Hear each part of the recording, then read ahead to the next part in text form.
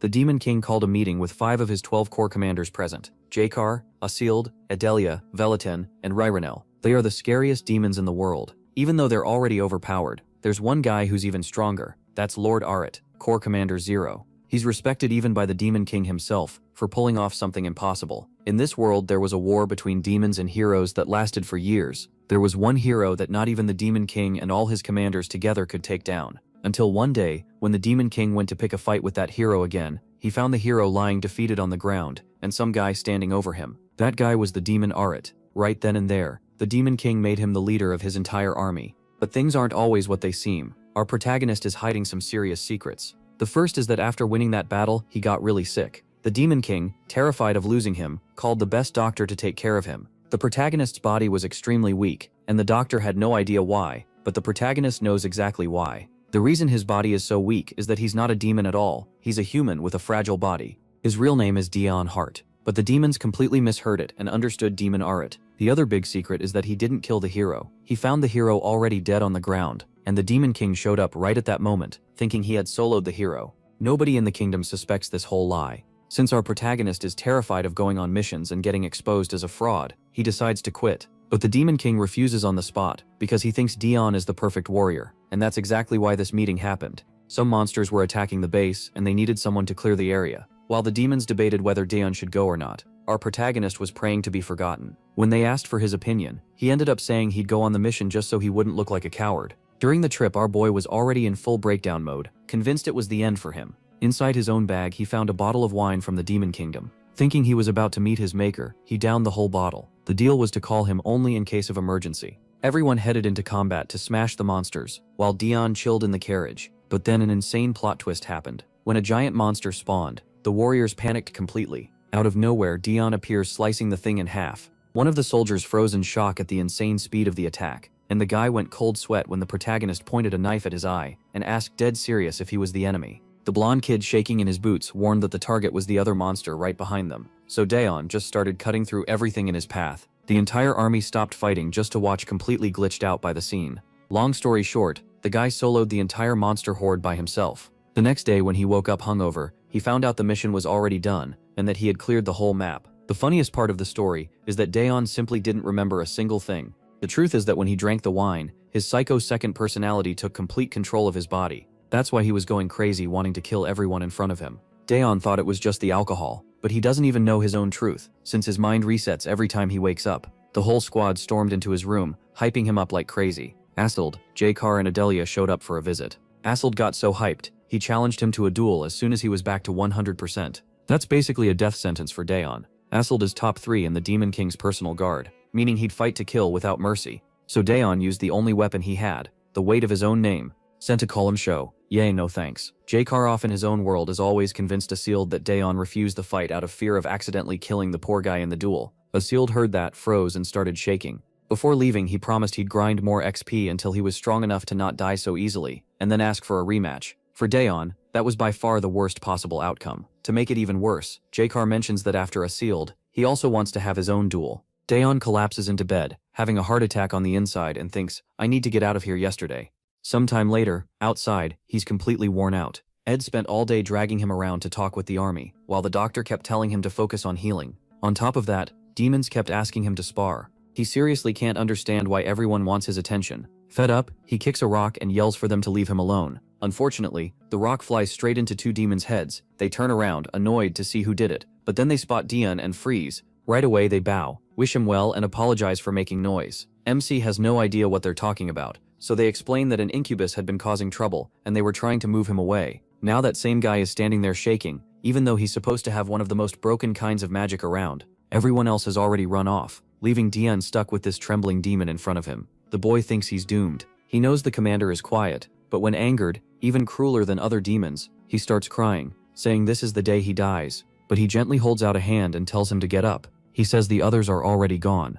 The demon is stunned, wondering why Dion is treating him like this. He says he's an incubus and knows everyone hates his kind. The protagonist just grabs his arm, helps him up, and asks why he thinks that. Then he pats him on the shoulder and tells him not to worry. Overwhelmed, the demon says Dion is too kind, and it makes him happy. If MC ever has free time, maybe he can repay the favor. Now that's a dangerous offer. Incubi usually give women strange dreams, but what do they do for men? What exactly is this kid planning? Meanwhile, the demon asks where he is headed, but the protagonist has no clue what kind of free time he's talking about. Then the incubus offers a small thank you gift, a plant that helps with recovery. He says Dion must be busy as a commander, but if he wants, he can guide him to where it grows. MC didn't even know the castle had a garden with plants like that. The little demon apologizes for not introducing himself sooner. He explains that he's the gardener who takes care of the castle grounds, known as Heen.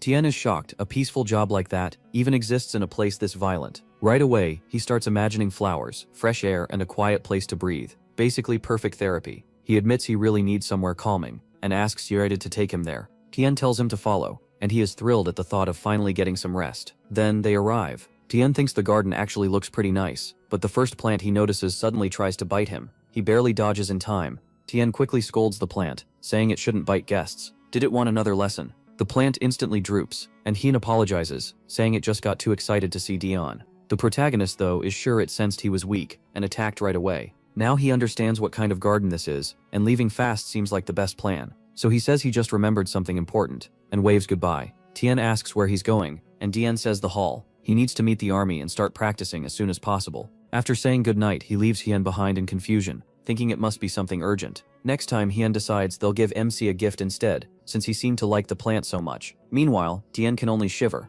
He was an idiot for thinking anything in this place could be normal. Now all he wants is to get back to his room, the only place that feels peaceful, before he runs into someone else. He especially wants to avoid the army, because he's sure he got drunk, made a fool of himself, and embarrassed himself badly. He remembers Ed telling him to give some kind of speech to motivate them, since he never really does anything like that. Though honestly, that was just how Dion took it. Ed never actually said those exact words. Still, he heads to the training hall, only to find it completely empty. No one is there yet, and since he's supposed to speak, he starts wondering where he should sit. Then he spots some wooden swords and decides to practice a little. He doesn't remember what happened while he was drunk, but at least this might help him understand how these guys fight. The second he swings the wooden sword, it slams into the ground, and he realizes it's way too heavy. As embarrassing as it is, he can't even handle a wooden blade, never mind a real steel one. With arms this weak, he'd better stick to a dagger. Then he senses something beside him. A whole group of demons is standing there, staring at him with wide eyes. Tien instantly wonders if they saw that. But from their point of view, he's just standing there glaring at them, ready to fight.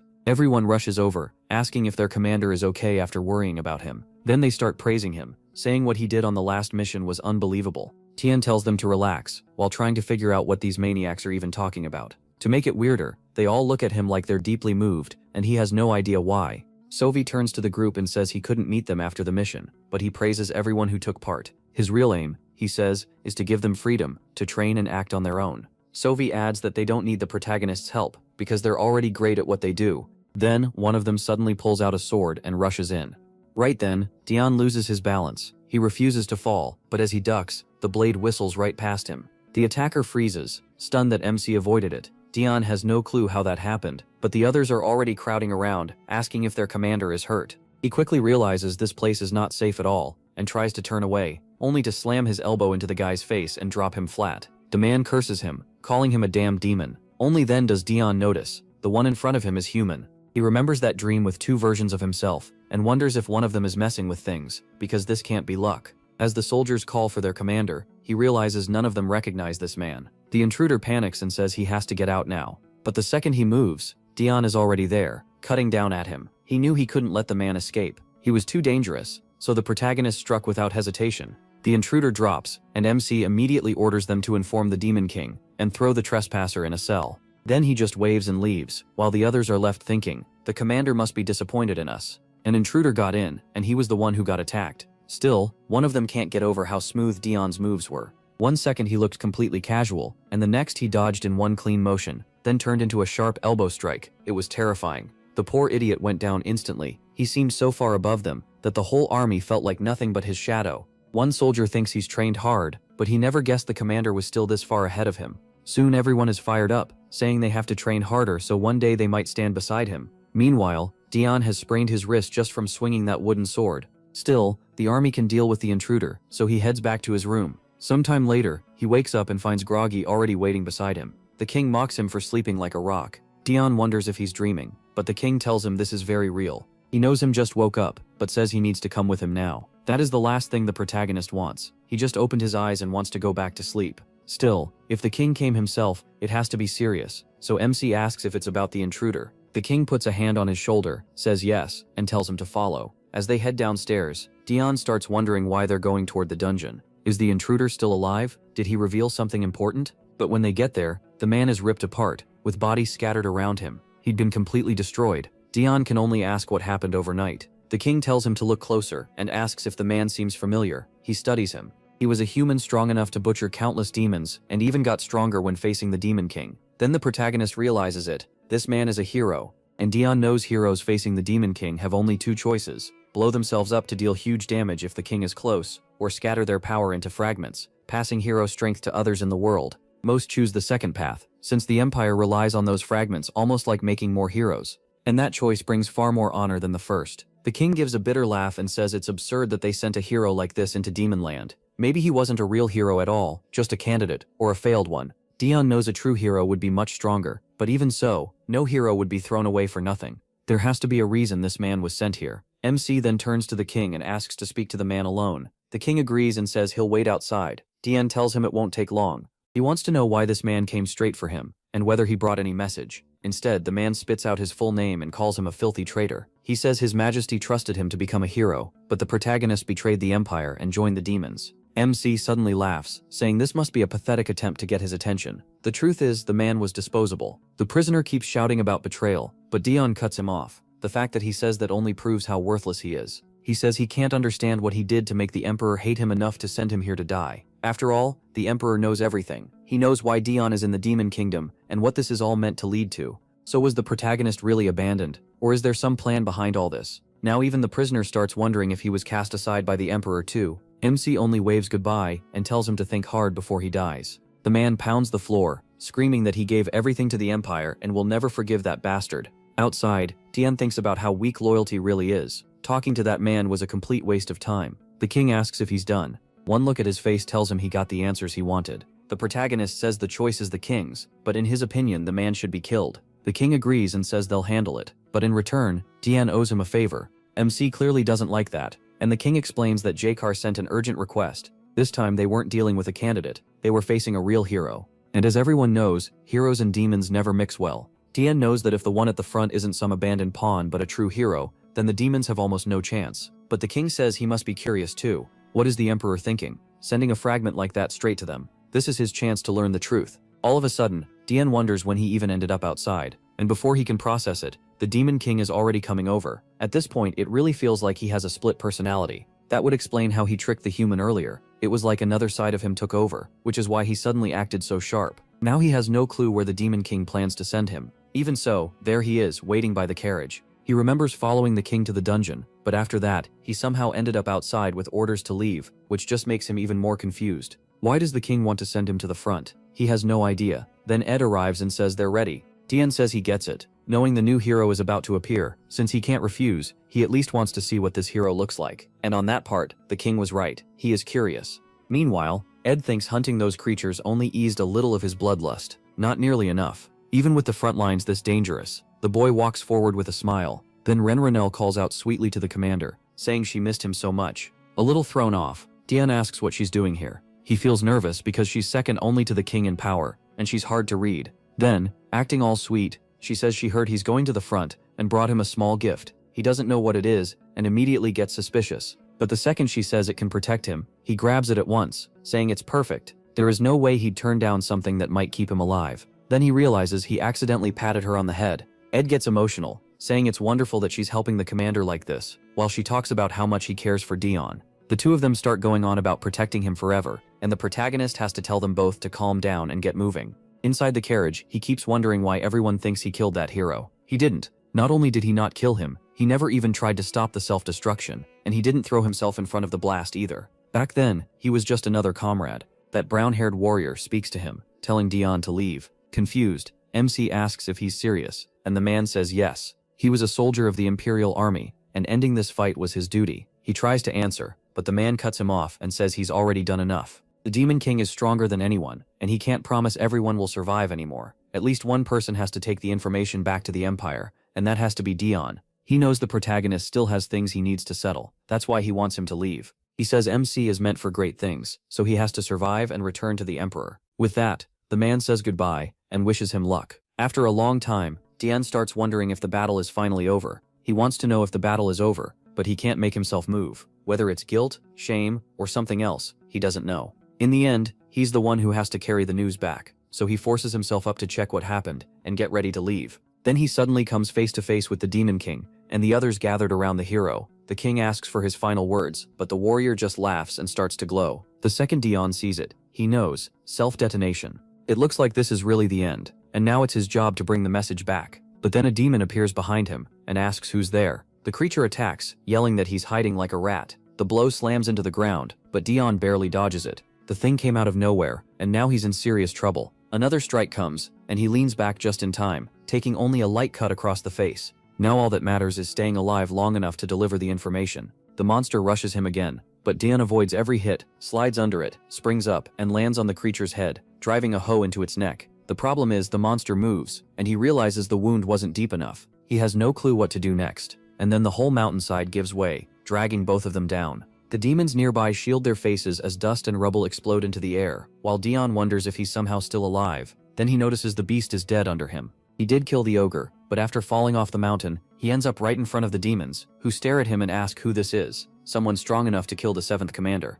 Dion knows right away, he's in huge trouble. He just killed a commander in front of the enemy army, and worst of all, the Demon King is right there, staring straight at him. Then someone calls his name. It's the warrior, demanding to know why he is here, and asking if he knew about the self-detonation. Dion apologizes and admits he failed to get away. The man tells him he wanted the protagonist to live more than anyone. To him, MC was the kindest person he'd ever met, and he wanted him to become the next hero. He asks if the world is watching, then begs the boy to keep living. Instead of exploding, he begins to shine, sending pieces of his power into Dion. The Demon King instantly realizes it's a transfer of power, but he knows that shouldn't be possible. He thinks the warrior was an idiot. Passing all that power on purpose shouldn't work, and stopping the self-destruction just to try it was foolish. Dion lowers him to the ground, thinking that, in the end, he doesn't feel any different. He's still the same weak person he always was. But the demons around him whisper, shocked that he survived a hero's explosion. Even so, it's clear the cost was heavy. He drops to his knees and coughs up blood. Still, Dion is sure of one thing. He made it this far, but this was where his story ended. That's when the king asks why he's smiling, and demands his name. He answers, the protagonist Heart. The protagonist Heart. The king says he likes him. While Dion looks for a way out, the king offers him a place by his side instead. MC is completely stunned, and the king calmly says no one will object. Everyone here saw what he did. He killed a commander and survived a hero's attack. He realizes he somehow lived through it, but this was never how things were supposed to go. After that, everyone in the castle believed he was strong enough to kill a commander and endure a hero's strike, one powerful enough to kill even the Demon King. Just then, Ed opens the carriage and says they've reached the border between the Demon Kingdom and human land, the front line, where fighting never stops. J-Car appears, beat up but smiling, and says they'd been waiting for him. With shaking hands, Dion admits he should have stayed away from this place. But in the end, he never really gets a choice. He laughs and says life is a curse. J-Car thinks only their commander would show up to a battlefield laughing, but tells him to hold back for now, his time is coming. The protagonist has no idea what that means, so J-Car explains that he and the others will join the fight once the Empire attacks again. I still can't stop wondering, how does the king know Dion absorbed that power instead of just surviving it? So who's playing four-dimensional chess here? I need answers. Then I remembered that when he was possessed in the cell, he told someone he had a deal with the Emperor, who knew everything. Could the Emperor be controlling his second personality? Man, I need to stop overthinking and just follow the story. I'll find out later. Meanwhile, on the Empire's front lines, word spreads that the Zeroth unit has arrived with its commander. His presence alone raises the soldiers' morale, while the humans on the other side look far less confident. Their captain hesitates. He didn't expect the commander's trump card to actually appear. He'd heard this boy was the most dangerous of them all. The officer beside him asks what they do now, since victory isn't certain anymore. The captain says they'll send the assassin, but the mustached officer argues the odds are low. The captain says they at least need proof this person is real. The rumors are terrifying, but maybe they're fake, just something the Demon King made up to keep morale high. So this is the human side's hero. No, that's too simple. He says if the assassin can confirm the boy exists, that alone is worth it. The scene cuts to Ed wrapping Dion's bandages, while MC tries to figure out how to avoid the battle completely. The problem is, he's the commander of Zeroth. How is he supposed to just walk away from that? Ed asks if he's okay, saying it's hard to bandage him when he's shaking so much. Dion says he's fine, and tells Ed not to fuss so much. There's no need to be that careful. His real plan is simple, see the hero once, then run. But Ed only looks more worried, saying war could start at any second, so of course he has to be careful. He even gets upset that he never takes care of himself. The protagonist can't understand why Ed cares this much about him. All he does is cough blood and pass out. So why does everyone try so hard for him? Maybe Ed really is an angel in demon form, at least until he says they're ready to wipe those human bastards off the map. A moment later, Dion is wrapped up like a mummy, with special treatment made by the Demon King himself to keep his body warm and in top condition. He even gets a magic cloak, and Ed says that must mean the commander is extremely important. MC thinks the king is only this generous because he has power to spare. Demon magic is limited, and once mana is used it can't come back. There's even a legend that the more mana demons spend, the faster heroes appear. So if the king is using it this freely, he must be sure he can beat the next hero too. With that, the bandaged up Dion is ready for war. Ed, full of excitement, says he's sure the Zeroth unit will win this time. He just thanks him and says he'll go check the battlefield and the troops. Ed gets emotional, saying he's never seen him this motivated. But Tien's real goal is to find the best place to hide. Of course, he ends up running into everyone, and they're all thrilled to see their commander there in person. The soldiers shout that now they'll definitely win, and Jakar agrees with the king. The protagonist's presence lifts everyone's spirits, but someone is watching from a tree, finally seeing the infamous commander of Zeroth. So the boy is real after all, smaller and weaker looking than expected. Still, that strange calm before battle, and the pressure around him show he's not someone to take lightly. Maybe the rumors really were blown out of proportion. The assassin can leave now and report that the boy exists, or test how strong he really is. He picks the second option and throws a poison dart at Dion, who right before it hits, crouches and accidentally trips. The assassin freezes in shock, then runs off in panic. Meanwhile, Dion is totally confused, tripping over rocks before the battle even starts. He's sure he's going to die.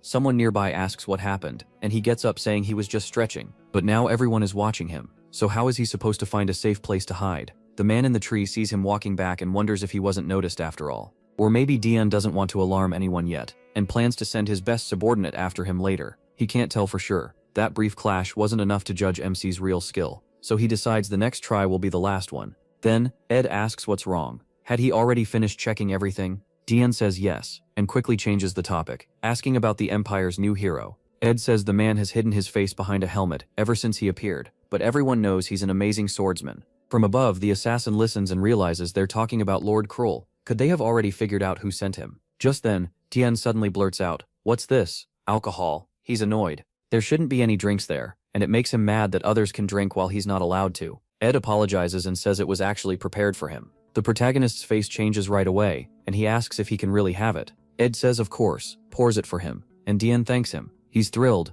but then he hears something strange. He turns around, and Ed asks what's wrong. Dion says it's nothing serious. But the assassin had tossed a pebble to distract him, and when MC looked away, he slipped poison into the drink. The cup, a poison strong enough to kill on the spot. The assassin is sure it's over. He is about to drink it. He lifts the cup, pauses, and Ed asks what's wrong. Then Dion suddenly throws it to the ground, complaining there are bugs everywhere. Even the protagonist doesn't get it. Why did the cup slip like that? A fly had been buzzing around while Ed poured the drink, and when Dion raised the cup it kept whining by his ear and getting on his nerves. He swatted at it without thinking and dropped the cup. At this point, it really feels like his second soul or some other side of him is helping out, because this luck makes no sense. He starts to say sorry, but Ed spots the spilled drink eating into the ground, realizes it was poisoned and quickly scans the area. Still, he finds nothing, just confirms an intruder got close. At the same time, the assassin runs for his life, saying he has to report to the Empire. Lord Cruel needed to hear this. The demon army's commander was far too dangerous. Meanwhile, Jakar tells everyone an infiltrator came to kill the commander. The soldiers are stunned that nobody noticed. Jakar warns them, punishment will come later for letting the enemy get that close. Behind him, Dion breaks into a cold sweat. He was one step from dying. Ed apologizes in shame, calling himself useless for not sensing the intruder. Dion tells him the opposite. Even Ed missed it, which just shows how skilled the assassin was. Privately, he thinks this commander job needs to end soon. It puts a target on him. Worst of all, that stupid assassin ruined his drink. Then he spots a bottle in someone else's hand. He calls for Ed. Ed thinks he's about to be punished, but MC only asks if that wine bottle was unopened. Ed says yes, so Dion snatches it from the other soldier and points out the poison was only in the cup, which means the bottle is safe to drink. Back at Cruel's camp, the assassin reports that Dion is dangerous. He's completely sure now the rumors were real, and they can't beat him. Cruel looks shaken. The assassin wasn't weak, yet he came back terrified. The only way to win against that commander would be with that one person. The mustached man asks if he means the other Imperial hero, and Cruel says yes. Only that hero could do it. But that person isn't here, so their best move may be to retreat. The hesitant man argues that if they pull back now, everyone will say they're afraid of the commander. Cruel slams the map and declares they are retreating, but if anyone chases them, he'll make sure they die perfectly. Besides, this land isn't worth fighting for. What he really wants is to show the demons that if they stay out of human lands, peace is possible. The mustached man agrees, but asks what should be reported to the Empire. Krul says his orders were to retake stolen land, not push farther. Now that they've recovered what was theirs, there's no reason to advance. That's what he'll report. Krul calms down. This won't stain his first campaign as a hero, and no one can question his skill over this. He just hopes the demons don't stir up trouble. The mustached man tries to comfort him, saying the so-called commander barely even fights. Then someone rushes in, shouting for the commander that the demons are advancing with Zeroth's troops, exactly what Krul didn't want. And there Dion is, cutting straight through the enemy. He's drunk, dagger in hand, and tearing through soldiers like a madman. Bodies keep dropping one after another, while Ed can only watch. After finishing the bottle, Dion pushed everyone into a full attack. Ed isn't complaining, they're winning because of it. Another soldier falls, and when he looks up, all he sees is him, like a demon in human form. If that wasn't the deadliest thing alive, he didn't know what was. He cries in fear, knowing he'll die if he doesn't fight, but he's too terrified to even lift his sword. Soon he'll just be another slashed-up corpse. Dion tells him right to his face not to freeze up, at least try. If he wanted to live, he had to fight with everything. But then a blow crashes into Dion, throwing him into a tree. Ed rushes over and demands to know who did it. Of course it's the hero. He says that Strike was supposed to kill Dion in one hit. Ed, worried, asks if the protagonist can stand. MC realizes he only lived because of the protection Ririnel gave him. While Ed panics, the soldier from before is filled with hope. Sure, the Empire's savior has arrived. He starts celebrating, convinced he's safe. Then Dion walks past him and cuts him down, sending his head flying. Brutal. After that, he walks up to the hero and says he'd been wanting to meet him. Krul answers that hero is just a title, but Dion says he's heard about him non-stop. What feels odd is the voice. It sounds familiar, like they've met before, so why not take off the helmet? Krul refuses. He won't remove his armor before an enemy, and he says the protagonist doesn't feel familiar at all. Still, as he watches the boy, MC flips his dagger in his hand, then says fine, if that's how it is, he'll just finish this. A strike shoots toward the eye, but he ducks, realizing his opponent is faster than expected. Even so, he lands a counter with his dagger. They both pull back, and Dion praises his speed. Krul charges again, forcing the protagonist to block. MC says he'll see for himself whether this man is really a hero. Krul unleashes a storm of attacks, calling this the test, and notices that no matter how quick Dion is, his blows don't carry much weight. One hit knocks his dagger from his hand, and for a brief moment he seems unsteady. Krul takes it as the perfect chance to finish him, but Dion instantly draws another dagger from his leg, and catches the next attack. They stare each other down. Then the protagonist drives in a hard kick, and both of them create space again. Krul keeps thinking Dion's attacks are too weak. Maybe he's not even serious. If so, that only helps him. Then MC wonders if Krul has figured it out. He raises his hands and says the fun part is over. Now it's time to end this. Krul fires back that the war isn't over, especially since the demons invaded first. He argues it ended when they killed the commander of the invading troop. They already took back the land they wanted, so there was no reason to invade the demon kingdom further. Krul tells him to shut up, but Dion keeps going. Why waste more strength when both sides can just protect their own land? Krul knows it's not a bad deal. He already got back what he wanted, and his side hasn't suffered much. The problem is, he feels like if he presses a little more, he might beat the protagonist. That's when MC tells him to look at his army. Krul turns and sees his soldiers are exhausted and drained. No one is ready for another clash, so he agrees to retreat this time. They were at a disadvantage, and falling back was the smartest move, the one he'd already been leaning toward. Dion gives a little wave and says he hopes they never meet again. Krul ignores him, turns away, and heads back to his troops. The demons celebrate, saying it was a nightmare, but luckily they had a commander they could rely on. Jakar, though, wonders if stopping there was really right. The Empire had lost its nerve, and this was the best time to push. Still, Dion had wanted to fight, so Jakar assumes there must have been a reason to stop. He puts a hand on his shoulder and praises him, but the protagonist only mutters for him to go to hell, then drops. Groaning, he says this body is cursed. Jakar notices he's burning up, and wonders if Dion really fought like that in this condition. Maybe that's why he ended the battle, so the enemy wouldn't notice how bad his body was. If he'd collapsed in front of the demon army, their morale would have been crushed. In the end, it was perfect judgment. No wonder he appeared out of nowhere and became commander. From beating the 7th Squad commander to blocking the hero's blast, to even earning the king's approval, it all proved how gifted he was. Even so, Jakar still had doubts. But today, he finally accepts that Dion truly deserves his title. From now on, the DM can rest easy. MC will handle the rest. Back at the Demon King's castle, Rinrinel suddenly jolts up in panic because the crystal she gave him has shattered. Nothing should have been able to break it, so she fears he's in danger. She says she's leaving right away to find out what happened, but the attendant begs her to stay, reminding her the Demon King ordered her to guard the barrier. Meanwhile, Dion arrives, and the Demon King praises what he did. The protagonist glances over, and the king keeps happily praising him, saying Jakar reported he did an amazing job. He asks about the new hero, and Dion says he'll give a full report. The Demon King notices the boy looks tense from that. He cuts off the battle report, saying they can talk later, since the second army's commander also brought information. That commander was apparently the type who loved dressing MC up, and the king notices he doesn't seem to miss her at all. Still, there's nothing to worry about for now. She's far away, and they're just going over paperwork. As he checks the documents, he finds something strange. Then someone suddenly calls for the commander, and Dion finally wakes up. Now he's confused, wondering how he ended up in the Demon King's castle. What even happened? He wasn't supposed to be here after the battlefield. What pulls him fully awake is Ririnel hanging on to him, crying and sniffling because she was so worried. Dion is still trying to sort everything out, and then he remembers he drank again. He can't believe one bottle was enough to make him black out that badly. Meanwhile, Ririnel keeps clinging to him and says she panicked when the necklace broke. That makes the protagonist freeze. The necklace was supposed to protect him from instant death once, which means he really had been that close to dying. Even then, she gushes that he still beat the new hero, which makes it even more amazing. While Ringlear sticks to him with hearts in her eyes, Dion realizes alcohol keeps making him lose control. Then he notices the paper in his hand and opens it to see the name Cruel Heart. The last name hits him right away. It matches his own. He lets out a laugh because that's one person he could never forget. Cruel Heart is his older brother. Then we cut to Cruel facing a broken, crying Dion. The boy begs his brother for help, but instead, Cruel raises his sword and cuts him down. So that's why Dion ended up with the demons. His family was even worse than monsters. MC gently pats Ririnel on the head and says there's something he needs to handle. The purple-haired one says he's acting scary and asks if Ririnel is okay. But Ririnel just assumes he got mad about something and thinks it's wonderful. According to her, he looks beautiful like this. Back in his room, he asks why the Emperor made that bastard a hero when he already knows what happened. That question matters even more now, since Dion had been thinking about going back.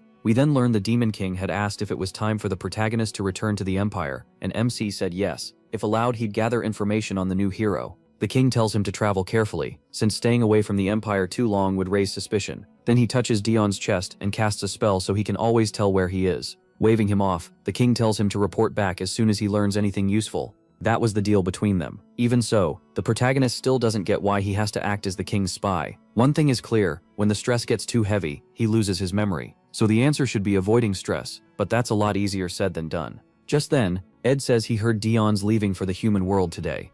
MC confirms it. There's something he needs to check himself, and he asks what Ed is getting at. Ed brings up something the Demon King told him. Earlier, the king had asked how Ed would feel about becoming a commander. It was for the 9th Army, which still had no commander, and the king made it clear the offer was real. Ed had been serving as Dion's assistant, but the king said he was fully capable of leading an army on his own. Ed stopped to think. Becoming a commander had always been one of his goals, but he'd pushed that aside to stay by his side. So he asked what would happen to his current role if he accepted. The Demon King said someone else equally skilled would be assigned to support the protagonist. He also said Ed shouldn't force himself. If he refused, another commander could be chosen. Of course, that would mean giving the position to someone less fit for it. After hearing that, Ed accepted. Tien is left trying to figure out what Ed means, but Ed only says it's nothing and decides not to explain yet. Instead, he says he'll have the cooks prepare whatever food MC wants for the trip. Right then, someone enters to say the carriage is ready. Tien says goodbye and tells them he'll see them again when he returns. Then he pauses, thinking Ed might be stepping down, but he can't bring himself to say it outright.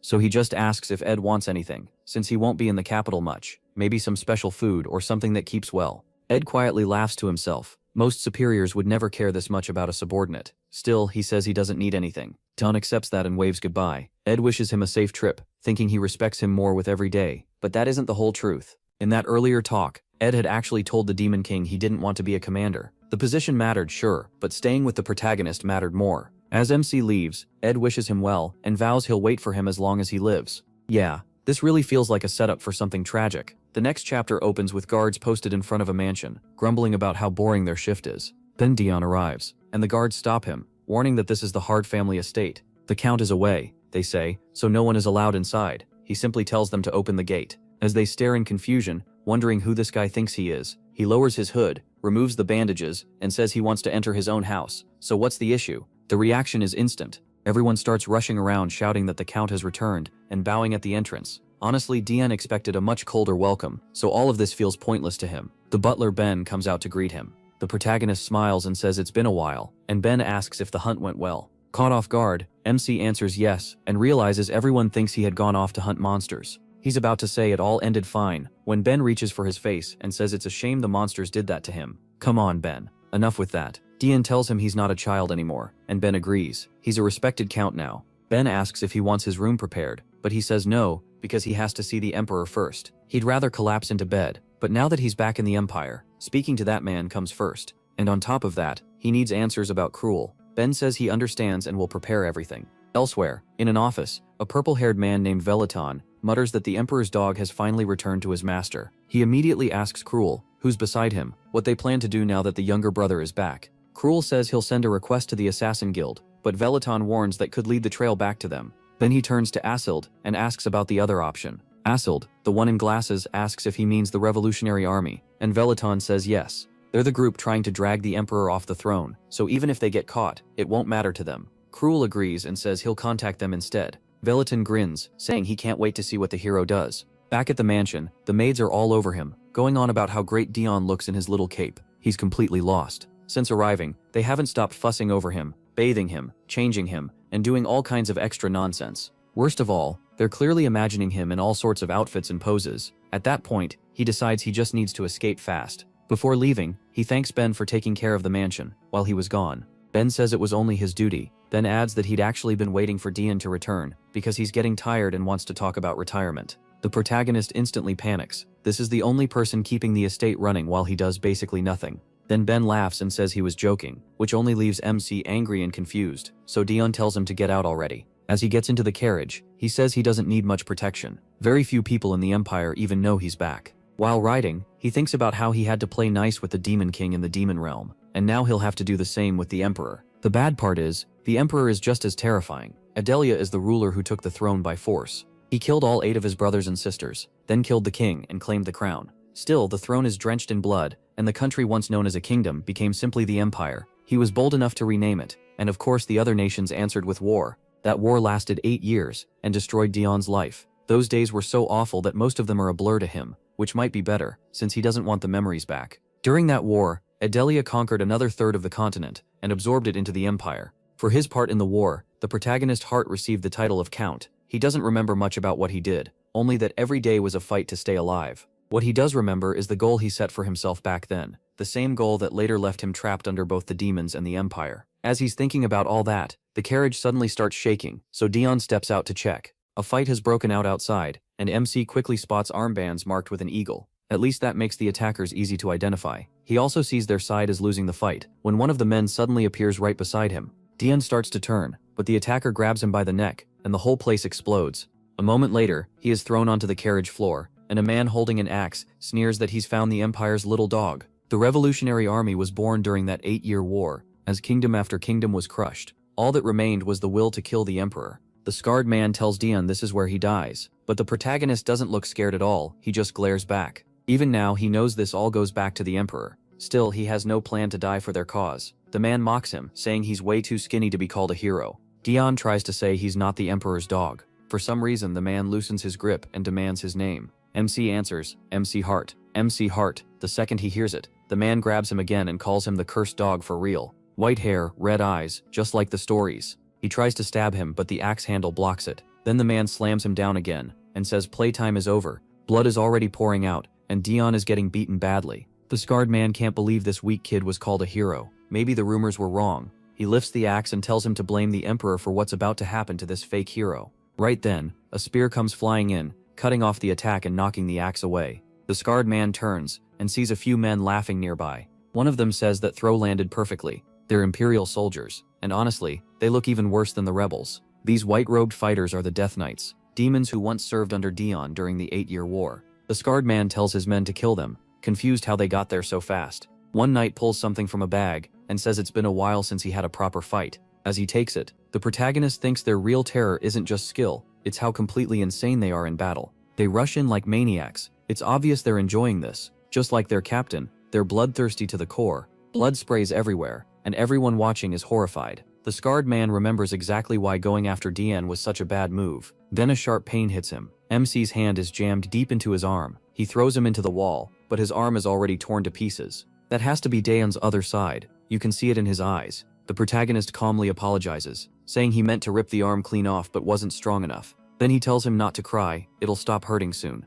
A moment later, the arm is cut off and the body drops. Dan steps out of the carriage in white clothes now covered in blood. He picks up the axe, thinking this man is basically dead already. Should he stop? No, this still isn't enough. He wants to make an example out of him, so nobody forgets what happens when they cross him. He's completely ruthless. Then he unleashes a storm of blows, saying everyone needs to remember this sight. The Death Knights think the same thing they always do. Their captain never shows mercy. The blonde one mutters that maybe they shouldn't have come, but another tells him to look at the trash by Dion's feet. The men around them are terrified and beaten. Meanwhile, MC has turned his enemy into scraps. Then he asks why they're still standing. There were enemies left, and killing them was their job. The poor soldiers in front of him are shaking like crazy. That beating must have been brutal, because the scene jumps to the castle, where everyone is stunned by the blood-red carriage. Some guards yell that this is the Imperial Castle, and no one enters without an invitation. Dion just says his name and declares he's here to see the Emperor. At once they beg his pardon. He tells them to say where the Emperor is, and they answer, the ballroom. When he asks why, they explain there's a celebration for the new hero and his victory. Dion is still half crazed, and now he hears they're throwing a party for a new hero. That hits hard, because the person they're cheering for is his own brother. It makes you wonder how many times he was pushed down before this broken side of him was created. The scene shifts to the Emperor, Ed praising everything Krull has done. Krull answers that he only did what had to be done. Then Ed stands, toasts his first mission success, and the whole room celebrates. Suddenly, the doors burst open and Dion Hart walks in. Some are ready to scold him for barging in, but others already recognize the red eyes and white hair. The nobles, probably relatives included, freeze in shock. This is the honorary count, the protagonist Hart. Now it's obvious he isn't part of the Imperial family at all. He's more like the Empire's butcher. As he passes Krull, Dion thinks the man really did get a hero's fragment. Then he bows to the Emperor and declares glory to the Empire. He formally presents himself before His Majesty. The nobles whisper about all the blood. No wonder they call him the Vampire Count. No one knows how he was raised, but rumors say the MC Hart family treated him badly. The purple-haired man mutters that cursed Dion Hart actually lived. He was always hard to kill. Ed notices the trail of blood he left behind. He welcomes the honorary count, saying the protagonist may visit whenever he wants, just not soaked in blood in the middle of a celebration. MC apologizes and says he was attacked on the way there. Ed laughs and asks who was bold enough to target the Empire's hero, quietly glad he sent the Death Knights to protect him. Dion says nothing. Then Ed stands and says he must have much to report. He has things to discuss too, so they should move somewhere more private. The protagonist really is trapped between two masters, the Demon King and the Emperor. In another room, Ed says he's sure it was the Revolutionary Army. He asks if Dion needs a doctor, while thinking MC's reputation is awful. In the Empire, more people hate him than respect him. Even so, no one has done more for the Empire than him.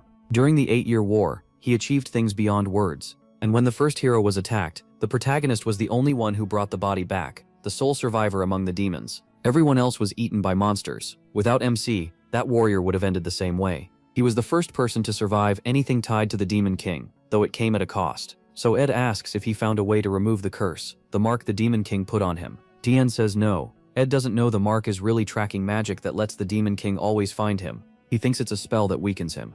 Ed realizes the protagonist barely cares about himself. Last time he even went to the Demon Realm because it was the only chance to remove the mark on his chest. So now Ed says he'll have to go back there, acting guilty while really just using him as a spy. Ed asks how the Demon Castle has been. Dion says nothing much has changed, except one thing. Ed tells him to explain, and MC brings up the assassin who was sent there. It looked like Ed wanted that person gone, but he was actually a hero candidate, so why send someone like that into the Demon Realm? Ed says the guy was a disgrace to heroes. He expected him to die long before reaching the Demon Realm, but the fragment carried him farther than expected. At least he died before leaking his plan, or rather, the plan of Commander Zeroth's troop, Demon Urut. Dion is shocked that the Emperor already knows even that much. He stands and says he couldn't refuse becoming commander, so he had no choice but to take the role. Ed says that's fine. The deeper the protagonist gets into that group, the more useful information he can bring back. Then he asks what MC came here to ask. He immediately wants to know why Krull Hart became a hero. Ed should know his biggest regret from the war was not killing Krull when he had the chance. Other than the protagonist, Krull is the only survivor of the Hart family.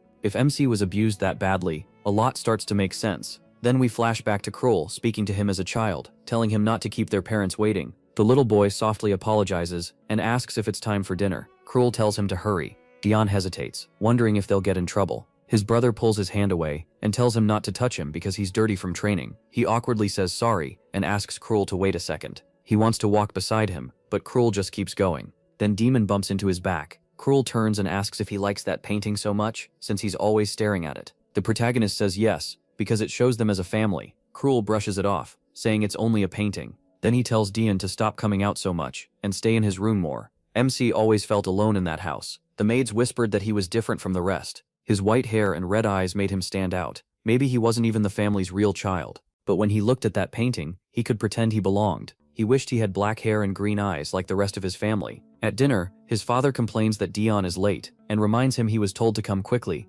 His mother asks if the protagonist is feeling alright. If he has a fever, he can stay home tonight. But MC says no, he wants to go alone. His father tells her to stop coddling him. Dion can't stay hidden forever. She says she can't help it. He's so weak, and she fears something will happen if he goes out. That only makes him angrier. They can't keep him shut away forever, and sooner or later he has to appear in public, even if people start talking. He then warns him to be very careful, and never let anyone discover his flaw. Keeping his head down, the protagonist says he understands and will be careful. That flaw was everything about him. They hated his strange looks, his sick body, and how they thought all of it stained the MC Heart name. Then Cruel brings up the new fencing teacher. Daeon wonders if his brother changed the subject on purpose, so everyone would stop talking about him. Their father brightens and says yes, especially since Cruel keeps getting better every day. The second that teacher came up, the whole dinner mood changed. Back then, he truly believed his brother was amazing. Even so, he couldn't help thinking maybe he felt out of place, because he just wasn't good enough. So he decided to train hard and become as strong and capable as his brother. Then maybe his family would finally love him.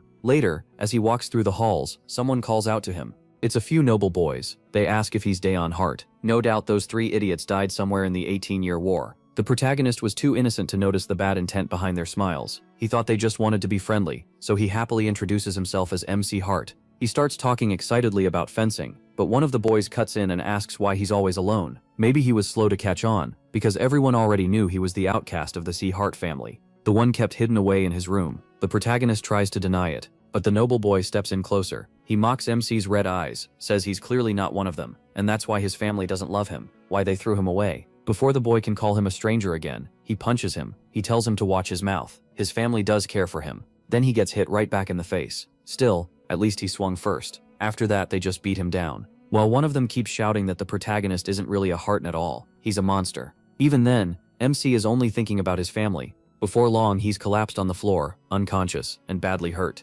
Just before blacking out, he sees Cruel run over in shock. Then the story moves to the infirmary. The doctor says Daeon's body is naturally weak. Stress hits him hard, and almost anything can damage his health. His parents are shaken, saying no one in his family has ever been like this, so how could it happen? Lying in bed, barely hanging on, the protagonist silently apologizes. As he looks at them, he promises he'll do better. He just doesn't want them to hate him. Then his brother, still gentle at that age, tells him it's fine. He says Daeon doesn't need to prove anything. After all, no one expected anything from him in the first place. Pretty cruel, isn't it? And then, it turns out to be a dream. MC wakes up for real in bed. His mother asks what happened, while his father reminds him he warned Daeon to be careful while they were gone. Nervously, he explains that the other boys started it. Then he remembers they called him a monster, and he wonders if saying that would matter at all. Maybe his father thinks the same thing, so he only apologizes. His father says maybe letting him leave his room was a mistake, and he'll be confined again for a while. Better for him to stay there and think about what he's done. Daeon can't believe his one chance to go outside only caused more trouble. The last thing he wanted was to shame the family.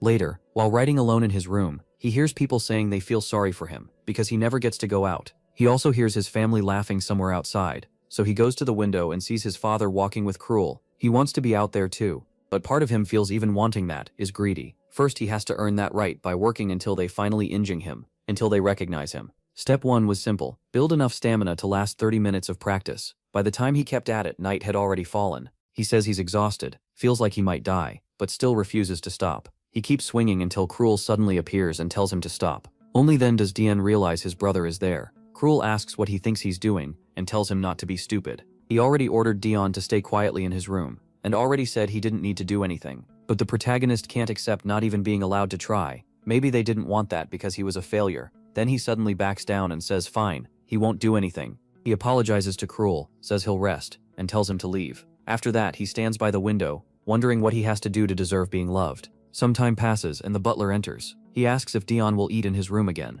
Now 14, MC asks where everyone is. Cruel, now 17, says they went out to deal with something else. Tien thought he'd be training, but Cruel tells him to come along. Morning practice is over, and it's time for chess. Daeon agrees, and Cruel asks why he's acting so formal. It seems that every now and then they still play this little game of chess. During one match, Cruel says the empire is unstable right now, so the family has been busy, but Tien is sure that's always the excuse. Even knowing that, sometimes he still chooses to believe the lie, because once in a while, their mother comes in when she thinks he's asleep. She places a hand on him, apologizes, and tells him to rest well. Poor Daeon nearly cries every time. He told himself not to expect love, but even the smallest sign was enough to give him hope again. Then Cruel says that after this game, he won't be playing chess for a while either. He says he understands, thinking it must be a pain for Cruel to keep coming all the way here just for this. But Cruel says no. If war breaks out, at least one member of the family has to go. Cruel asks why they're here, and a soldier says they've brought an order from the Empire. He asks for the boy called Dian, the protagonist, Heart.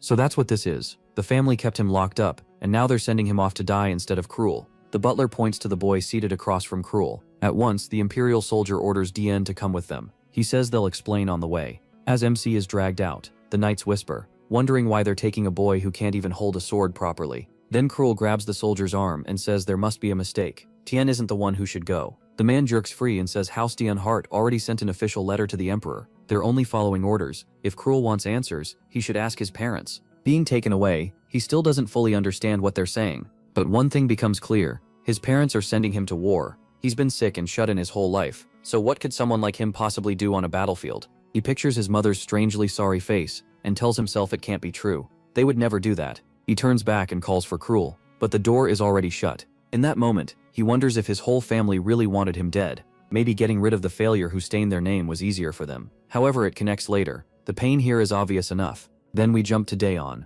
awkwardly holding a sword, while an officer tells him to toughen up if he wants to live through battle. All the protagonist can think about is how heavy the weapon feels. And of course the soldiers around him whisper too, asking why the disgraced sickly son of House MC Heart was sent there at all. More than anything, Dian just doesn't want to die. But from that day on, his life turns into hell, and soon he's struggling in the middle of battle. Bodies crash down over him, and all he feels is fear. Fear of dying among screams and the smell of blood. Pinned under a corpse, he cries that he wants to go home. Then a soldier rushes over and cuts the body off him. The man orders him to get up, grab a sword and do something. If he can't use a sword, then use a dagger, or even his teeth. Whatever it takes, he has to fight if he wants to live. Panicking, Tien says he can't die like this. And that's when it starts. He snaps and decides he will survive. From then on, he starts killing without pause, stabbing, slashing, striking at anything in reach. Sometimes he's shaking, coughing blood, wondering how much longer his body can hold together. He keeps asking when he can go home, and why he ever had to be there. And still he drives another dagger into a man's chest.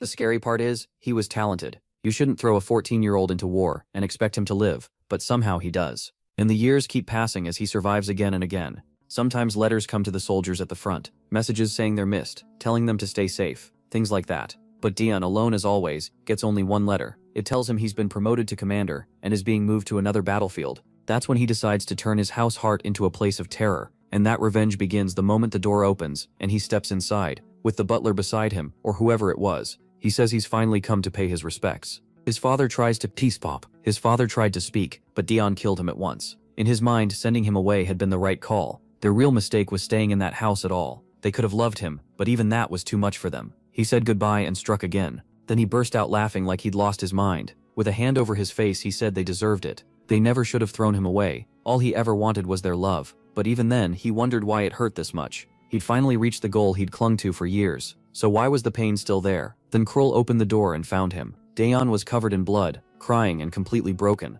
Cruel stared in shock and asked what he had done. The protagonist started begging for help, then stopped himself. A darker voice in his head asked if he really believed Cruel would save him. Dian accepted that thought and attacked. Cruel could only fight back. In the middle of his madness, MC yelled that Cruel had always stood there and watched. As they kept fighting, he screamed that it hurt too much. Everything he had suffered came rushing back. Then he looked down at his blood-covered hand and understood his body was at its limit. Cruel moved in to finish it, and Dian only wanted to kill him first. But he suddenly woke up, and it's hard to tell if he fainted, had a seizure, or something else. At his side was a beautiful woman named Lion Reiner, asking what he was thinking about. He said it had been a long time, and she smiled, glad to see he seemed well. Then he noticed they were in the ballroom, and got confused. What just happened? That's when it clicked. They were back at the Emperor's celebration, the one he arrived at covered in blood. The last thing he remembered was the revolutionary attack on the carriage. So yes, we were back on the main timeline. I thought the family massacre might have been fake, or a warped memory, but no, he really did kill them.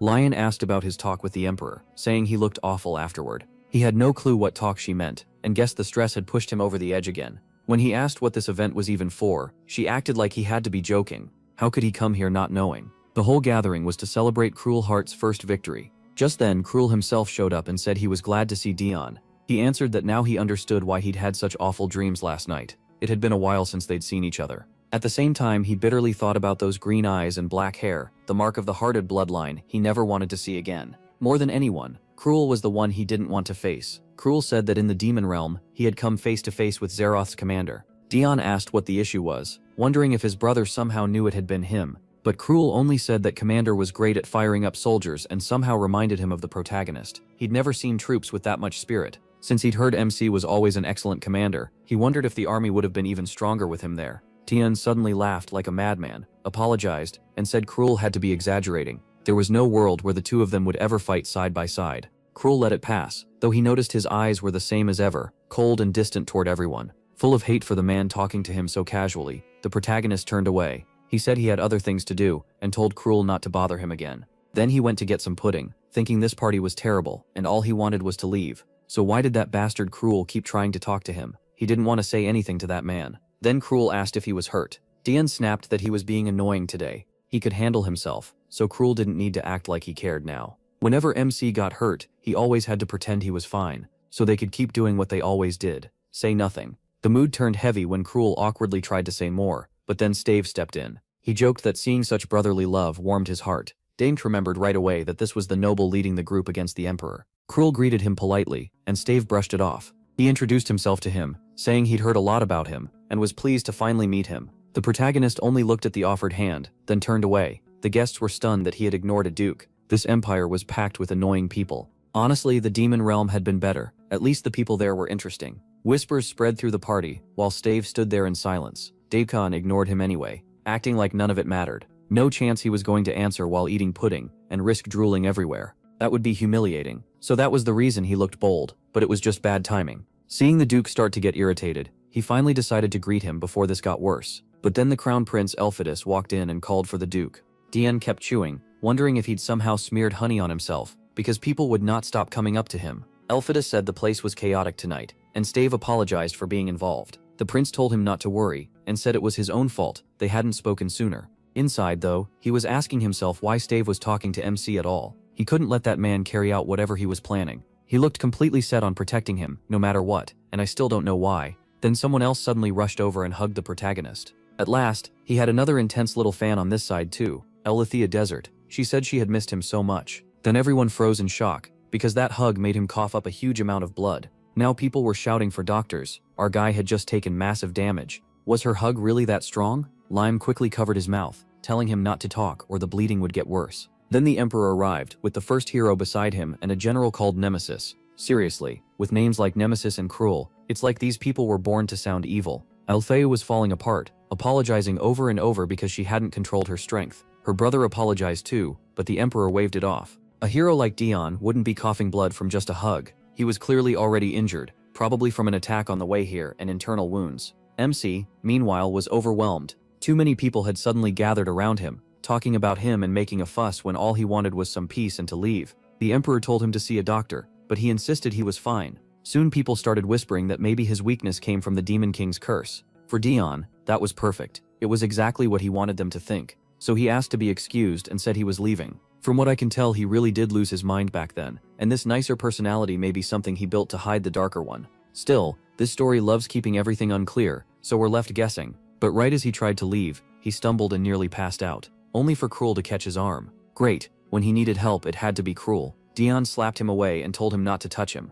He didn't need his help. After 8 long years on the battlefield, he hated this man with everything he had. So why was this happening? The Emperor stepped in and told him to calm down, saying he was clearly not well and should go home. Dion understood it for what it was, a polite way to throw him out. Normally that would be insulting, but this place felt so awful that he just accepted it. He walked out the door and the hall went silent, but Stave kept staring at Cruel. I still don't get why Cruel cares about the protagonist, when he knows the protagonist killed their parents and saw it himself. Outside, Stave told Cruel that his younger brother had shown him open disrespect, and even after all the chaos MC caused, the Emperor still hadn't punished him. On top of that, Cruel himself was being strangely soft on the boy. Cruel said he didn't want to ruin the mood, but Stave cut him off. That wasn't the point. He knew exactly what kind of state Cruel had been in when he came to him before. Then we learned Cruel had once asked Stave to sponsor him. Standing before him was a man who had lost both his family and his home, and Cruel said he could become the finest sword Stave would ever use. Stave knew Cruel had other ways to survive, other roads he could have taken. Still, he agreed. He wasn't stupid enough to reject a hound willing to serve, but he wanted to know why Cruel had asked for that. Cruel told him that this time, he wanted to be the one who protected. Stave admitted he had never understood why Cruel wanted that role. Now though, he realized Cruel wasn't trying to protect someone else, he was trying to protect himself. Was he afraid of Dion? Cruel lowered his head and said yes. Stave answered that they were both walking the same road now, getting rid of the Emperor's dog. With a hand on his chest, he felt how important this was. That tightness in his heart told him Dion was a threat to everything, and he swore he would kill him someday. By the carriage, Lion asked if he needed help, but he said he was fine. Then he looked up and saw the mansion entrance wrecked and on fire. Worse, the Death Knights were there too. For a second, he thought it had to be a dream or some hallucination. His stress had pushed him to the edge, but the heat against his skin proved it was real, and he demanded to know what kind of disaster had happened here. The soldiers call him captain, but one corrects them. He's a count now, so that title doesn't fit anymore. He's just about to ask why the place is such a wreck, when a bomb suddenly drops right into his hand. Stunned, he hears Lion warn him to be careful. Daeon hurls it away, and it blows up in another part of the garden. He demands to know why they're attacking like this. Leon checks if he's hurt, and the soldiers around him look just as worried. Then someone steps out through the flames. A man walks from the fire and says the cursed one really is a hero. He had tried to catch the protagonist by surprise, but the protagonist threw the bomb to the perfect spot and killed him on the spot. The soldiers are stunned. MC had already shown up and taken one down, while he himself hadn't even noticed the intruders. That's when he realizes the Revolutionary Army attacked again. His men explain those attackers came to destroy his home, so they rushed over to stop them. Dion, though, wants to know why all of them are here in the first place. The soldiers just stare, confused. They already told him, but he figures that if they're all running around after him, they must have messed up and lost their posts. That actually gets to them. They say the captain really does care, and while they've had problems before, none were bad enough to get kicked out. He tells them to quit being disrespectful, and tries to walk off. This kid really can't catch a break. No matter where he goes, people keep bothering him. Right now, what matters is that the Revolutionary Army attacked his carriage and his home too. They clearly came to kill him. Then he spots one survivor from the Revolutionary Army starting to get up and trying to run. Daeon needs answers, so he has to catch at least one of them. That's when the butler shows up, smashing one man to the ground and grabbing the other, saying they barely made it out alive. So yeah, this is no normal butler. He tells Dion he's glad to see him safe. After hearing about the carriage attack, he expected something much worse. He also asks what happened at the palace, since the protagonist looks far more shaken than when he left. Just as MC starts to answer, someone cuts in saying they were attacked by the Revolutionary Army, so of course he's upset. The butler finally tells him to go upstairs and rest, while he keeps watching the captured man in the back. The prisoner swears that one day, Dion Hart will die. Not exactly a bold promise, unless the protagonist is immortal. Anyone could say that. 3 people stood in the way of taking down the Emperor: Commander Nemesis, Chancellor Ardal, and without a doubt, MC Hart, the army's spearhead, and the one who shaped the 8-year war more than anyone else. Worse, he worked in secret, so no one could guess his next move. People said he went off to hunt monsters, but they knew it was always some hidden mission instead. One man starts calling Dion nothing more than the army's dog, but another grabs him by the collar and tells him to shut his mouth. They were the ones fighting the Emperor, so they were the reason that war happened in the first place. The man tries to argue, but the other doesn't bother debating. He pulls a knife, says he needs to rest, and kills him right there. Watching that, the butler just thinks about how annoying this cleanup is going to be. The next chapter starts in a poor, empty city. A starving girl thinks about how she hasn't eaten since that day. But in the slums, crying doesn't get you food. Then a friend shows up and says he got a piece of bread. It came from the Church of Salvation, which sometimes gives out water and a few other things for free. She says that can't be true, there has to be drugs in it or something. He tells her not to be stupid. The crippled man next door ate some and felt fine. She shoots back that he'd eat anything, drugs or not. He tells her to stop doubting everything. They gave him the bread after he told them she'd been starving for a week. When she refuses it, he tries to take it back, but she quickly snatches it away. Even so, she still can't understand why anyone would hand out food and water for nothing. The boy gets up and says if she doesn't trust it, he'll go back and bring more bread. In his mind, even if there is poison in it, that's still one way to die. Anyway, the girl stands, calls out to Paul, and says she'll come too. If what he said is true and people are really giving out food, then this is their only chance to survive. Back at the castle, a week has passed since Dion returned to the Empire. The place is already fixed, and now the Death Knights, his so-called mad dogs, are going to work with him for a while. Totally unexpected, and he has no clue why.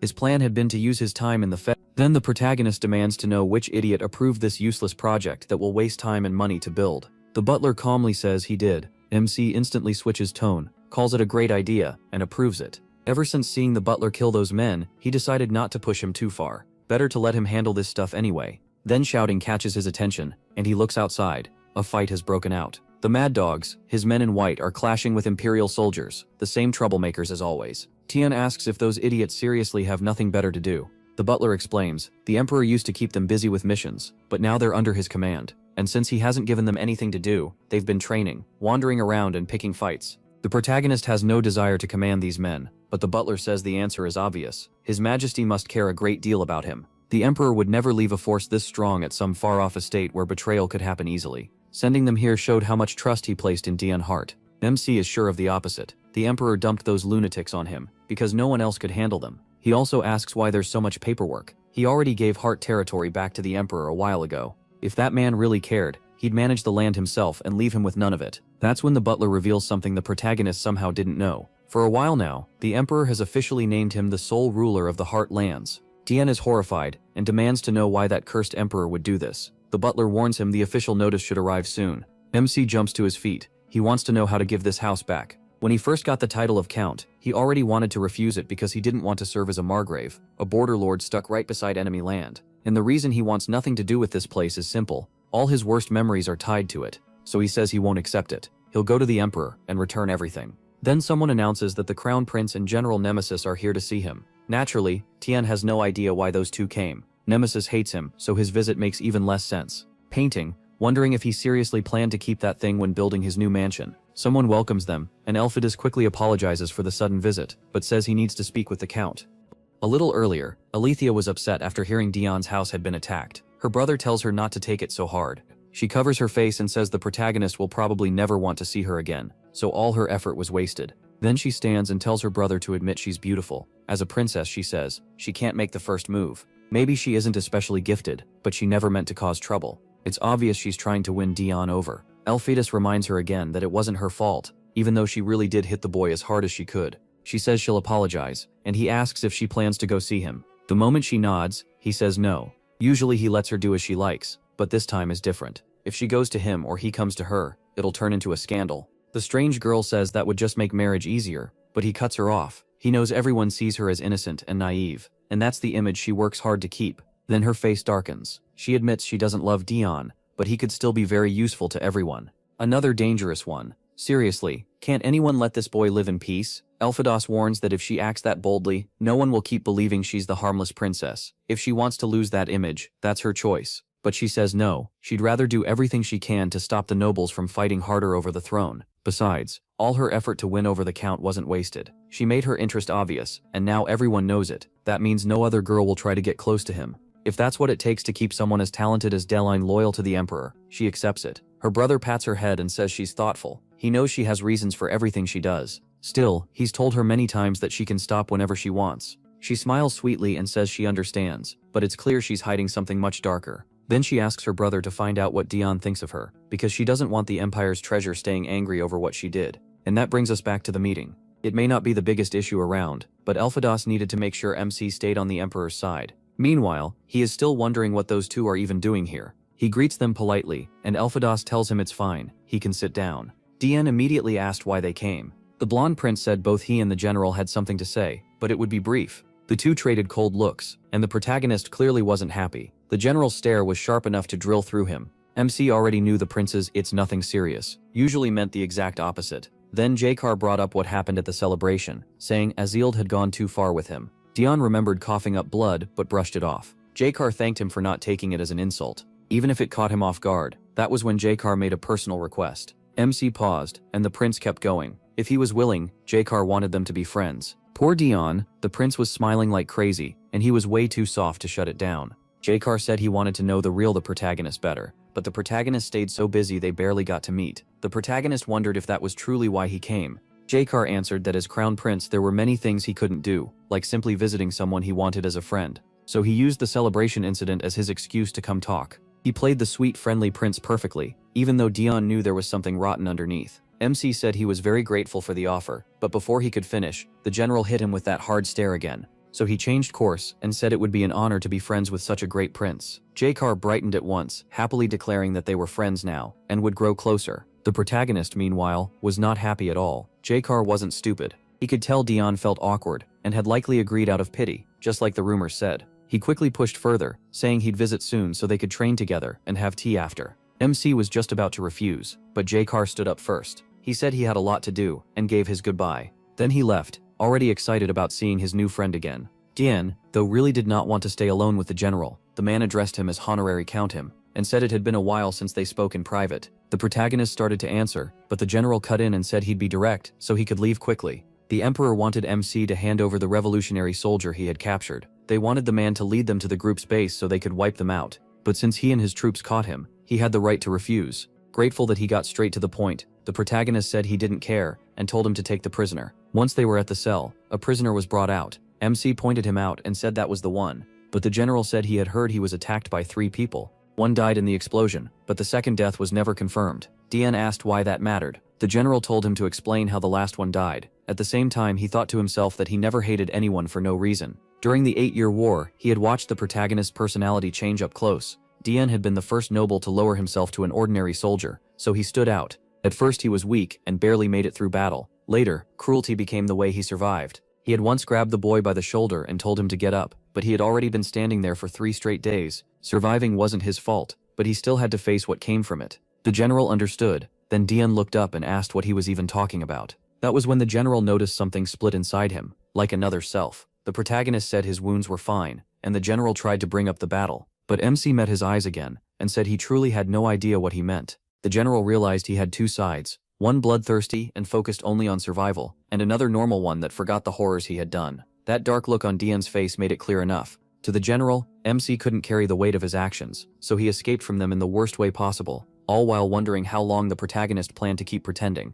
MC only asked what he meant by remember. The general thought maybe things could change if Dian finally took responsibility, but he said he wasn't there, so he didn't know the details. Maybe some dogs attacked the man. Right away the general realized he was a fool for expecting anything different, so he said he was leaving and told the protagonist not to follow. Of course he knew that dog story was nonsense. He was sure Dian killed the soldier and used that strange second self to do it without facing it. In someone carrying that much responsibility, weakness was disastrous. To him, MC was a serious threat. So why did the emperor keep him so close? And not just him, even the demon seemed to know something. Too many pieces were moving at once. Then Dian came to and muttered that he must have dozed off. He asked how long he had been out, and Ben said not long. Still, Ben wanted to know if he felt better, because he had been seriously worried when he collapsed. His body was weak to begin with, so pushing himself like that was dangerous. The protagonist said he was fine and just needed rest. Then Ben suggested sending those crazy mutts out on a monster hunt. Dian thought that actually sounded pretty good, since they had been causing non-stop trouble. Ben added that monsters had been showing up near the border, so the timing was perfect. MC smiled, and inside he was thrilled. Then Ririna was already waving and saying they'd see each other at the border. So much for staying at the castle. In the end, Dian got dragged along too. In fact, they were already arriving at the border. He demanded to know why he had to come. The answer was simple, so he wouldn't miss the fun of the hunt. The protagonist wondered what kind of maniac thought watching bloodshed was fun. He tried hard to stay behind, but they kept hanging on him and begging. Everyone insisted he couldn't let only them enjoy it, and promised to help him rack up plenty of kills. MC tried saying he had things to handle at the castle, but Ben stepped in and said he'd take care of everything like always, so MC could relax for the week. The soldiers were touched by Ben's kindness, while he was basically thinking, "You jerk, I don't want to go." Then the butler explained that if the protagonist stayed behind, those rats would just try to follow anyway. This way it would be easier to kill anyone chasing him. In other words, it was a perfect break that also solved a problem. With all that in mind, Dian couldn't really refuse. Besides, if he stayed at the castle while half the world hunted him, he might actually die. One soldier told him to cheer up, saying he'd heard MC came back from the last hunt with a huge smile. MC knew that smile was only because he had been hanging out with demons. Now orcs and shamans were already appearing, and the soldiers got fired up, ready to get to work. He, on the other hand, already missed the demon world. Then he looked at Adelia and sighed, realizing even she seemed tired of this mess. When he asked for someone to command the Death Knights, she was the first one chosen. Unlike these lunatics, she was what a true warrior should be. She asked if he wasn't going to join in, but Dian said he'd let them enjoy themselves for now. He was fine sitting back. Meanwhile, the others were already arguing over who would kill more. They kept trying to pull the protagonist in, but he told them to keep enjoying themselves. He had a bad feeling that if he stepped in, something would go wrong. Then suddenly, he sensed something, and an arrow slammed into his shoulder. Renika screamed for him, while Dian realized that if he hadn't turned his head, it would have gone through his neck. But who would dare launch an ambush like this? Unless someone wanted war with the Empire, no one should have the nerve, so it had to be another group of assassins after him. Nearby, hidden in the brush, an archer drew a second arrow, and wondered how Dian had dodged the fatal shot. At that point, MC was fed up with all of them. He told Adelia to cut the arrow, and she moved at once, but she knew any movement would bring terrible pain and shove the arrow deeper into his arm. Dian ignored that, called the dogs over, and ordered everyone to use the drugs. From above, someone watched the fight and asked if that down there was the Empire's hero. Him.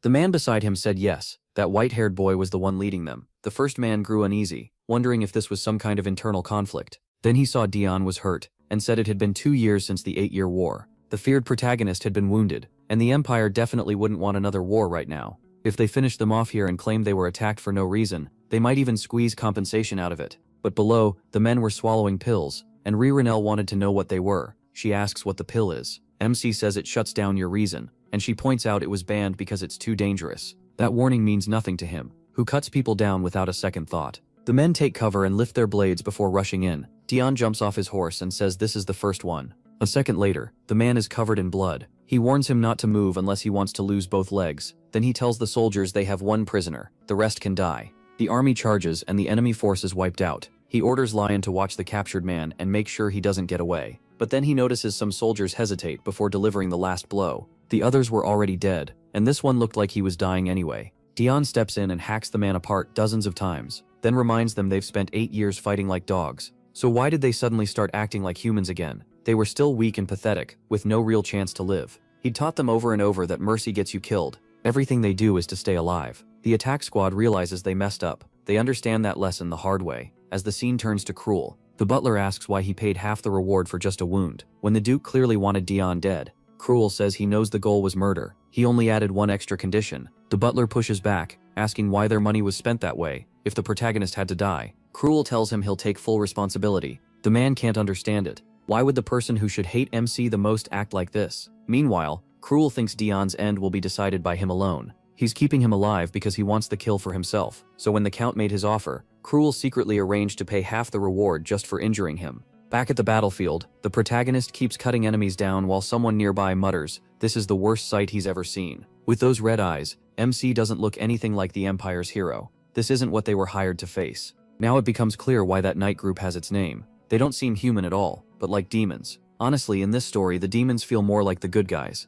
Dion walks up and asks if the man is desperate for money, stupid, or both, then drives in a knife and stomps him down. He says he doesn't enjoy dragging torture out forever, so the man should just tell him who sent him, and they can end it quickly. The scene shifts as someone reports to the Emperor that the Kingdom of Arian filed a complaint, saying the Dions were hunting near their border. Their troops clashed, fought back, and now Arian claims it was an invasion. The Emperor ignores that and asks only one thing: was the boy ambushed, and is he alive? The report says Dion survived, but an arrow hit his shoulder, so he won't fight properly for a month. The Emperor asks if those fools are demanding compensation, and the answer is yes. He immediately understands. They think hurting him means the Empire won't risk war. Too bad they're as weak as they are dumb. It seems he's been holding back these past few years. The informant nervously suggests they could claim responsibility for arranging the ambush instead of starting a war, but Ed simply orders them to prepare for war. Both men are shocked and beg him to rethink it. The 8-year war only ended 2 years ago, and nobody wants another one. The Empire is broke. Ed doesn't care. Once they conquer more land, money will follow.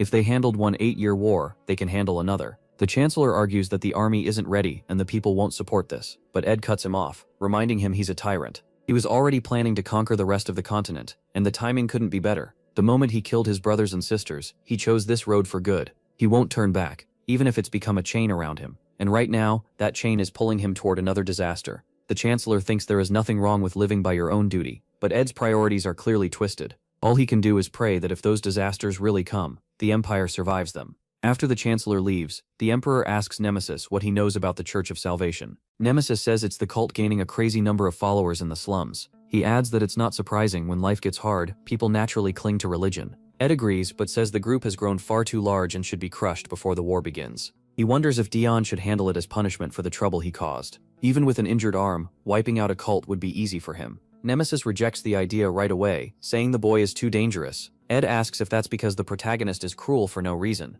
Nemesis says that isn't even the real issue. It's how hard he clings to survival. The boy has 2 personalities, and his mind is fragile as sand. The worst thing they could do is push him into a situation that makes him break for good. But the Emperor only laughs and says he knows that better than anyone. Nemesis asks why he'd still do it, and Ed answers that if MC acts out, that's MC's fault too. Nemesis warns that a broken sword ends up hurting its owner. Whatever he does will also fall on Ed. Ed says it doesn't matter. This is just part of being Emperor. Then he tells him to stop. That's enough. He's chosen to be a tyrant, though sometimes he's kind to the people he values, and that's the only reason he's overlooking this disrespect. He won't punish a subordinate over something this small. Nemesis understands the threat and apologizes. The Emperor tells him to relax. He wouldn't keep someone that dangerous close without a reason. Then we go to the past, when Dion asked permission to wipe out his family. In that moment, the Emperor could clearly feel the boy's hatred and rage. He was a genius thrown into war at 14, knowing nothing, then trapped in it for 8 years. When he finally returned from the battlefield, that was the first thing he asked for. The Emperor said the hearts hated him for taking the throne by force, so he had no reason to refuse.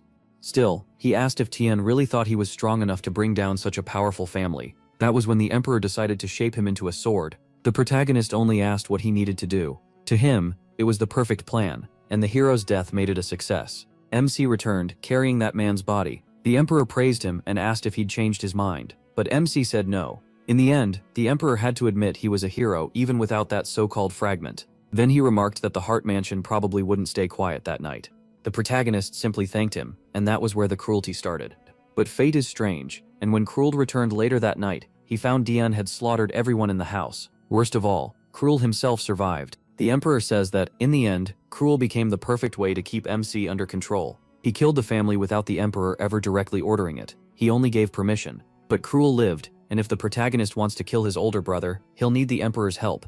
On the other side, Krul works for that Duke, because it's the only way he can stay alive. The two of them became each other's leash. As long as Krul lives, Tien will remain at the Emperor's side. Honestly, it feels like the boy might kill you soon too, but whatever. Next chapter, MC is surrounded by bodies being dragged all around him, wondering what this is. A voice tells him to give in to the madness, saying everything they do is just to survive. He covers his ears and tries to calm down, but then a shadow comes from behind, covers his face and tells him not to think about it. He has to accept that his family ignored him in the end, even though he was always there. Suddenly he wakes up and wonders if it was just one of those dreams again. His shoulder still hurts, and he remembers the arrow that hit him. The problem is, after that at the border, he barely remembers anything. It's still funny. This is one of the rare stories where the main character leaves and comes back in just a chapter or two. In most stories, they'd be gone for 10 chapters. He even thinks that without that strange dream, he'd believe nothing happened. But his wounded shoulder says otherwise. Then he asks about Remember, who shows up at once and says who would have thought they had a spy there the whole time. One man was about to collapse, tried to speak, and got stabbed immediately,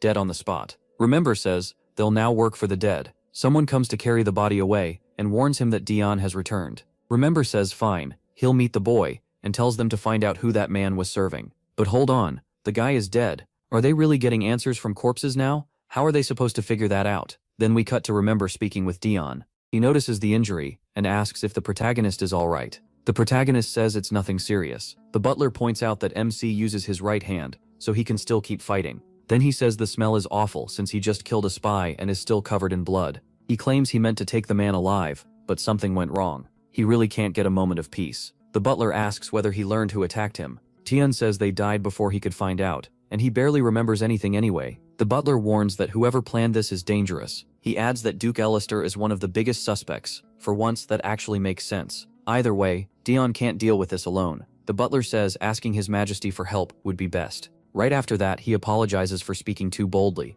The protagonist says it's fine, though he's already planning to see the Emperor himself and talk about giving back the empire he never wanted. He wants to wrap this up fast, and finally live the quiet life he's always wanted. But when he gets there, he learns Duke Elister is already meeting with His Majesty. MC says that's fine, but he's clearly thrown off. He came to talk about that very man, so why is he here? Then that fake Lydia runs up all emotional, calling out to him. Her brother keeps her close and greets Dion. He answers the greeting. The shady prince smugly says they're friends. I'd like to think he's decent, but no chance. Everyone here is rotten. Then Elphitis suggests they wait together before seeing His Majesty. A moment later, they're seated at a table, and that clingy girl is hanging off Dion's arm. The protagonist is clearly annoyed. If he'd known those two were here, he never would have come. Elphitis mentions MC drinks a lot of tea, and offers to send him some later. He says that's not needed, but Lydia suddenly pushes a cookie into his mouth. Then the prince tells him to be more careful. He heard Dion join the hunt and came back in terrible shape. The protagonist says it's fine, but Elphitis tells him to take care of himself.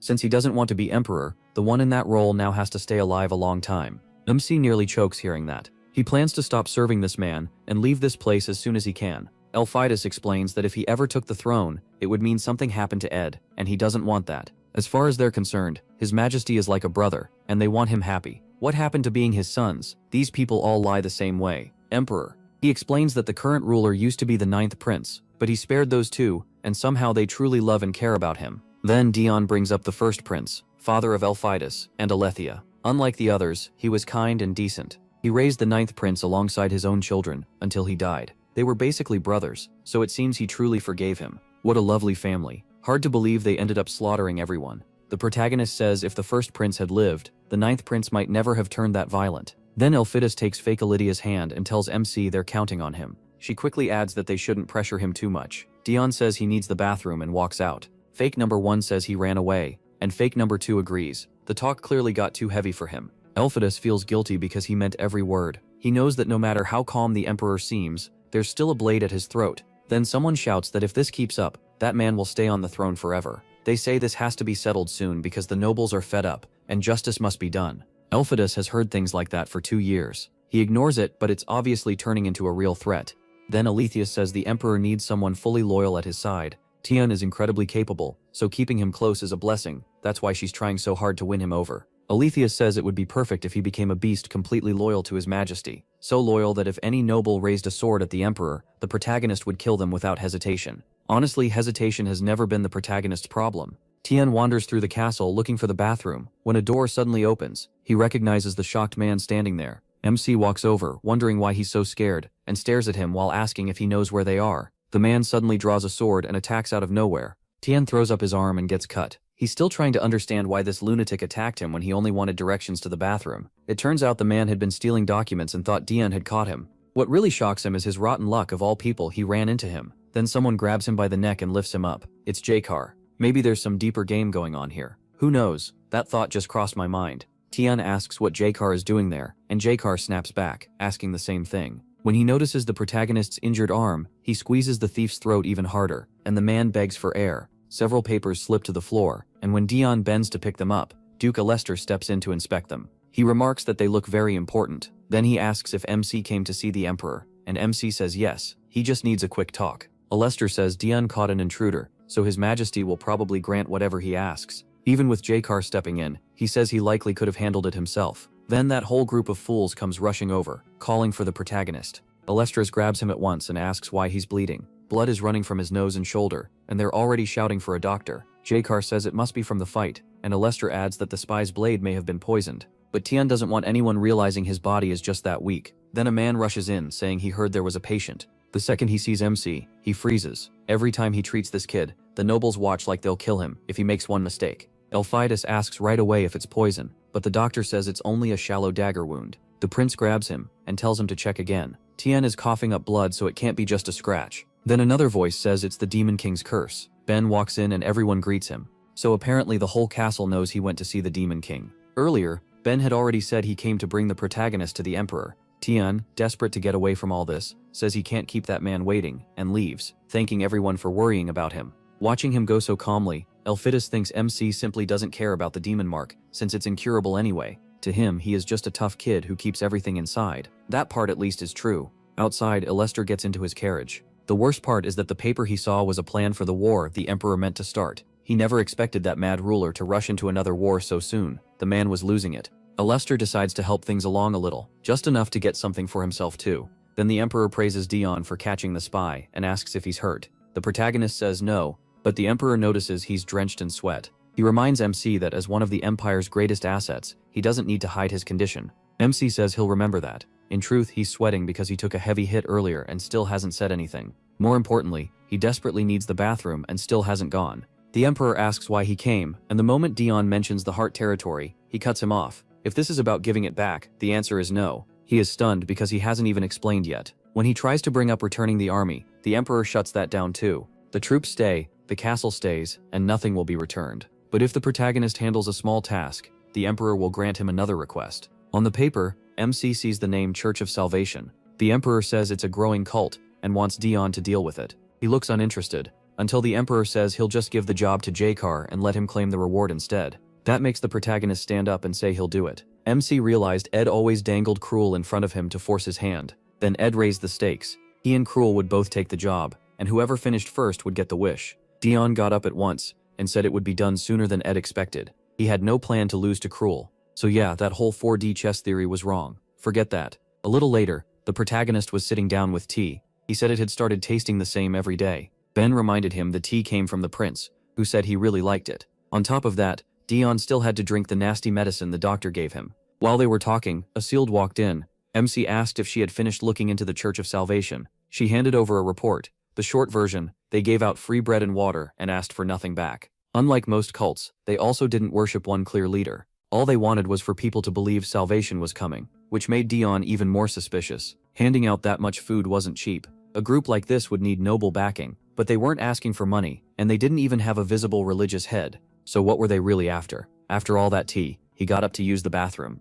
Asyled quickly asked if he was planning to handle this himself. She warned him it would be dangerous, and said they were going together. Dion had no clue what she meant, and the next thing he knew, they were standing in front of the Church of Salvation. Asyled pulled out a disguise, and told him to change, because things could get risky from here. The protagonist couldn't believe it. He just wanted to use the bathroom, and somehow he got dragged into this again. He told her he had something to do, and warned her not to follow him. All he wanted was to pee in the alley. But of course someone followed anyway. When Asyled tried to sneak up behind him, he vanished right in front of her, used the alley in peace and came back out looking completely relaxed, then noticed someone nearby. It was Cruel. The moment Dion turned back, he coughed up blood and lowered his head in shock. At first it seemed like Cruel hadn't noticed, but he attacked right away, and MC blocked it. Cruel said one injured arm wasn't enough to stop him. He thought he meant the cut from the castle, but then Cruel grabbed his other shoulder, pressed down hard, and forced him back. That was when Dion wondered how Cruel knew about the arrow wound. Cruel said if the protagonist could still move around this much while hurt, then the job clearly hadn't been finished right.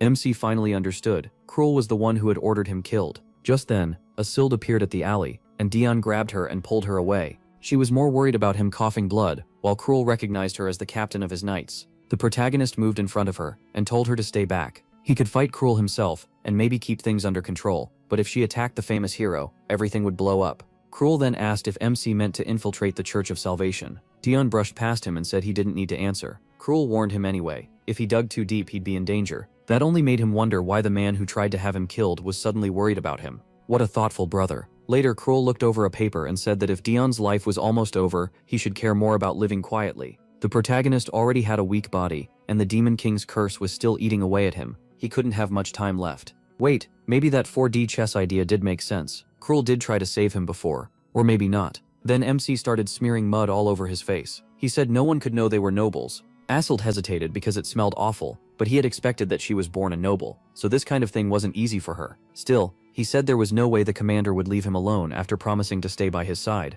So she grabbed mud from the ground and spread it over her face too. The idea was to look filthy enough to pass as poor people seeking help. Then Dion remembered Cruel had told him to rub mud in his hair too. He still thought that made no sense. The protagonist told Asyled to hide her sword and follow behind him since he would enter first. At the entrance he spotted a green-haired woman who seemed familiar. Dion stepped closer, tripped like an idiot, and slammed face first into the ground. The woman rushed over to ask if he was okay, and tried to help him up, saying he must be so hungry he couldn't even stand. His hand was already stained with blood from all the coughing, so they brought him inside. Before going in, he flashed Asyled a thumbs up, and she realized the plan had worked. He looked exactly like a worn-out beggar, but when she tried to enter too, the woman at the door said they weren't taking anyone else that day. She gave Asyled bread and water instead, told her to eat, and come back later. Asyled tried to ask her to wait, but it was too late. The woman had already picked up on her noble air and calm, trained movements. She clearly looked like a knight or a spy. Luckily for Dion, that stupid fall helped. Inside, he looked weak and starved enough to fool anyone.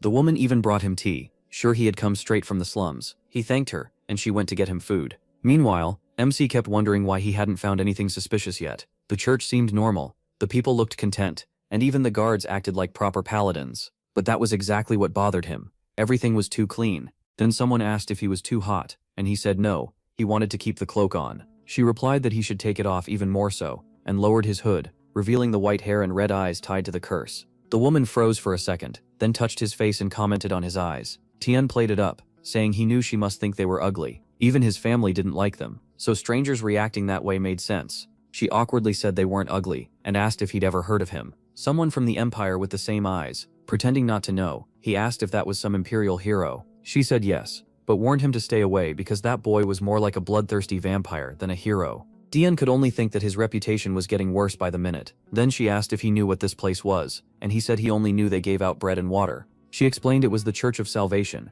made to save people suffering because of Edat. According to her, the Emperor was why everyone lived so miserably. If he were a good ruler, none of this would be happening. The protagonist realized Ed was being openly trashed here. She even said if the Emperor had done his job, the protagonist wouldn't have fallen in muddy streets. Still, She told him the Church of Salvation wasn't like other groups. They didn't believe in money, only in salvation. That just confused MC more. It sounded nice, but there had to be some hidden reason behind it. So he asked who would save him if he became a believer. He was finally getting close to the truth, but she only said he'd learn that after becoming one of them. He kept moving through the church and still found no real proof. The food didn't seem poisoned, and everyone looked calm.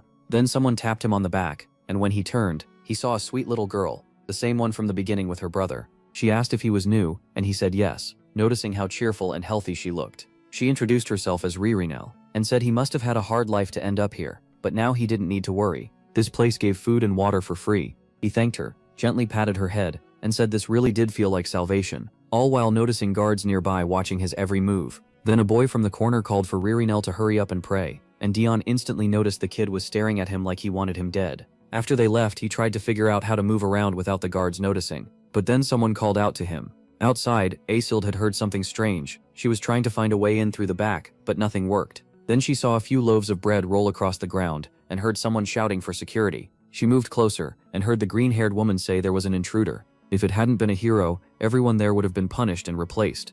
Asilde first thought it was Daeon, but maybe it was Krull. Then something inside started getting wrecked. Turns out Asilde had charged in herself, demanding to know where her lord was. The protagonist stayed hidden in a corner. For a moment he thought he'd been found, but luckily someone else drew the attention away. One man even offered him more bread. He was the same one who had tossed it out the window earlier, which was how Asilde found it outside. After that, Daeon slipped into the prayer area, but when he pulled back a curtain and looked inside, the priest was there with the green-haired woman, and both immediately asked what he was doing, but he was already gone, and all they found was an open window. The priest told them to clean up fast and make sure no one else got inside. Still, the woman felt like something was off. Then, behind the curtain, Krull suddenly grabbed Daeon. Let go already. MC couldn't believe he had run into that creep again. Both of them turned to the green-haired woman as she announced it was time to pray for salvation, saying every true believer would be led down the right path. But instead of starting the prayer, she began talking about what real salvation meant. The crowd lit up and thanked her. She said they were about to enter a room. Only true believers were allowed to hear in. Then she touched the wall, and her arm slipped right through it. Even though it looked solid, she explained that they could walk straight through. After that, she told everyone to enter the portal, and it was obvious this was magic. Even the two little kids skipped inside without a care. Before long, the whole group had gone through. So this church was clearly hiding something. They were going way too far to keep their secret buried. Daeon finally pulled himself away from Krull. Honestly, he was starting to miss that fake Princess Alethea. They bickered for a moment, and then both of them started testing the wall, trying to figure out how to get through. Daeon felt a jewel hidden behind it, and realized the barrier was powered by special magic. Humans had learned this kind of power during the war with the demons. But since humans couldn't use special magic easily, they stored it in crystals like this, that only made things shadier. Why did this church have such high-level magic? He almost wanted to quit the mission, but if he did, Krull would get his wish. Just then, someone burst in shouting there was a problem, and Daeon hid at once. The man rushed by, saying Selen had to hear about this right away. He ran to the jewel, called for her, and reported an intruder tearing the place apart while yelling for the Lord. The protagonist had no clue what was happening. Then something on the man's back shattered again. Lion had arrived. She demanded to know where he was. Grabbing the man, she pressed him about who this lord even was. Lion knew she couldn't reveal her side, and she definitely couldn't say count or hero, or she'd expose too much, so all she could say was that her lord was her lord. The man kept asking for a name, saying it would help if she just told him. She kept stumbling over her answer, while Daeon noticed the crystal link was still active. On the other side, Selen was listening, and the second she heard that voice, she knew who it was. It was the suspicious person from the gate, now asking about the Lord. And on top of that, a strange red-eyed person was inside the building too. Now she was sure Daeon was here. She had guessed the Emperor might send him, but not alone. Meanwhile, Krull was calmly talking with Selen, asking how she had gotten inside. He wanted to confirm she wouldn't help him see, especially since she knew he was there for a test from the Duke. Besides, he had already learned the most important part. Then he remembered where he had seen her before, beside Stave. So Krull had just been messing around there. She left, saying it was a favor since they served the same master. Still, she promised to tighten security so Daeon wouldn't get in. What she never saw coming was him casually walking in through the front. She went back to the pulpit and apologized for the prayer delay, while silently wishing the protagonist wouldn't show up and ruin everything. This all had to follow that person's plan. Leon was busy knocking people around, but none of them seemed to know anything useful. Then Daeon showed up, called out to her, and told her to stop making a scene. He said they should get out first and talk later, but she dropped down and apologized for failing to follow him properly. He told her it was fine, but she kept going, saying his perfect enemy infiltration and his skill at gathering information had deeply moved her. Right there, she swore to follow him forever. Daeon just stood there, confused, unable to understand why this weirdo was saying all this in the middle of a mission. The only way to get her back on her feet was to pound his chest and swear he'd never betray her loyalty. After that, he said it was time to leave, because the mortal knights still had to investigate. Lion begged him not to bring those lunatics, they'd kill everyone. 3 days later, he was at the castle, wondering why it was so hard to find a sorcerer in that area. Out of almost 100 in the empire, 99 were in the south, leaving the north with almost none. He just hoped Cruel hadn't already handled it. Then Recap came in and said they had found someone who could remove that, or at least a place where they might get help within a day. Soon he was on a mountain above the city where some sorcerers were said to live. Lion told him to rest after their rush to get there, but Daeon said they needed to find someone fast before that person arrived. And of course, Cruel was already coming up, making MC wonder how that bastard had shown up again. He couldn't believe Cruel had caught up this fast. Suddenly, a rock flew out of nowhere and smacked Daeon in the head. When he turned to the side, Cruel was already there, and it turned out one of the villagers had thrown it. Boana declared disaster had arrived and said they should kill him. They needed to drive him out of the village at once. Leon immediately snapped, asking how she dared talk to her lord like that. Daeon was annoyed too, asking what this disaster nonsense was supposed to mean. Lady, she really shouldn't have thrown that rock, because he was almost slipping into cursed mode, calling himself a simple sinner. Then he stopped and figured she had to be out of her mind. Just then, someone told the sorceress to calm down. That was when Daeon realized she was the one he had come to find. But she suddenly grabbed his arms and told him he must not hate anything. He couldn't hate anyone or anything there, or a terrible disaster would happen. Not understanding any of it, he pulled away, asking why she was getting so close. Right then, another woman touched her shoulder and gently told her grandmother to calm down. At last, another woman stepped in, hopefully not another fake. The old lady kept warning her about the disaster, but the granddaughter said it was fine and nothing would happen. You couldn't judge people before even knowing them. Then she said they had been waiting for him. She introduced herself as Ran and apologized to Dion. He said it was fine, and she quickly asked if he had come looking for a sorcerer. He had no idea how she knew, but she said that was easy for a sorceress like her. The moment he formed the thought, they already knew he was coming. Was it because of the Church of Salvation? Dion started wondering if their magic really worked, or if she was tied to that person too, since everything seemed connected. Now he was worried, because if he refused her help, Cruel might reach her instead. So he grabbed her hand right away and thanked her for helping him. Meanwhile, as Cruel watched them leave, he thought it didn't matter how the protagonist got a sorcerer.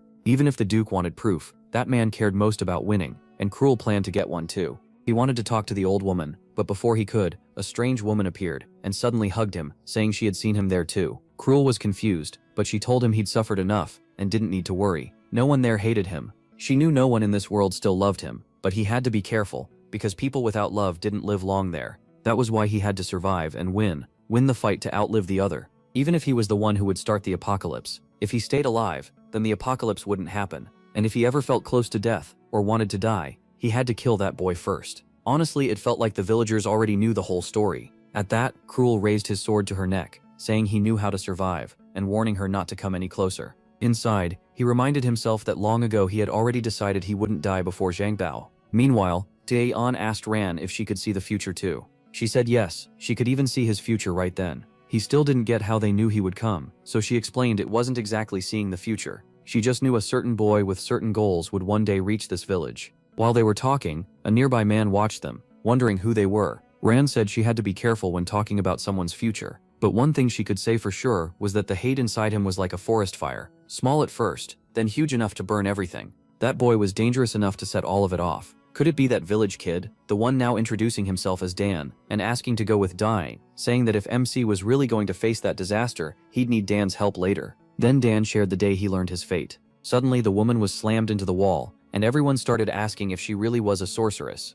The boy just stood there, confused and lost. Meanwhile, the woman said he really was a traitor, who would one day serve that disaster. So his grandmother had foreseen that he would help someone cursed. From that day on, the whole village hated him. They called him disgusting. But Tian had no idea what they were even accusing him of. Only Ran tried to stop them, and that was the only reason he got through it. What Dan couldn't understand was how the people he'd grown up with, his friends and neighbors, turned on him so fast. So he made up his mind, if everyone would hate him over this, then when that so-called disaster came, he'd accept it. After a long wait, that person finally appeared. The moment Dan saw him, he knew he'd found the disaster. Do I know exactly where this is going? Not really, but we'll probably find out soon. Before long, the protagonist was back home, and Dan was with him. Lane explained that he'd brought him from the village. Dan admitted he wasn't well educated and wasn't some great fighter, but he promised not to disappoint his master. The protagonist considered sending him away, but decided to deal with it later. Right now, another mission came first. He said everything was ready, the knights had to gather, and it was time to move. Dan asked to come too, but the boy refused. For now, it was better if he stayed at the house. Tian said fine, though he clearly didn't like it. The protagonist still couldn't figure out why this suspicious guy was so desperate to follow him. Since he didn't know Dan's real motive, it felt shady. So why keep him around at all? Probably because that future-seeing girl had singled him out. Later that night at the Church of Salvation, the fire was already burning, and our boy's forces moved in. He'd warned them ahead of time. The plan was to burn the place and slip in during the chaos. His order was simple: if anyone looked suspicious, kill them. Even outside his cursed state, the protagonist isn't exactly gentle. Still, he did hold back a little. He banned the drug that made people lose control, and he told them not to kill the believers. Some knights thought it would have been easier to just slaughter everyone, while others found it strange. Their captain was usually ruthless, so this softer side felt off. Then Ran showed up and said that order came from her. There was no need for that much blood yet. That only made the soldiers more curious, and they asked when that time would come. She told them they'd know soon, and that was enough to fire them up. Inside the church, everything was being wrecked. People ran for their lives, and anyone who tried to fight back ended up dead. And of course, everyone recognized the white uniforms. Little Thea grabbed one knight and demanded to know why they were doing this, begging them to leave. She knew they'd come to destroy the church and kill her too. She begged them to go somewhere else because this was all she had left. But the knight drew his sword, saying they had to make an example of her. Paul, the slum boy, yelled for her to get away from him. The soldiers froze, and then the knight's sword fell from his hand. At first it seemed like someone had stopped him, but no, he'd come back to his senses. Without the drugs, they couldn't turn into complete monsters. Deep down, he knew this church was those people's last hope, and they'd rather die than watch it be destroyed. Outside, the survivors already knew who was behind it all: the Emperor's sword, Dion. Now they swore they'd never forgive the Emperor for taking away the only paradise they had. In the prayer room, Rand studied the crystal and said the power inside it felt different. It seemed made for communication and bending space. Then a magic circle suddenly appeared, and she jumped back, realizing this wasn't just a spell, it was powerful magic hiding as one that mattered, because real magic was supposed to belong only to demons. Dion said that made no sense in human territory, but Ran insisted she'd suspected it from the start, and was sure only magic could activate it. That made him wonder if the demon knew about this. Ran asked for more time so she could study the structure and maybe open it. The protagonist doubted a sorcerer could solve something that complicated. This was way beyond normal magic. Only someone truly skilled could do it, and since she opened it, she clearly was. He'd seen that kind of reaction before from a green-haired woman, so Ran wasn't normal either. Once the path opened, Dion said it was time to go in, but the second the three of them stepped through, it looked like nothing had changed. Ran said it had. A magic circle was there now, covered in symbols that protected a door ahead. At least the door opened, and they stepped out into a forest. Lion looked confused, and Ran guessed it was some kind of spatial link. The spell above probably connected that door to another place, so when they passed through the crystal, they were sent into a church located somewhere else. Dion asked if she knew what kind of spell it was, but she admitted she didn't fully understand it. The real problem was that the door could lead to different places, so if they didn't solve it right, they might walk out into the wrong forest. It was complicated, but she said she needed 10 minutes to find the correct route. The protagonist just hoped he wouldn't run into Cruel again. As he paced around, he wondered if there was anything useful he could do. Ran noticed he seemed uneasy, and suddenly pulled out a ladder, telling him to rest there. But then, she realized he'd vanished. She started calling for him, while the protagonist suddenly found himself face to face with Cruel. Outside, the whole church was burning. Salin watched civilians being evacuated, and knew it wouldn't take long for people to learn who had done this. To her, this plan was weak. If it were her choice, she'd lock everyone inside and kill them all. But with Dion involved, the real priority was getting the evidence far away. The boy needed to uncover who was behind everything, to destroy the organization, and she was set on making sure he never got what he wanted. So while Cruel stood nearby with a torch, ready to burn more evidence, she was carrying papers out. The moment MC pointed out they always met at the worst times, Cruel dropped the torch. Naturally, everything caught fire. The protagonist demanded to know what he was doing and rushed to stop him, but his brother caught his wrist. He asked Cruel if he was stupid, reminding him they had the same mission and there was evidence here. The problem was that in this calmer state, Dion didn't have it in him to simply cut his brother down. Instead, Cruel shoved him into someone's arms, like he was laying him down, then walked off. The protagonist was furious. He wanted to snap and tear him apart. Beating his own chest in frustration, he started thinking about who could really be behind the church. There weren't many people in the Empire who could set up something this huge. Then he asked himself which royal held the most power, the one with the purple crest, and the same one Cruel served. Obviously it was that bastard Stave Lester. His face changed at once, as he realized those bastards had been using him. He drove his elbow into Cruel's face, but Cruel barely reacted. Instead, he threw the boy into Lion's arms, and she quickly asked if he was okay.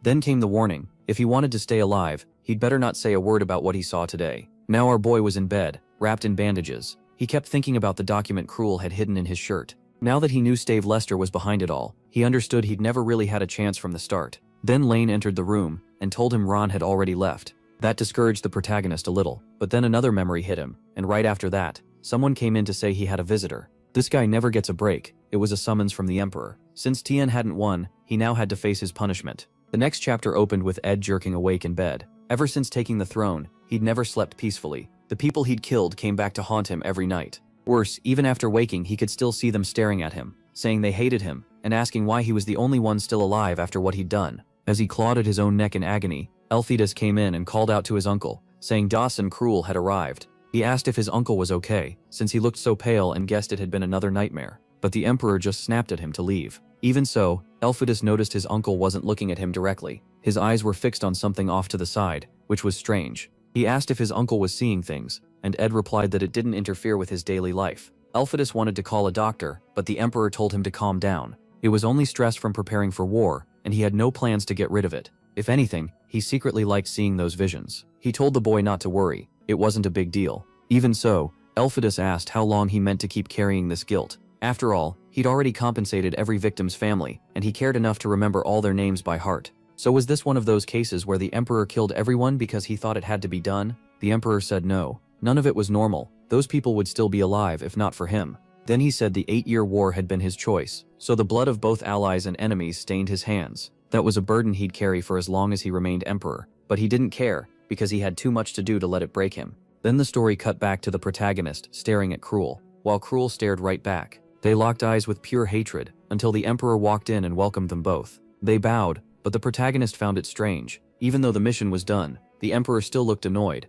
Ed told them to lift their heads. He'd heard the job was finished. Still, he'd also heard Count Dion Hart had shown too much mercy. Why had he let so many people involved stay alive? At the same time, he was the only one who moved troops to arrest people. But in the end, it was Cruel who brought back the proof that exposed the mastermind. So while both of them had done well, Cruel would get the wish because his part was the most important. The protagonist already expected that, and Cruel thanked him. The Emperor told him to name his reward, and he immediately asked for our boy's county. He knew Dan Hart was only holding it as an honorary title. That caught the Emperor off guard, but he turned to the protagonist Hart and asked if he would accept it. The protagonist wanted to refuse with everything he had. He'd rather die than give it up. Instead, he said it had honestly just become extra work, so he'd be glad if someone else took it. Ed said that was fine, but there was a problem. Since another holder already existed, Cruel couldn't get the same title. He would need a new surname or a different title, so which would he choose? It turned out Cruel had lost his place in the Hart family when our boy took over everything. The Emperor even offered to change his name and drop the Hart part, but Cruel refused. He wanted to keep it as a reminder of his revenge. He planned to destroy that family with his own hands. So that was the issue.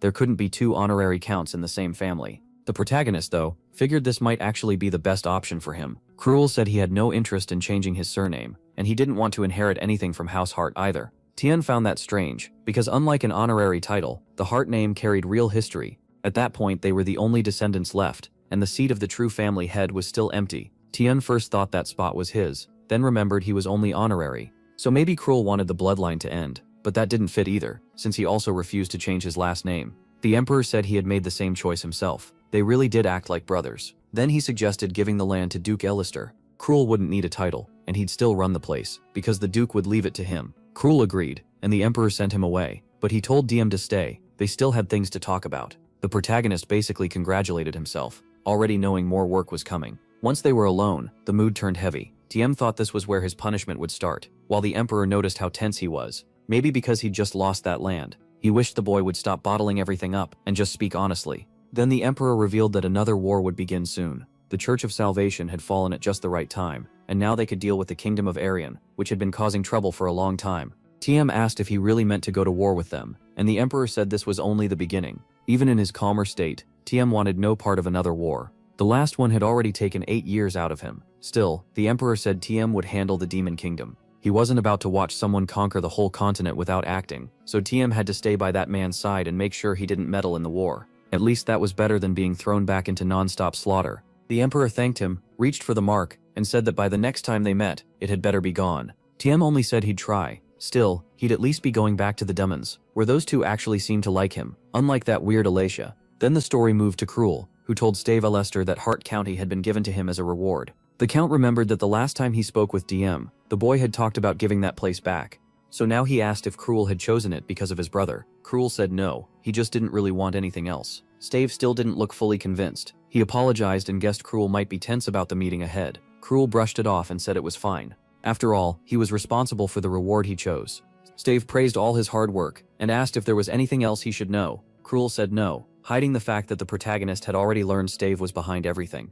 They had tried to keep TM away from it, but he found out anyway. Now the problem was that things would get messy if Stave ever found out he had allowed TM to learn the truth. As Stave left, he told Cruel to hurry, or they'd be late. Cruel stayed behind, thinking he had to make sure Stave never learned that TM knew everything. Even so, he kept staring at our boy's shadow. Weirdly, he was acting like this because he was scared Stave might kill DM. I thought DM was supposed to be the dangerous one. Outside, he praised Sullen for what she'd done with the church. She thanked him and said not to worry. They still had plenty of followers, and soon they'd get what he wanted. That finally made their goal clear. Honestly, it was pretty simple. While they gave out bread and water, she casually told people that Duke Elister was paying for it. That made him look like a savior of the poor, while more and more people turned against the Emperor, while the Duke became everyone's rescuer. And since the Emperor wasn't even trying to protect his image, the job was almost too easy. Stave said that, and then the story cut to a meeting where everyone was asking why they'd been called in so suddenly. Listening to them complain, Stave thought they were idiots. If they'd all been summoned at once, it could only mean one thing: the greatest weapon of the current Emperor. Another war was coming, and yes, the order had come from the Emperor himself.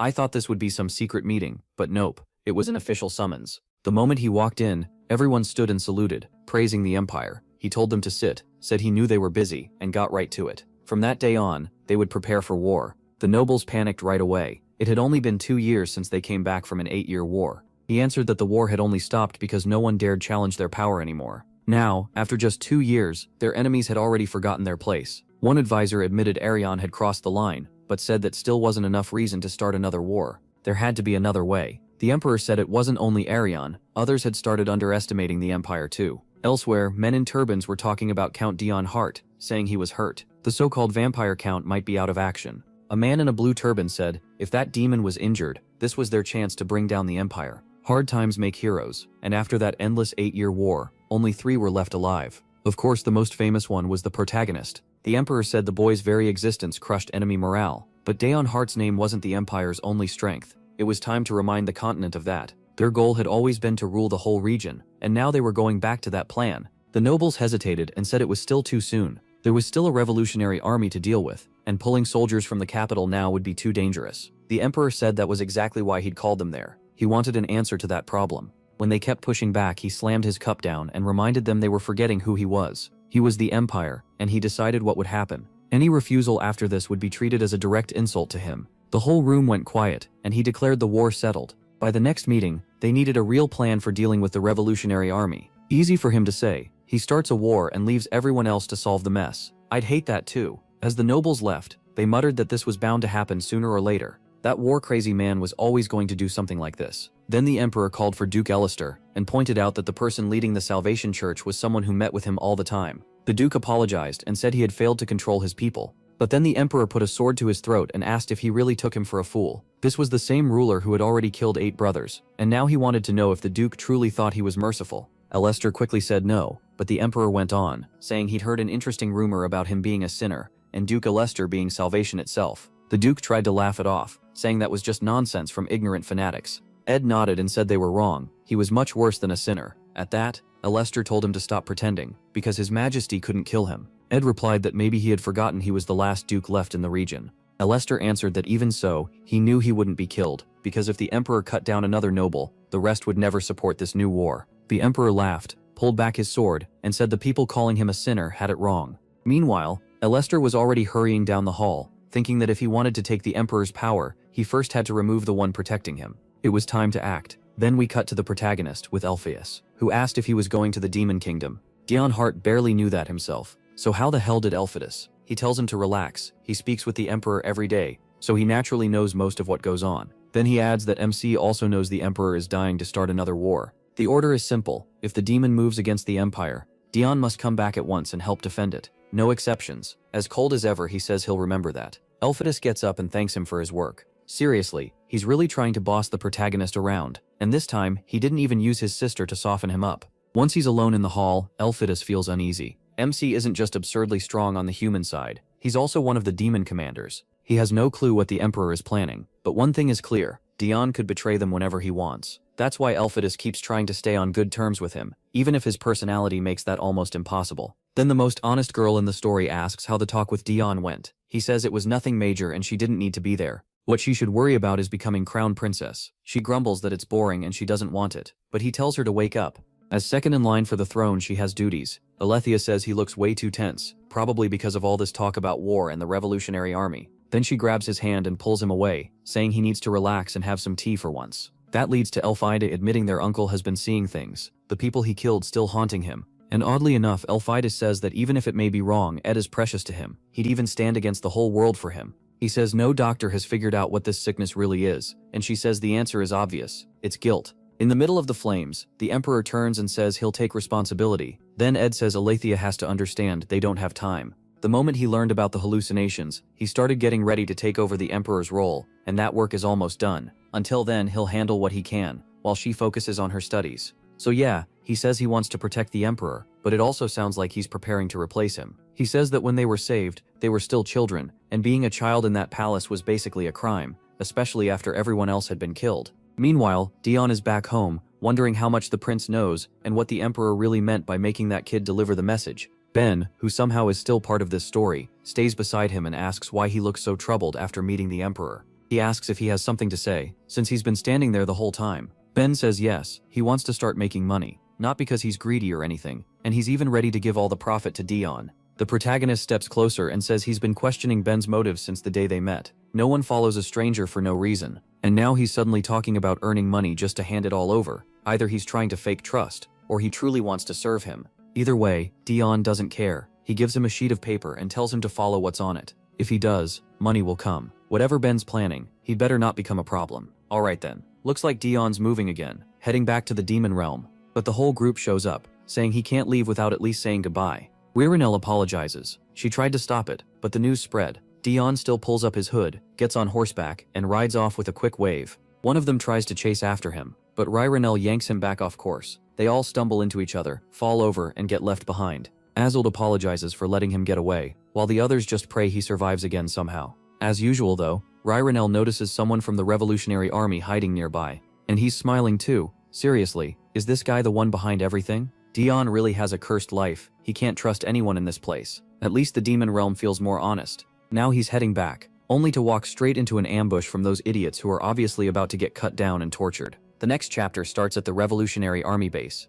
One of them asks why they're waiting to move until after the Emperor has taken half the continent. Jakar says that's the plan, but the revolutionary captain Daniel wants to know the reason. Jakar explains they need the war to hit a point where the Emperor can no longer end it, only drag it out. That's when they'll attack. By then his army will be split everywhere, even around the palace, and the defenses will be stretched thin. Daniel says he gets it when defenses are weak, killing everyone gets easier. Jakar praises that answer, and calls him a genius. Then someone suddenly rushes in and reports that Dan had abruptly left. Daniel is thrilled, and Jakar says this is a huge chance. You never know what might happen. The captain thanks Jakar for the help, and says he'll send someone after MC to see what's happening. Then he heads out right away. Jakar just sits there smiling. It's pretty obvious anyone sent after Dion would just end up dead, and that's exactly what happened. The first one was already taken out, not by him but by another squad guarding him. Then that squad got wiped out too. They were following the Emperor's orders, and even they didn't survive. Now Velitan is tracking Dion. So Jakar and the Revolutionary Army are basically working against each other too.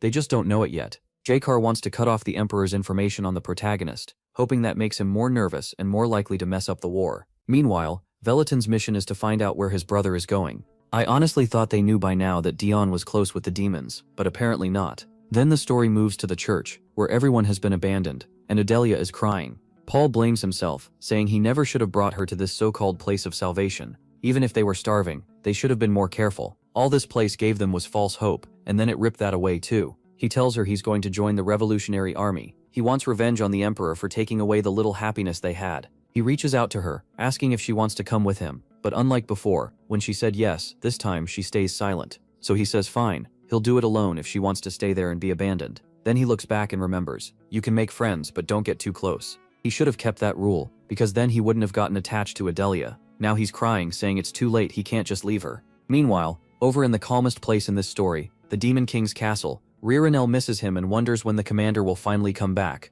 Someone next to her asks how much longer they're supposed to just wait. Then Riranel suddenly takes off on her broom, saying she feels a strange presence coming closer. She rushes to the gate and lights up the moment she sees Dion arrive. That look says it all. She pops right up in front of him, all smiles, saying she missed him and asking how the mission went. He only lets out a short sigh, but inside he's startled she appeared out of nowhere. Dion says it was exhausting, but he finished dealing with some strange religion problem and other matters. Riranel doesn't even know what religion means, so he explains it's like people following one person with all their heart, kind of like how they follow the demon. She says that's dumb, you shouldn't blindly follow someone like that. If anything, people should be following MC instead. Like that demon church? He asks, and she brushes it off, saying it's nothing, then asks if he's going to see the demon. He's in the central garden right now, and apparently there really may be people worshipping Dion, which honestly fits this crazy demon realm. In the garden, the demon is meeting with the Queen of Mermaids, the Fairy King, the Vampire Queen, and the Dwarf King. They already know he's preparing for war with the Empire.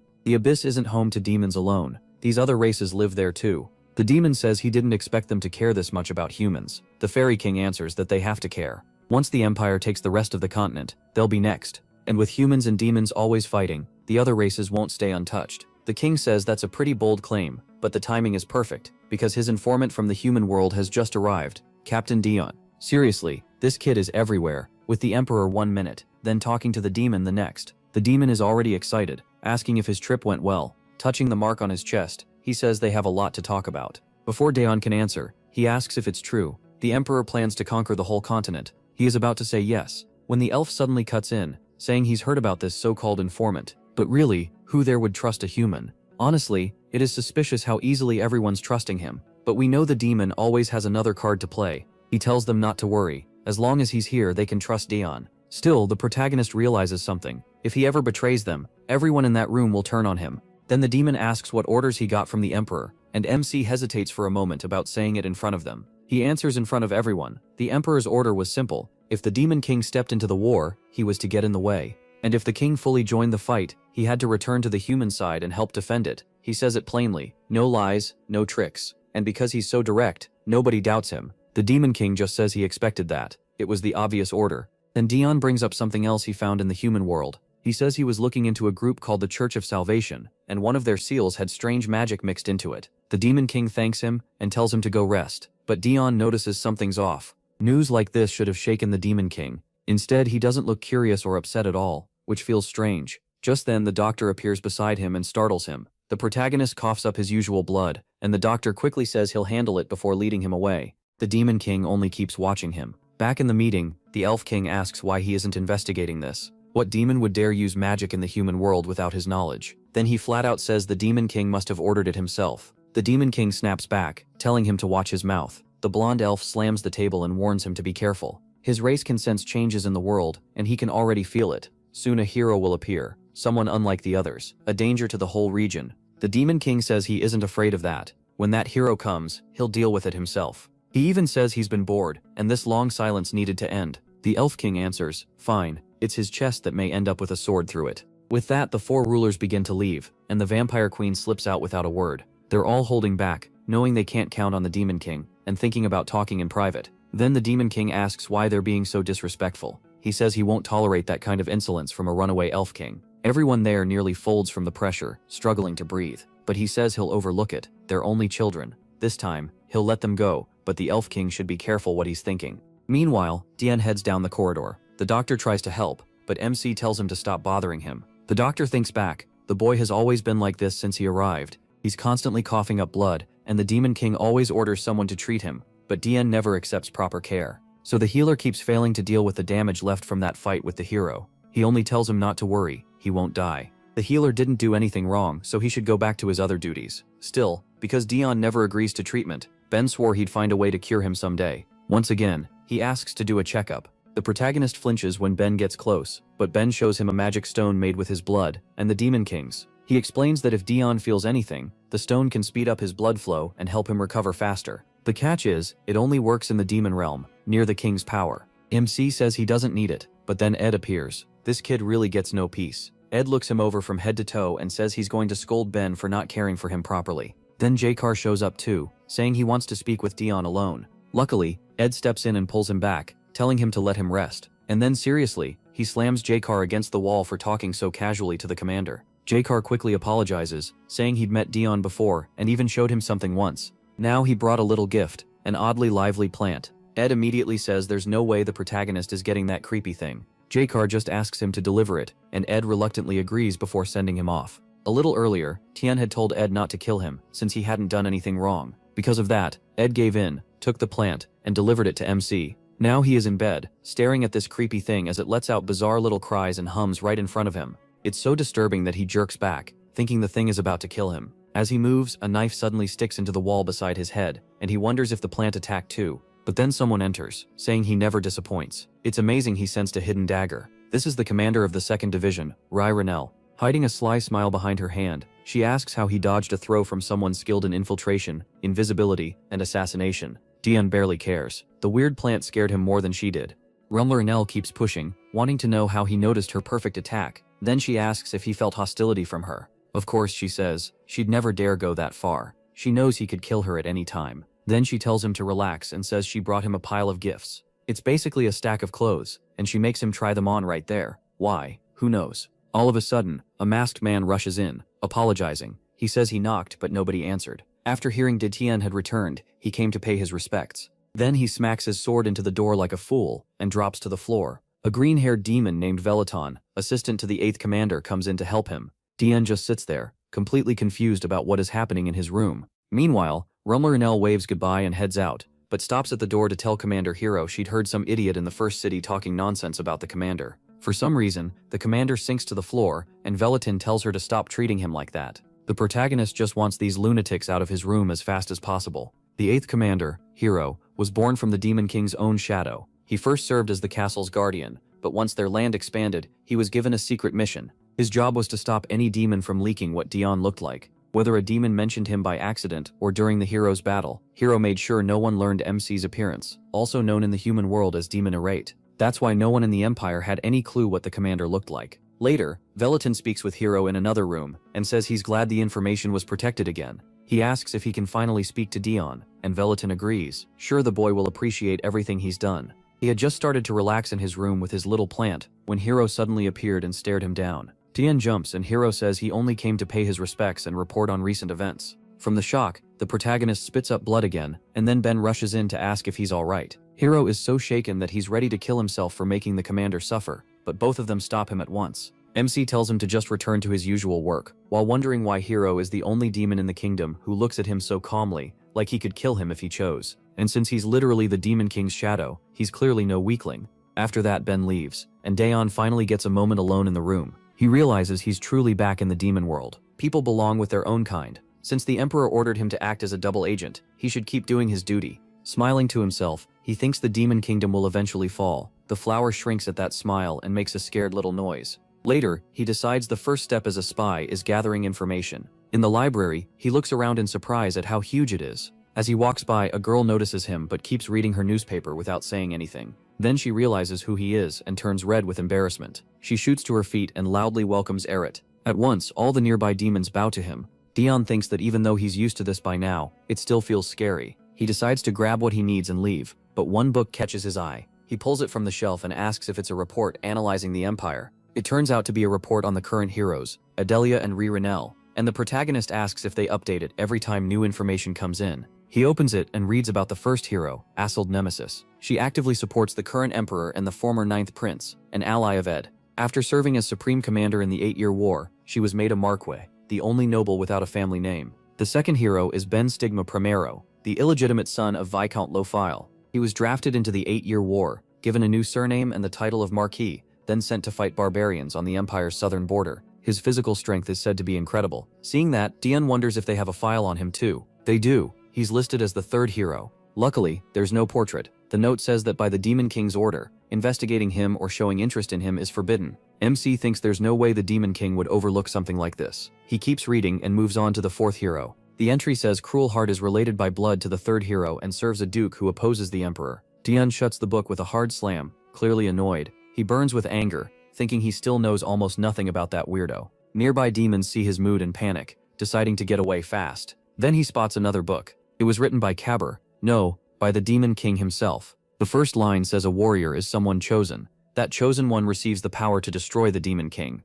Their talent, strength, smarts, lifespan, and everything else are above normal humans. He thinks he already knew that part. The book goes on. Fragments of a warrior can enter humans for no clear reason, turning them into beings called heroes. Even if their power is below a true warrior's, they're still far beyond normal people. Again, none of this is new to Daeon. Then one line catches his eye. It's about the Demon King. The protagonist figures this might finally be useful. Before he can keep reading, the Demon King suddenly appears beside him and quietly asks what he's doing. Startled, MC drops the book. Trying to explain, he awkwardly points at it and says he dropped it. Flustered, Tien turns to him, apologizes, and reaches down to pick it up. The open page says the warrior and the Demon King exist as proof that the world is still immature. He lifts the book and wonders what the world's immaturity even means, hoping he didn't damage it. Then he asks what brought His Majesty here. The Demon King just smiles at the book in the protagonist's hands. He takes it from him and says he needed that one. Tien is caught off guard, wondering why this book matters so much. He studies the Demon King, confused by the way he's staring at him. With a pat on MC's shoulder, the Demon King apologizes for taking his book.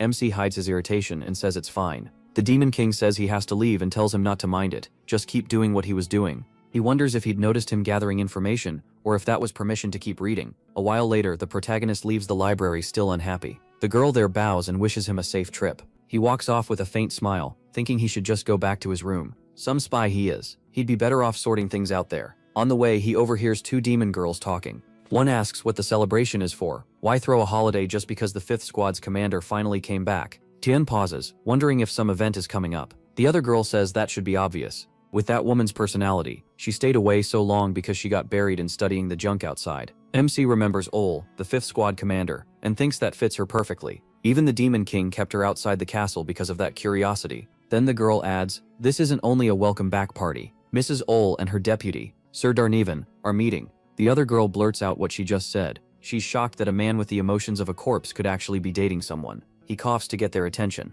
The girls jump and realize it's the commander of the Zero Squad. They panic, wondering how long he'd been standing there. Tien, meanwhile, seriously thinks this confirms demons really do date too. Well, of course they do. His stare only scares them more. They grab each other, burst into tears, apologize, and beg for mercy. Then they notice Dion is already gone, and wonder when he left. A little later, the protagonist walks quickly, telling himself he couldn't care less who's dating who. What matters is the party. If there's a celebration, there should be special wine from the demon realm. He opens a door and finds an empty room piled with trash. Looking annoyed, MC asks if it's already over. He checks the bottles and realizes this isn't even the special stuff, just ordinary wine. He picks one up and figures all brought it from the human kingdom out of curiosity. So he came here for nothing. A few demons carrying brooms walk in and freeze when they see him there. Tien wonders why they're reacting like that. One points at him with a shaking hand and asks if he's the Zero Squad commander and if he drank all of it. That instantly sets him off, and he demands to know what they just said. He thinks he hasn't had a single drop, so are they making fun of him? Two of the demons bolt, shouting that he's using informal speech, so the alarm has to be raised. Dion, totally confused, tells them to stop. Instead, they race through the castle yelling that the commander of the Zero Squad is drunk. The alarm spreads through the whole castle, shocking every demon around. Someone shouts that the commander of the Zero Squad, the demon Eret. Even the Demon King is surprised, asking if Eret is drunk already. Soon, a huge group of demons storms into the room. They form up around Dion with shields and weapons ready. The protagonist stares at them, baffled, and asks what they're doing. One demon yells for everyone to hold their shields and prepare themselves. If even one of them falls back, they'll all die, because when the Zero Squad commander drinks too much, he kills everyone. Dion gets furious, thinking he already said he didn't drink. Still, the mood around him feels familiar. Back in the demon realm, everyone always reacted like this to him drinking. Sometime earlier, the Demon King had said this was his direct order because MC loved to drink too much. He angrily asked why he was the only one banned. The Demon King wondered if he truly didn't get it. Deep down, the protagonist knows he really does lose control when he's drunk. Still, he thought they could just stop him if anything happened. That only made him more annoyed. He couldn't understand why these weirdos acted like it was the end of the world. One demon that was face red from drinking. He asked if that demon was the enemy. That was the day everyone truly learned what Sir Eret was like. The demon told him he'd already said no, so why keep asking? If MC planned to get drunk, he shouldn't cause trouble after. But he ignored him and swung the dagger. The demon snapped and shouted that fine, he was an enemy, so what now? Maybe this was for the best anyway. He'd never liked that the Demon King created a special position for Dan and brought him into their ranks. Why should the angry demon had barely asked if that was true when MC drove the dagger into his chest. He coughed up blood, stunned that he hadn't seen it coming. He stared at him with a chilling look, and slowly repeated that he must be the enemy. Then he kept stabbing, and one commander died almost instantly. After that, new rules were made in the Demon King's castle. First, if the Zero Squad commander asks whether you're the enemy, answer no right away. That's stage 1. Second, if he asks why, give the clearest answer possible. That's stage 2. Third, if he seems suspicious anyway, take a defensive position immediately. One demon quietly asks why they're defending instead of attacking, if they want to survive. Another whispers that if they hurt the Zero Squad commander, the Demon King will kill them. The first is shocked and blurts out that this is insane. A third demon quickly covers his mouth, telling the idiot to shut up because he's talking too loud. They must not provoke the commander. The Demon King will handle him. Their job is just to stay alive. Then Demon turns toward them. That terrifies them enough to duck behind their shields, and one of them wonders if he just smiled at them. He starts to speak, but the Demon King enters and tells Eret to stop. At least he was nearby. Demon looks over and realizes the Demon King came himself, and Ed and Ben are with him too. Is this getting out of hand? The Demon King asks if MC can hear him, and the MC starts to panic. He can hear him just fine. He just has no clue how to get out of this mess. The Demon King thinks he's still only at stage 1 if he's this calm. He tells him not to ignore him, and just listen. No one here is his enemy, and nobody plans to attack him. There is no reason to kill anyone, so he should put the bottle down. Before he can finish, Dion sets the bottle on the floor and says he doesn't want to fight either. He figures if he follows along, he can finally make them understand he isn't drunk. Their shocked faces throw him off. Ben blurts out, "Did he just speak politely?" The protagonist asks their pardon, still trying to figure out what was strange. He usually talks that way, so why are they acting like this? The Demon King asks Irate if he's really drunk, and Dion calmly answers no. He says he only looked at the bottles because they came from the human realm. At least now he thinks they're finally hearing him out. The two demons who had been panicking start to think they're safe. After a short silence, the Demon King asks Irate if he's really that bored, leaving MC confused. With a smile, the Demon King scratches his head and says he should have guessed after that library visit. He thinks he only went there to spy. Then the Demon King asks if he'd like to visit the second city with Devilania. She already asked for permission to take him out of the castle. Dion apologizes and asks where he's supposed to go, and with whom. Inside, he's furious and wants no part of it. The Demon King pats his shoulder and says that if war may break out soon, he should go now, while he still can. The protagonist leaves, wondering why everything keeps turning out like this. The Demon King calls Ben back, so he stops while Dion and Ed leave the room. Pointing at himself, Ben asks if he will come see him before he leaves. Sometime later, the Demon King reads a newspaper in his office. It says the kingdom of Elion is surrendering, and the Empire has won. He says he meant to act once the Empire had taken at least half the continent, but it looks like he still has time. He lifts a glowing crystal and announces to the whole demon realm. From this moment on, magic is banned across all demon lands. They cannot use any magic except through sealed magic tools already made. The only exception is when a life is in danger. The commanders of the 2nd, 4th, and 8th divisions must make sure anyone using magic for no good reason gets punished as they deserve. If needed, they may even be killed. Devilania smiles when she receives that order. Adelia smiles too and says it looks like she'll have plenty to do. Hill says the king gave him this task because he trusts him. The Demon King lowers the crystal and thinks that in normal times, he wouldn't care much about a warrior appearing, but war changes everything. Right now, all they can do is push that appearance back for as long as possible. At the same time, Ed asks if Tien is really going alone. Ben says he doesn't need to worry, because he'll be with him. The protagonist Hart tells them they don't need to come along. The Demon King stares out the window and wonders, even if the world won't unite, who can predict or stop a typhoon? In a garden, the King of the Elves sits with tea and senses something. With a serious look, he realizes the entire demon realm stopped using magic in a single instant. He smiles and says it's already too late. He doubts the king even knows the warrior's arrival is very close. The world has finished preparing. Now it's only waiting for the right time. The moment the world sends the warrior will be the worst possible time for the Demon King, and in the end it is simply waiting for that exact moment. At the same time, Margrave Amandel tells His Highness that he asks forgiveness, but they are having trouble continuing the war.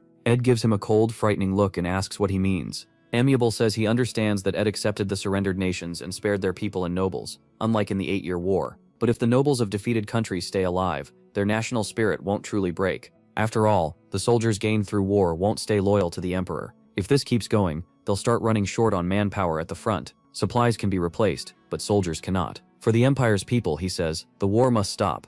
After saying that, he bows his head, sure he's doomed. Still, he had to say it for the empire's sake. He doesn't regret it. He only hopes for a painless death. Ed says nothing, and just thinks, which shocks Amiable, and makes him wonder if Ed isn't angry at all. Then the man beside the Margrave asks what he's talking about. Can't they just get more troops by drafting commoners? Ed stays silent and lets them talk. They say it's too soon to panic. They're already telling the people to fight for the empire, so what's the issue? Exactly. They can just send the poor from the slums to the battlefield. Ed slams his fist onto the table, shutting them up. Sitting straight, he says he can't judge their talents, but they sure know how to bark. Do they really mean they can fill the army by throwing commoners into war? They won't offer their own troops, and they won't volunteer to lead them. Yet they easily suggest sending citizens instead. Do they even know why people pay taxes? That money is for safety and peace. Citizens may defend the empire, but the empire also has a duty to protect them. Amiable is stunned by those words and calls out, "Your Majesty." Ed grabs his sword and says it's time to make things clear. He points the blade at them and says the war will not stop. If he needs more soldiers, he'll order them to join the fighting. The rule will match the 8-year war. If a family has more than 2 men, at least half their private soldiers and 1 family member must serve. If they refuse, then 2/3 of their private troops will be sent instead. Drafting citizens is the last resort. If they still don't get it, he'll say it plainly. Go prepare for war. Terrified, they all quickly agree with His Majesty and leave. Ed stays behind in the office, sword still in hand. He slides it back into the sheath and thinks he knows he has no right to be angry that they want to dump the war on others. But if their emperor isn't normal, shouldn't his subordinates at least have some sense? They're disgusting, just like he is. Ed lowers his head and sees a huge pool of blood from his hallucination spread beneath him. A faint smile touches his face as he thinks the visions must be getting worse. They never used to affect his daily life. Then he hears the laughter of the ghost in the room. More ghosts walk toward him, calling his name and telling him he has to die. Ed calls them impatient freaks. They keep coming, laughing and telling him to join them. Tired, Ed asks why they're in such a rush when he wasn't planning to live out his full life anyway. In the Southern Empire, fighting with the barbarian tribe never stops. With the Emperor silently allowing the slaughter, the second hero, Stigma Primero, is there battling them. Reading the paper, he says the Empire has declared war on the Kingdom of Sirhan, so the Emperor has ordered him to prepare. His growing army, already worn down by barbarians and southern disease, fighting barbarians is fun, but it doesn't compare to real war. The man beside him asks if he really loves war that much. Stigma says it's not about loving war. Walking over to a barbarian still clinging to life, he says the Emperor rewards real merit. Then he finishes the man with a slash to the neck. Stigma says there's something he wants to ask the Emperor for. During the 8-year war, he got the title of Marquis and a huge estate in the south, plus a mountain of gold and jewels. That had been enough, until he heard what Dion Hart asked for. He wanted permission to wipe out his own family with his own hands. Stigma smiles and thinks the idea hit him like lightning. How could anyone even come up with that? It wasn't just shock, it was pure joy. He wonders if MC will join this war. The man beside him says if he means that honorary count, then maybe. But later, Stigma smiles and says he can't wait to meet him. For now, it's time to get ready for war. They should burn the rest, since they might carry disease. He leaves the village, his soldiers set on fire, thinking that just like that freak, he too should ask for the right to destroy his own family. At the same time, inside a carriage, Devilania says with clear annoyance that she thought they'd be alone. Ben replies that it's the Demon King's order, and even without him they still wouldn't be alone. After all, they brought plenty of troops from the 2nd detachment. Devilania says the strange part is that they didn't bring any of Dion's own squad while heading to the 2nd city through the outskirts. Bean says he knows the Zero squad is elite, but those troops would only slow Sorella down. Looking out the window, he wonders why he'd bring his squad at all when they're only going to the 2nd city. And why do they keep talking about the outskirts? Even the Demon King. Why is everyone so nervous about the outskirts? The protagonist can't figure out why they were sent this way. He starts tapping his foot and remembers Ririnel gave him a protective pendant before they left. Even stranger, Ed made sure he was wearing his armor, like they were getting him ready for trouble. But is that really it? A bad feeling creeps over him. He wants out of here. Then the carriage suddenly stops. Tien tears up, thinking, please let everything be okay. A demon opens the carriage door with urgent news. They're surrounded. A huge swarm of demonic monsters closes in. MC watches the warriors fight them off. The 2nd squad is holding its ground, but there are way too many monsters. He looks around and realizes standing still won't help. They have to act. Asild scans the area in disgust. These things are crawling out from everywhere. Bean explains that every city has a commander for protection, but the outskirts don't. Dien stares at them, confused by how calm they are. It's almost like they expected this. Asild points out that with numbers like this, the monsters could invade more than just Demon Land. He starts panicking. Why was he invited to take a walk through the outskirts? Damn Demon King. Keeping demonic monsters under control is the Demon King's job, so they don't spill into other races' lands. By sending them through the outskirts, he basically led them right along the borders of other territories. And Dion, like an idiot, agreed to it. He wants someone to wake him from this nightmare. Asield turns to him and says she'll go first. He needs to save his strength since there are so many. The protagonist thinks he doesn't want any part of this. How is he supposed to handle that many demonic monsters? Then Bean calls out to him from behind. MC notices and figures Bin wants to say something, especially since he'd been coughing up blood again. He turns and Bean asks if he's really in shape to fight today. That catches Dion off guard. Was his trying to avoid battle really that obvious? Bean may treat him well, but he's still a demon. If he realizes him is weaker than him, he could kill him on the spot. Bean thinks it over and says he always avoids fighting unless he's drunk or his life is on the line. That's how it's always been when he's sober and not cornered. The protagonist starts to answer, but Bean adds that any normal demon would see that as weakness. Tien thinks this was bound to happen sooner or later. Demons aren't stupid. He says he wasn't trying to fool him, and Ben quickly says he gets it. The two of them awkwardly apologize, and MC asks what Ben was trying to say. Bean says there may be countless enemies out there, but they're only demonic beasts. To him, they're so low level, they're not even worth handling himself. Tien just stares at him. Bean reminds him that he's his personal doctor, so of course he understands how he thinks. He is furious. This idiot seriously scared him. Then Ben pulls out a bottle of alcohol and says not to worry, he prepared something special for him. The protagonist lights up at once and asks if it's a Demon Realm special. That makes him suspicious, looks uneasy and says it's all he has, so he won't stop him. Tien's suspicion grows as Ben pours him a glass. Ben says all he has to do is relax and get in the mood. Just drink. MC thinks even he shouldn't trust something this shady, but he still takes the glass. He watches the others fighting and realizes he probably can't avoid battle. So if he's going to fight, he doesn't want to do it sober. He tells himself he won't overdo it this time. Downs the drink, and Ben stays beside him. Ben sighs and apologizes to Dion in his head, remembering what happened at the castle. The Demon King had told him that if he hesitated in battle, he should give him a drink. He's too restrained when sober. So restrained that he even looks weak, but once he drinks, he loosens up fast. Back then, Ben had been surprised, but now he realizes it was true. Even though Dion likes fighting, he's unbelievably patient when sober. With a sly grin, the Demon King had asked if it wasn't better to let him vent before he snapped. Ben thinks that's exactly how the ruler of the Demon Realm works. He uses everything. Now in the present, Ben wonders if this was too dangerous. He gave the protagonist alcohol while he was still sick. It might be smarter to apologize now, when MC suddenly slams him hard against the wall. With a chilling smile, he says Ben finally used his head. He thinks alcohol and medicine must be some kind of key, something that weakens the wall built inside him. He never tried very hard to hide it, but he still didn't expect them to use that key this openly. He asks if they think he doesn't have much time left. The Emperor is moving faster and bolder, and the number of demonic monsters keeps exploding. There's no time to wait around. It's not that Dion doesn't understand the urgency. He drives a dagger into the wall right beside Ben's head, terrifying him. Then he glares at him and says being close to him doesn't give Ben the right to use him. Ben struggles against the hand at his throat and apologizes. He realizes this isn't just the alcohol talking. Dion says he'll let it go because Ben has done a lot for him, but next time it won't work. Acting like he cares doesn't change that. Pulling the dagger back, the protagonist tells him to remember whose personal doctor he is now. As he walks away, he adds with a smile that he didn't expect much from him at first. Ben lowers his head thinking he's an idiot, and MC was completely right. His face burns red as he reminds himself he's his doctor now, not the Demon King's servant. He starts to say something, but a demonic monster charges at them, and someone shouts a warning that it's heading for the Zero Squad commander. Dion watches the monster calmly, while Ben calls to him, trying to stop him. The protagonist slips into thought. He's sick of twisting himself up just to survive. That doesn't mean he'll let anyone else use him. If anyone is going to take advantage of him, it'll be him. He charges forward with a frightening grin and says he'll decide. He stands still, drenched in monster blood, as a crowd of demons gathers around him. Glancing aside, he calls for Ben and says to contact the Demon King by video call. Ben is stunned.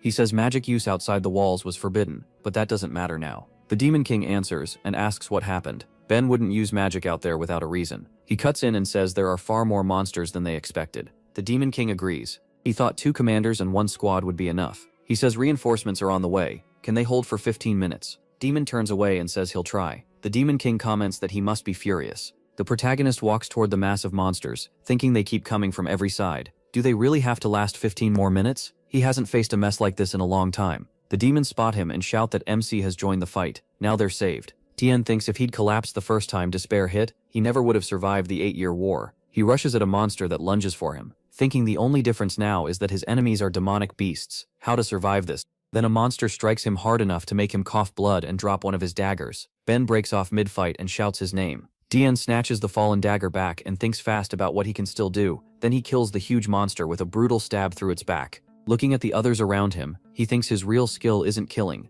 it's spreading fear. Demonic monsters still obey their instincts, so if fear crushes them, they'll retreat. It might not work on all of them. Ben, worn out, says none of them will dare touch him. He thinks if the monsters pull back they can survive for now. But long term, that isn't enough. He calls for Asild, and she turns at once. The protagonist tells her they need a trap.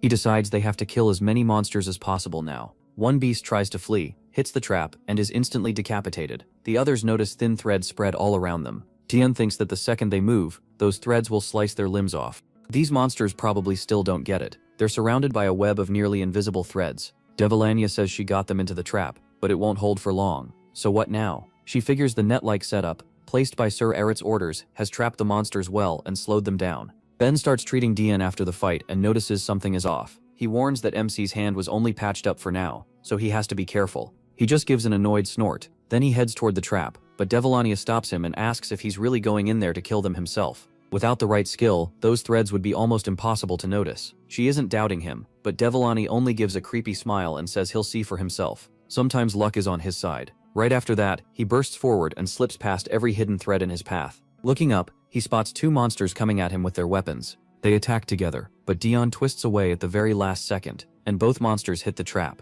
The threads chop off their limbs. Devolania stares in shock and asks how that was possible. He pulled them right into the thickest part of the threads. Can he actually see them? The protagonist keeps cutting through monsters with the traps and his own strikes. Then he turns with a pleased smile and realizes he can see it. Moonlight glinting off the threads in a faint flicker. It flying straight into a trap, killing it on the spot. Tien isn't sure if it's because he spent his life hiding from light and heat, but he's always been sensitive to light and more at ease in darkness. Maybe that's why he can do this. Smiling, he looks ahead and wonders if it's just luck. The monsters freeze, staring at him in fear. Watching this, Devolania says the battle has turned. The monsters are now too scared to rush in blindly. Ben looks over and says there are still too many. Something bad could still happen. Tien's already at his limit, and his hand is hurt too. Ben asks when the reinforcements are coming. Suddenly, MC's injured hand starts shaking hard from the pain, and he coughs up blood. Ben calls out, but he quickly cuts him off and says he needs to stop. Embarrassed, Ben says he should quit trying to treat him. The protagonist asks if they didn't expect this already. There's no point in weak efforts now. They need to stick to the plan. Still coming at them, Tien fights on too, but feels like he could drop at any second.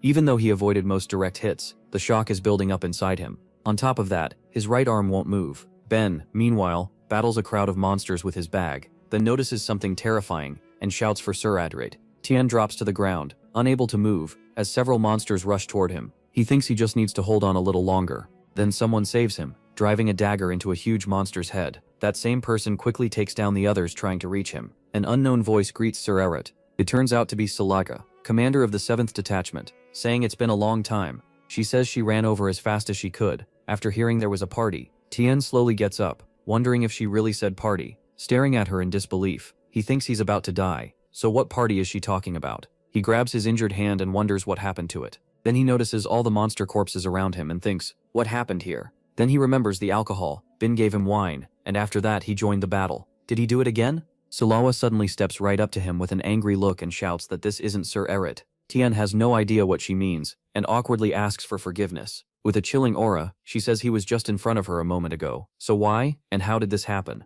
What does she have to do to see Sir Adrit again? MC wonders what's wrong with her. She's honestly starting to stress him out. Salua picks up a monster and tells Sir Adrit it's a demonic monster, so he should grant it eternal rest with his dagger. He just stares blankly, wondering what this crazy woman is doing. Salua then she was supposed to come as backup. Salua loudly assures Sir Adrit not to worry. Her subordinates will crush all the monsters except the ones meant for him. Right after that, several demons charge the remaining monsters. Devolania watches and calls it complete madness. These are the reinforcements the Demon King sent. But how did they even leave the border to come here? She just hopes Saloa didn't bring the whole squad. Saloa says she left a deputy in charge. Besides, aren't they perfect reinforcements? Clapping happily, she says that since they almost figured things out, Sir Adrit should too. But before she can finish, Ben reaches Dion and says he can't push himself any further. He needs to rest while Ben handles the rest. Ben knows he must have disappointed him badly before, but asks for one more chance. The protagonist doesn't remember. Ben turns to the commander of the 7th squad and asks why she doesn't help the commander of the 2nd squad. Salua looks offended and refuses. Later, after the last monsters are dealt with, Devolania goes over and says that except for the ones who escaped, they wiped them all out. Ben says the treatment is done, and MC can move his arm again. MC nods and thanks him. Devolania turns back and says things seem settled now, so isn't it time for the commander of the 7th squad to leave? Salua asks if she really wants her gone after all that, saying she didn't know Devolania could be so cold. Smiling, Devolania says it's for her own good. They are heading to the 2nd city, and she knows who's guarding it. Salua instantly gets angry and says it's the commander of the 10th squad. Clutching her head, she says she'd better leave because she doesn't want to see that freak who doesn't deserve his position. Then she bows to Dion and says she'll look forward to meeting him again. He watches her and thinks he didn't expect her to back off that easily, though he's glad she did. They mention the commander of the 10th squad, which means they're talking about Gossatil. Why does she hate him that much? Sometime later, they all reach the 2nd city, where the commander of the 10th detachment greets Sir Barrett with a bow and a smile, saying it's been a long time. As the townspeople cheer, Dayon stands there exhausted and thinks he finally gets what's going on. The people are thrilled that they came and throw a celebration for them. He ends up sitting on a flower-covered throne carried by several demons.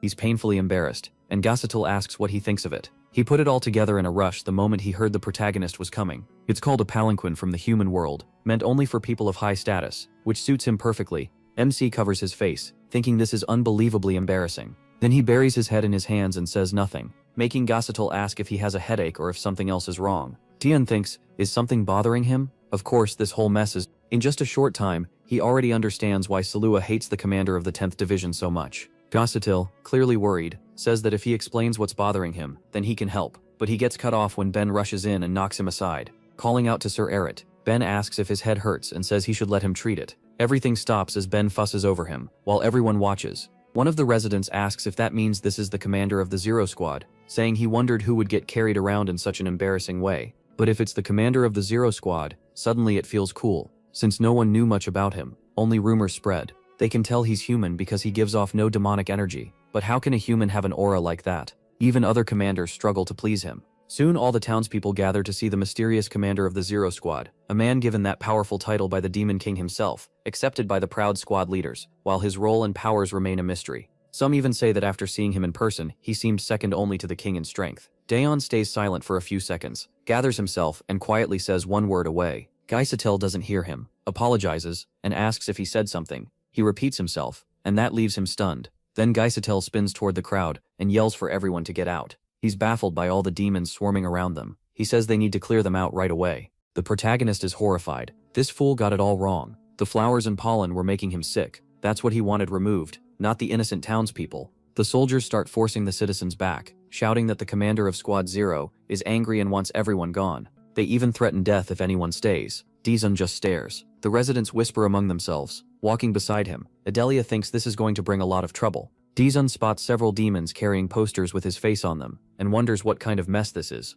Now, one of them tells the others they should all pray for Sir Eret together. They immediately put their hands together and start loudly praying for him. He has no idea what he's looking at. Then he remembers what Ririnel once said, that if they wanted to believe in something pointless, they might as well believe in him. The protagonist freezes. Don't tell me this really became a cult around Eret. He's sure this has to be Ririnel's doing. That only makes him madder. He even gave her cookies to keep her from pulling anything weird. He glares downward and says nothing. Gacetil nervously apologizes, asking forgiveness if he somehow offended him. He's so tense he even wonders if there's a fishing line around his neck. There is. Adelia is holding it in her hand, saying maybe he upset Sir Eret, and asking if she should kill him. Daon is mortified. He thought commanders weren't allowed to kill each other, or maybe that was just for show, and they actually could if they wanted. He cuts that thought off and quickly says everything is fine. He climbs down and tells them there's no need to kill another commander. Then he starts walking off, saying they should just go shopping. That was the reason they came, right? Deep down, he thinks one wrong move could get him killed on the spot. Adelia puts away the line and says they'll do as he says. Gacetil brightens up, calls him by name, and promises to serve him with all his heart, like his life depends on it. Dion thinks he believed he had some protection, but he was completely wrong. That thought leaves him on edge, and he decides he has to stay alert. Sometime later, on a street in the second city, Adelia happily says she bought so many great outfits today. Dion has changed into clean clothes. Suddenly Gacetil rushes over, cuts in and offers him a mango, saying it comes from the southern part of the human kingdom. Adelia gets annoyed, shoves him back and asks if he can stop interrupting. She also asks where all the bags went. Gacetil says they visited so many shops that they must be hungry by now, and he handed the bags to his men. Dion wonders why no one can just leave him alone. Then he nearly walks into a horse, but Ben catches him in time. He calls out to Eberet and asks if something is wrong. Looking ahead, Memsi says the demonic monsters should mostly be near the bay. What's strange is that the castle gates are standing wide open, and with all these goods from the south of the human kingdom around here, is the border really that close to— He stops when Gacetil suddenly turns to him and anxiously asks how he knew that. Dion is thrown off by the question and wonders what that means. Sometime later, they take down. He reveals that they opened a border near the southern part of the human kingdom. Ben is stunned and blurts out how he managed to hide that. Gacetil asks when else the people of this city would ever get a chance to explore the human world. Since the border had appeared anyway, he figured they might as well enjoy it a little. Dion is so embarrassed by this whole mess that he smacks his face with his palm. Gacetil says they even gave orders to move in secret so they wouldn't be found by humans. And as far as he can tell, they did everything they could to stop demonic monsters from crossing over. He looks around and feels a little relieved, but what happens gets off his horse and says they need to report this to the Demon King. Gushun sadly says he knows. Dion adds that first they need to confirm it themselves. He needs to see whether this place really connects to the southern human lands, and if it does, which country those lands belong to. He moves on and tells them to follow. At the same time, in a small southern country, a man shouts asking what was just said. Demons covered in blood crossed into the human world. That's insane. Another man says he'll call the royal doctor at once, but the ruler refuses, saying a doctor won't help this. He had known demons were using the southern border, but since nothing happened, he chose to ignore it.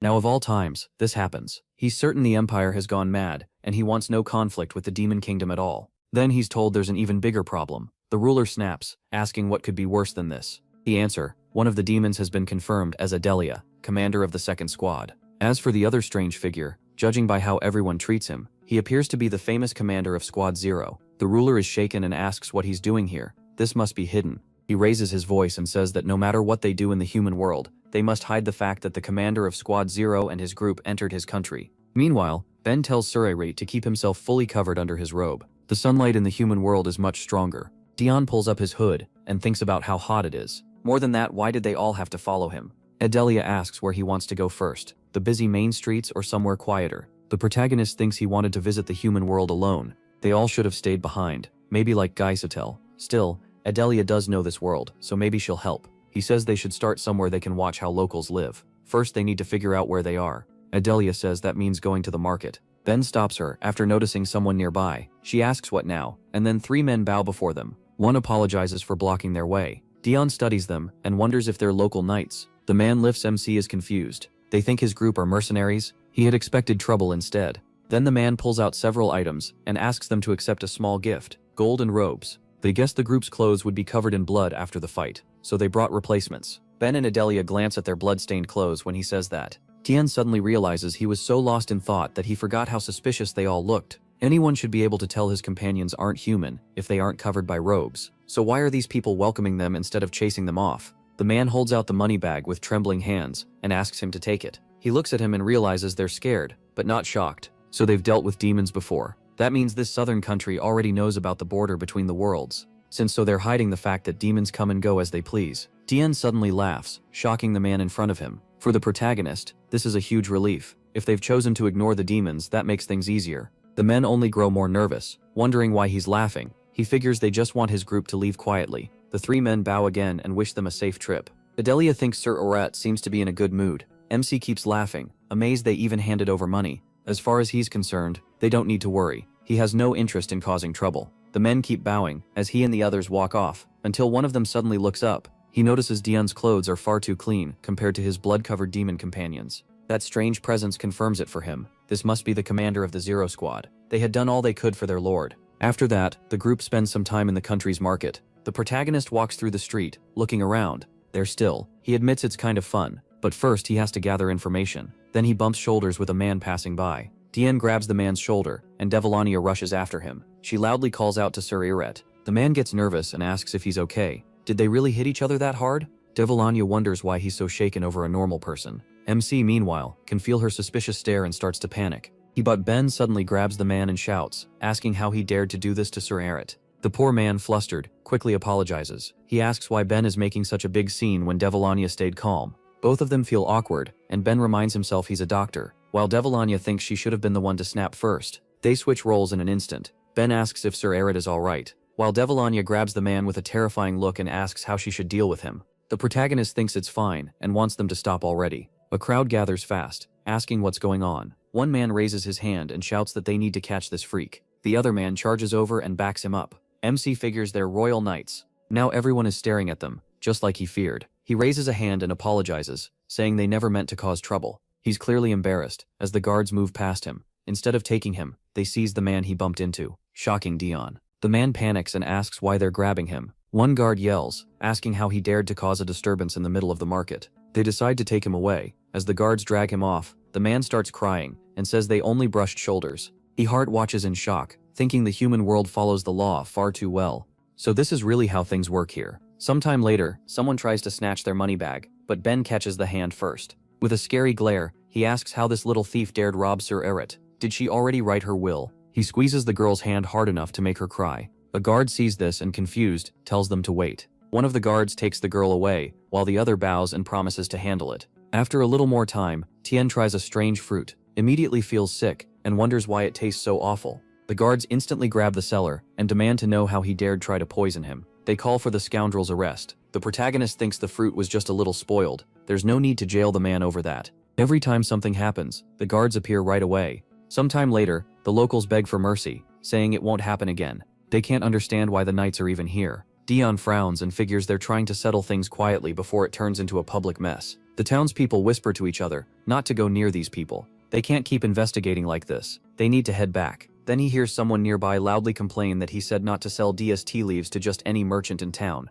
Want to import DST leaves? An annoyed seller says maybe they should meet these Dan merchants and see what kind of freaks they are. Then he notices him standing right in front of him and goes silent. Nervous under that stare, he asks what he wants. The protagonist says he wants to ask about buying some DST leaves. The seller instantly turns friendly and says so he's the customer. He'll pack some right away. To him, MC looks like an ordinary traveler, but that terrifying aura says otherwise. Maybe he's a noble hiding who he is. Dion stays quiet, thinking about the DST. Because the number of plantations is so small, it's nearly impossible to find in the empire. That's why nobles pay a high price for it. What kind of southern the merchant thanks him for the purchase. Ben tosses over a bag of money and says he can keep the change. Devilania walks up and asks if the protagonist is done. The guards watching them the whole time say they're finally leaving. It's surprising they went without causing a riot, but one of them still doesn't think that was the Zero Squad commander. The real one was always coughing blood and looked weak all over. So who was that? He doesn't know, he just hopes they never come back.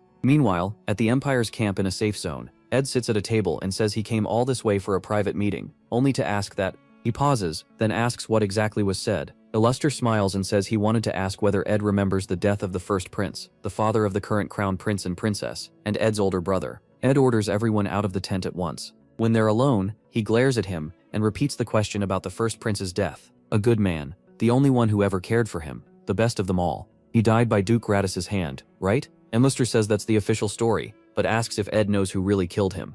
A twisted smile spreads across his face as he says Ed already knows. Ed answers with a cold smile, calling him insane. He remembers learning the truth only after Duke Gratis and his whole family were executed for the prince's murder. Illuster had been behind it all, but with the uprising going on, the nobles had no choice but to ignore his crime for the time being. Who would have guessed the criminal would confess it himself? Ed asks what he's trying to do. Illuster says he should first explain why he got rid of the first prince. He meant to place someone easy to control on it, but never expected that useless one to become ruler instead. Ed realizes that after taking the Duke's place, only one person still stood above Illuster, the Emperor. Illuster had always been like this. Ed closes his eyes and slips into memory. In that flashback, the current Emperor says he'll be back soon. Looking at his sleeping children, he smiles and says it won't take long. Until then, Ed must watch over them. Ed stands before him, thinking he should have stopped him the moment he sensed something was wrong. Back then, he said everything would be fine, and there was no need to worry about it. He bowed, and the ruler gently patted his head. Ed thinks that if he'd known this would be the end, he never would have let him go. When he first heard his brother had died, he should have investigated properly instead of rushing in with a sword, but rumors spread that his own relatives had killed him to steal the throne, and that drove Ed to draw his blade. He hates all of it, and now he's exhausted. Illuster goes on. The first prince's murder, the Church of Redemption, and Dion's role in the 8-Year War, all of it. Some time ago, MC's parents stood at the castle gate guard. Repeats that he can't do anything, and no request to change the list ever reached them. His mother breaks down, falls to her knees, and cries that her poor son is too weak. She says she could barely even hug him for fear he'd get sick. If only she had known this would happen. His father begs to see the Emperor, saying he'll explain everything himself, and asks them to let them meet the protagonist Hart. The guard says the Emperor isn't in the palace right now. His mother cries out, asking why he's never there whenever they come, then begs the guard to at least pass on a message. As they keep pleading, Illuster walks by and listens. A sly smile slowly spreads across his face before he gets into the carriage. He handed the papers to his servant and told him to burn them too. Those papers included a correction request. The one drafted from the Denon Hart family should have been cruel. Illuster says he forged the records and hid them so no one knew MC had been taken by mistake. At least, not at first. But after the war, once he learned the truth, he did nothing and watched him slaughter his family. If he ever learns everything, how will he react? Ed's eyes flare with rage. He calls Illuster by name and asks if he wants to die that badly. With a smug grin, Illuster asks if he really didn't know. Then he reminds him he can't kill him. If Ed executes him without a proper reason, Illuster's name will live on, and Ed's image will get even worse. People will just call him a ridiculous tyrant. Ed cuts in and asks if he really thinks shame scares him. Illuster says no, that's not the point. The real damage would be to the royal family and its heirs. He's sure Ed doesn't want that, and he keeps smiling like a snake. Then he adds that Ed acted ignorant all this time, so doesn't that make them partners in it? Ed glares at him and says the second Illuster finds an opening, he just won't shut up. Illuster says of course he'll drag this out as long as he can. He's waiting for the day Ed kills him himself. After leaving the tent, Illuster thinks the Emperor is only alive because he isn't allowed to die. That look in Ed's eyes is the same as before. If Illuster wants his plan to work, Ed has to stay alive. Ed buries his fury and vows he won't rest until Illuster dies, the most miserable death possible. As he prepares to ride off, he thinks the same thing. He won't die before killing Illuster. That's the real reason he came here. He also managed to gain influence inside the Revolutionary Army. Everything is moving just as he planned. Later, Ed rides off alone in no clear direction. Behind him, members of the Revolutionary Army race through the trees after him. He notices but keeps going. Then he yanks the reins and stops his horse. He stays still for a moment, hearing only the wind. Ed glances back with a grin and says he only wanted to clear his head, but it's hard to do that when pests keep chasing him. Right after that, the revolutionaries step out from hiding and draw their weapons. Ed looks them over and asks if they came all this way just to meet him. At the same, Daniel returns home and calls for his mother. His mother, knitting in her rocking chair, says she heard he'd come back after the mission. She touches his face and notices he's been hurt. Daniel smiles and says there was a clash with a bloodthirsty knight on the way to Ilion. It's nothing serious, so she shouldn't worry. Holding her hands, he admits he can't hide anything from her. She tells him she won't ask what he does or where he goes, because she trusts him. For a world where everyone is equal, without class or rank, one man gathered people to kill the emperor. His mother gives him a scarf she made, and gently tells him to be careful. He's the one calling for the throne to be destroyed, and a fair world built for everyone, and he does it for her. Daniel's mother was a noblewoman who ran away with a commoner. She kept living that simple life, even after his father was killed by a cruel noble. Even as stress made her weaker, she never stopped talking about her dream. When Daniel was little, she told him about a world with no kings or nobles, no social ranks, a world where everyone could rule their own life and work freely. Daniel never forgot those words. She hugs him and says she hopes he'll see that world one day. Watching her grow weaker, he swore he'd make that dream real. Now Daniel rests on his mother's lap and says he's a sinner. He fights for the revolution, but many have died because of his orders, and soon they'll start a war that puts everyone at risk. She keeps stroking his head and quietly asks if he wants to stop. Daniel lifts his head and says no. For his fallen allies, and for her, he will reach his goal. He asks her to wait for him, and she smiles warmly, saying of course she will. She trusts him, but he has to come back alive. Then she holds up the small jar hanging from her neck, and says that if he is hurt, she'll drink the poison inside and follow him. Daniel is horrified and begs her not to say that. Just then, a revolutionary soldier rushes in and says there's an emergency. Aiden has led troops to kill the emperor. Shocked, Daniel asks him to repeat that. They're really trying to assassinate the emperor. At the same, it looks like others came to visit too. They don't get what he means, but then Ed sees ghosts standing beside them. He gets off his horse and asks if they know how he took the throne. Clearly they don't. Not even who led the 8-year war and won it. Suddenly he pulls a dagger from under his clothes, stunning the soldiers around him. Then he drives it into his own hand, which shocks them even more, and they ask what he's doing. The ghosts vanish from Ed's sight, and he tells them not to worry. He just got rid of the dead pests that were bothering him. He shakes the stabbed hand and says with a faint smile that this feels much better. Dropping the dagger, he walks toward them and says, now they can continue. Do they know, the nameless hero with the fragment, or why he travels without guards? One soldier snaps that they don't need to listen to this nonsense. He tries to give the attack order, but Ed cuts off his head in a single swing. With a chillingly calm face, Ed asks if they've ever heard the saying, don't forget the past. A girl rushes him, screaming that the emperor must die. He blocks her strike and says people say that because those who forget repeat their mistakes. Then Ed starts cutting through the soldiers at high speed and shouts that if they had remembered who he was when they chose treason, if they had remembered him from the 8-year war, or even bothered to learn what he did on the battlefield, they never would have dared attack him so poorly. He keeps slaughtering them without slowing down. His overwhelming power shows in every swing. He handles a long sword with one hand, wild and brutal, just like his spirit. Then he suddenly stops, surprised that he can't move farther.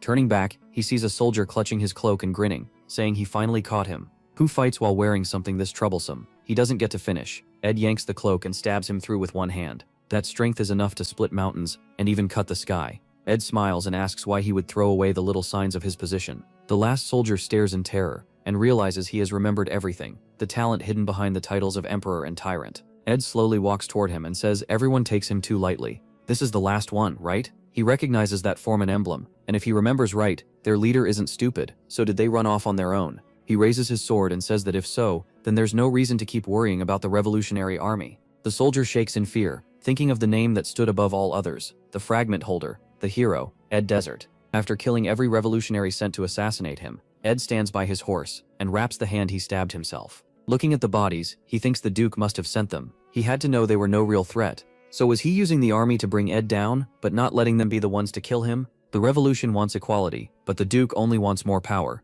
In the end, clenches his fists in anger and asks how dare that man use him. After the failed attack, a revolutionary soldier reports that 1/9 of their army is gone. Their plans will have to change because they don't have enough men. Paul, now one of the soldiers, asks in shock if he really said 1/9 had fallen. Daniel, clearly upset, asks what Aiden was thinking, attacking the Emperor head-on like that. They worked hard gathering resources, and now it's wasted. Until they rebuild their strength, they'll have to pull back again. He thinks Aiden had worries about delaying their great goal, but he never should have acted this recklessly. So why did he do it? Paul points out that once the Emperor moved toward the battlefield, his route became hard to trace. So how did Aiden find him? Daniel thinks it over and realizes only someone with enough power could get that information. Then he remembers Illister and thinks that, looking back, someone saw Aiden talking with Shaolin before he left. Did she and the Duke plan this, to set the revolutionary army against the Emperor? A while later, Ed returned to his castle. One servant rushed up and asked if His Majesty had come back alone. Ardo ran over, saw the blood, and shouted that the sun had barely risen, and he was already ambushed. Ed just answered that if he had died, then that would have been fate. Ardo, deeply shaken, asked how he could say that so calmly. Walking past him, Ed said it was only a joke, then asked if the Chancellor really couldn't tell a joke from the truth. Ardo wilted at that, and begged him not to joke about something like that. Ed fell into old memories and asked the Chancellor if he remembered. One of his sisters said she wanted to make their country rich. One brother wanted to build an empire so no one would ever look down on them, and another dreamed of uniting the whole continent. They had so many plans that they could spend all day talking about them. But because of what he did, none of them got to make those dreams real. So now it was his duty to fulfill their wishes. He said he couldn't turn away from the path he chose. That was why he had to carry such a heavy burden. With every hour of his life already planned, he couldn't even picture dying in some pointless way. Ardo looked at his hand and noticed the wound on Ed's left hand was still bleeding. He figured Ed kept reopening it. The man meant to be the Empire's center suddenly looked fragile. Ardo told him that duty mattered, but he still shouldn't throw away his own safety. Ed cut him off and said he should have led with that. He didn't think his body had any real value, so what if it ended up near death? Then he stopped, turned, and smiled, asking if Ardo really wanted to waste precious military resources fixing a piece of meat. Ardo was horrified and could only cry out to His Majesty. Ed kept walking and told him not to worry. He planned to burn bright to the very end, and thanks to someone dying soon wasn't even on his mind. At the same time, in the Demon Realm, a new commander of the 9th Squad, Trover, had appeared. He was already in a fight, calling out Earthquake. Trover claimed magic was his specialty, even though he mostly relied on his heavily trained body. His opponent was Durnovan, deputy commander of the 5th Squad. Durnovan dodged aside and thought it was just a crude power hit. He sent magic to his fingertips and struck fast with claw attacks, but Trover blocked it with a shield skill. Aseeld and Jakar sat together, watching the match. Velatin was there too, following the fight. Dion sat beside Ririnel, wondering why Trover shouted spell names when he barely used magic. But that wasn't even the main problem. What bothered him more was why he had to be here at all. Looking up, he wondered how this even happened. Right after arriving at the Demon King's castle, Trover had asked to spar, and the protagonist managed to avoid it by saying he was tired. Sometime earlier, Trover had laughed and said he'd been waiting for this for so long. He asked Sir Eret to judge the match, then added that once he had rested, they should fight too. Remembering that, MC realized this was how he got stuck here. Then Trover noticed Ult staring at Durnovan and said that in romantic novels, a knight entering battle dedicates his win to the main character. Hugging her, he asked if that was true. Ult said that if he won, then he should dedicate his victory to her. Durnovan agreed at once. The two started kissing, and an annoyed Trover shouted for them to get started already. He called out to Sir Eret and begged him to begin so he wouldn't have to suffer through this any longer. Dion agreed, then wondered what a proper opening for a demon spar even sounded like. Do your best. Don't get hurt. None of that fit. So since they were in the demon realm, he smiled and told them to try not to kill each other. That should work, right? The moment he said it, everyone went silent. He was instantly embarrassed and wondered why the mood had changed. Now he kept thinking, did he say something wrong? He thought that kind of line would suit cruel, foolish demons just fine.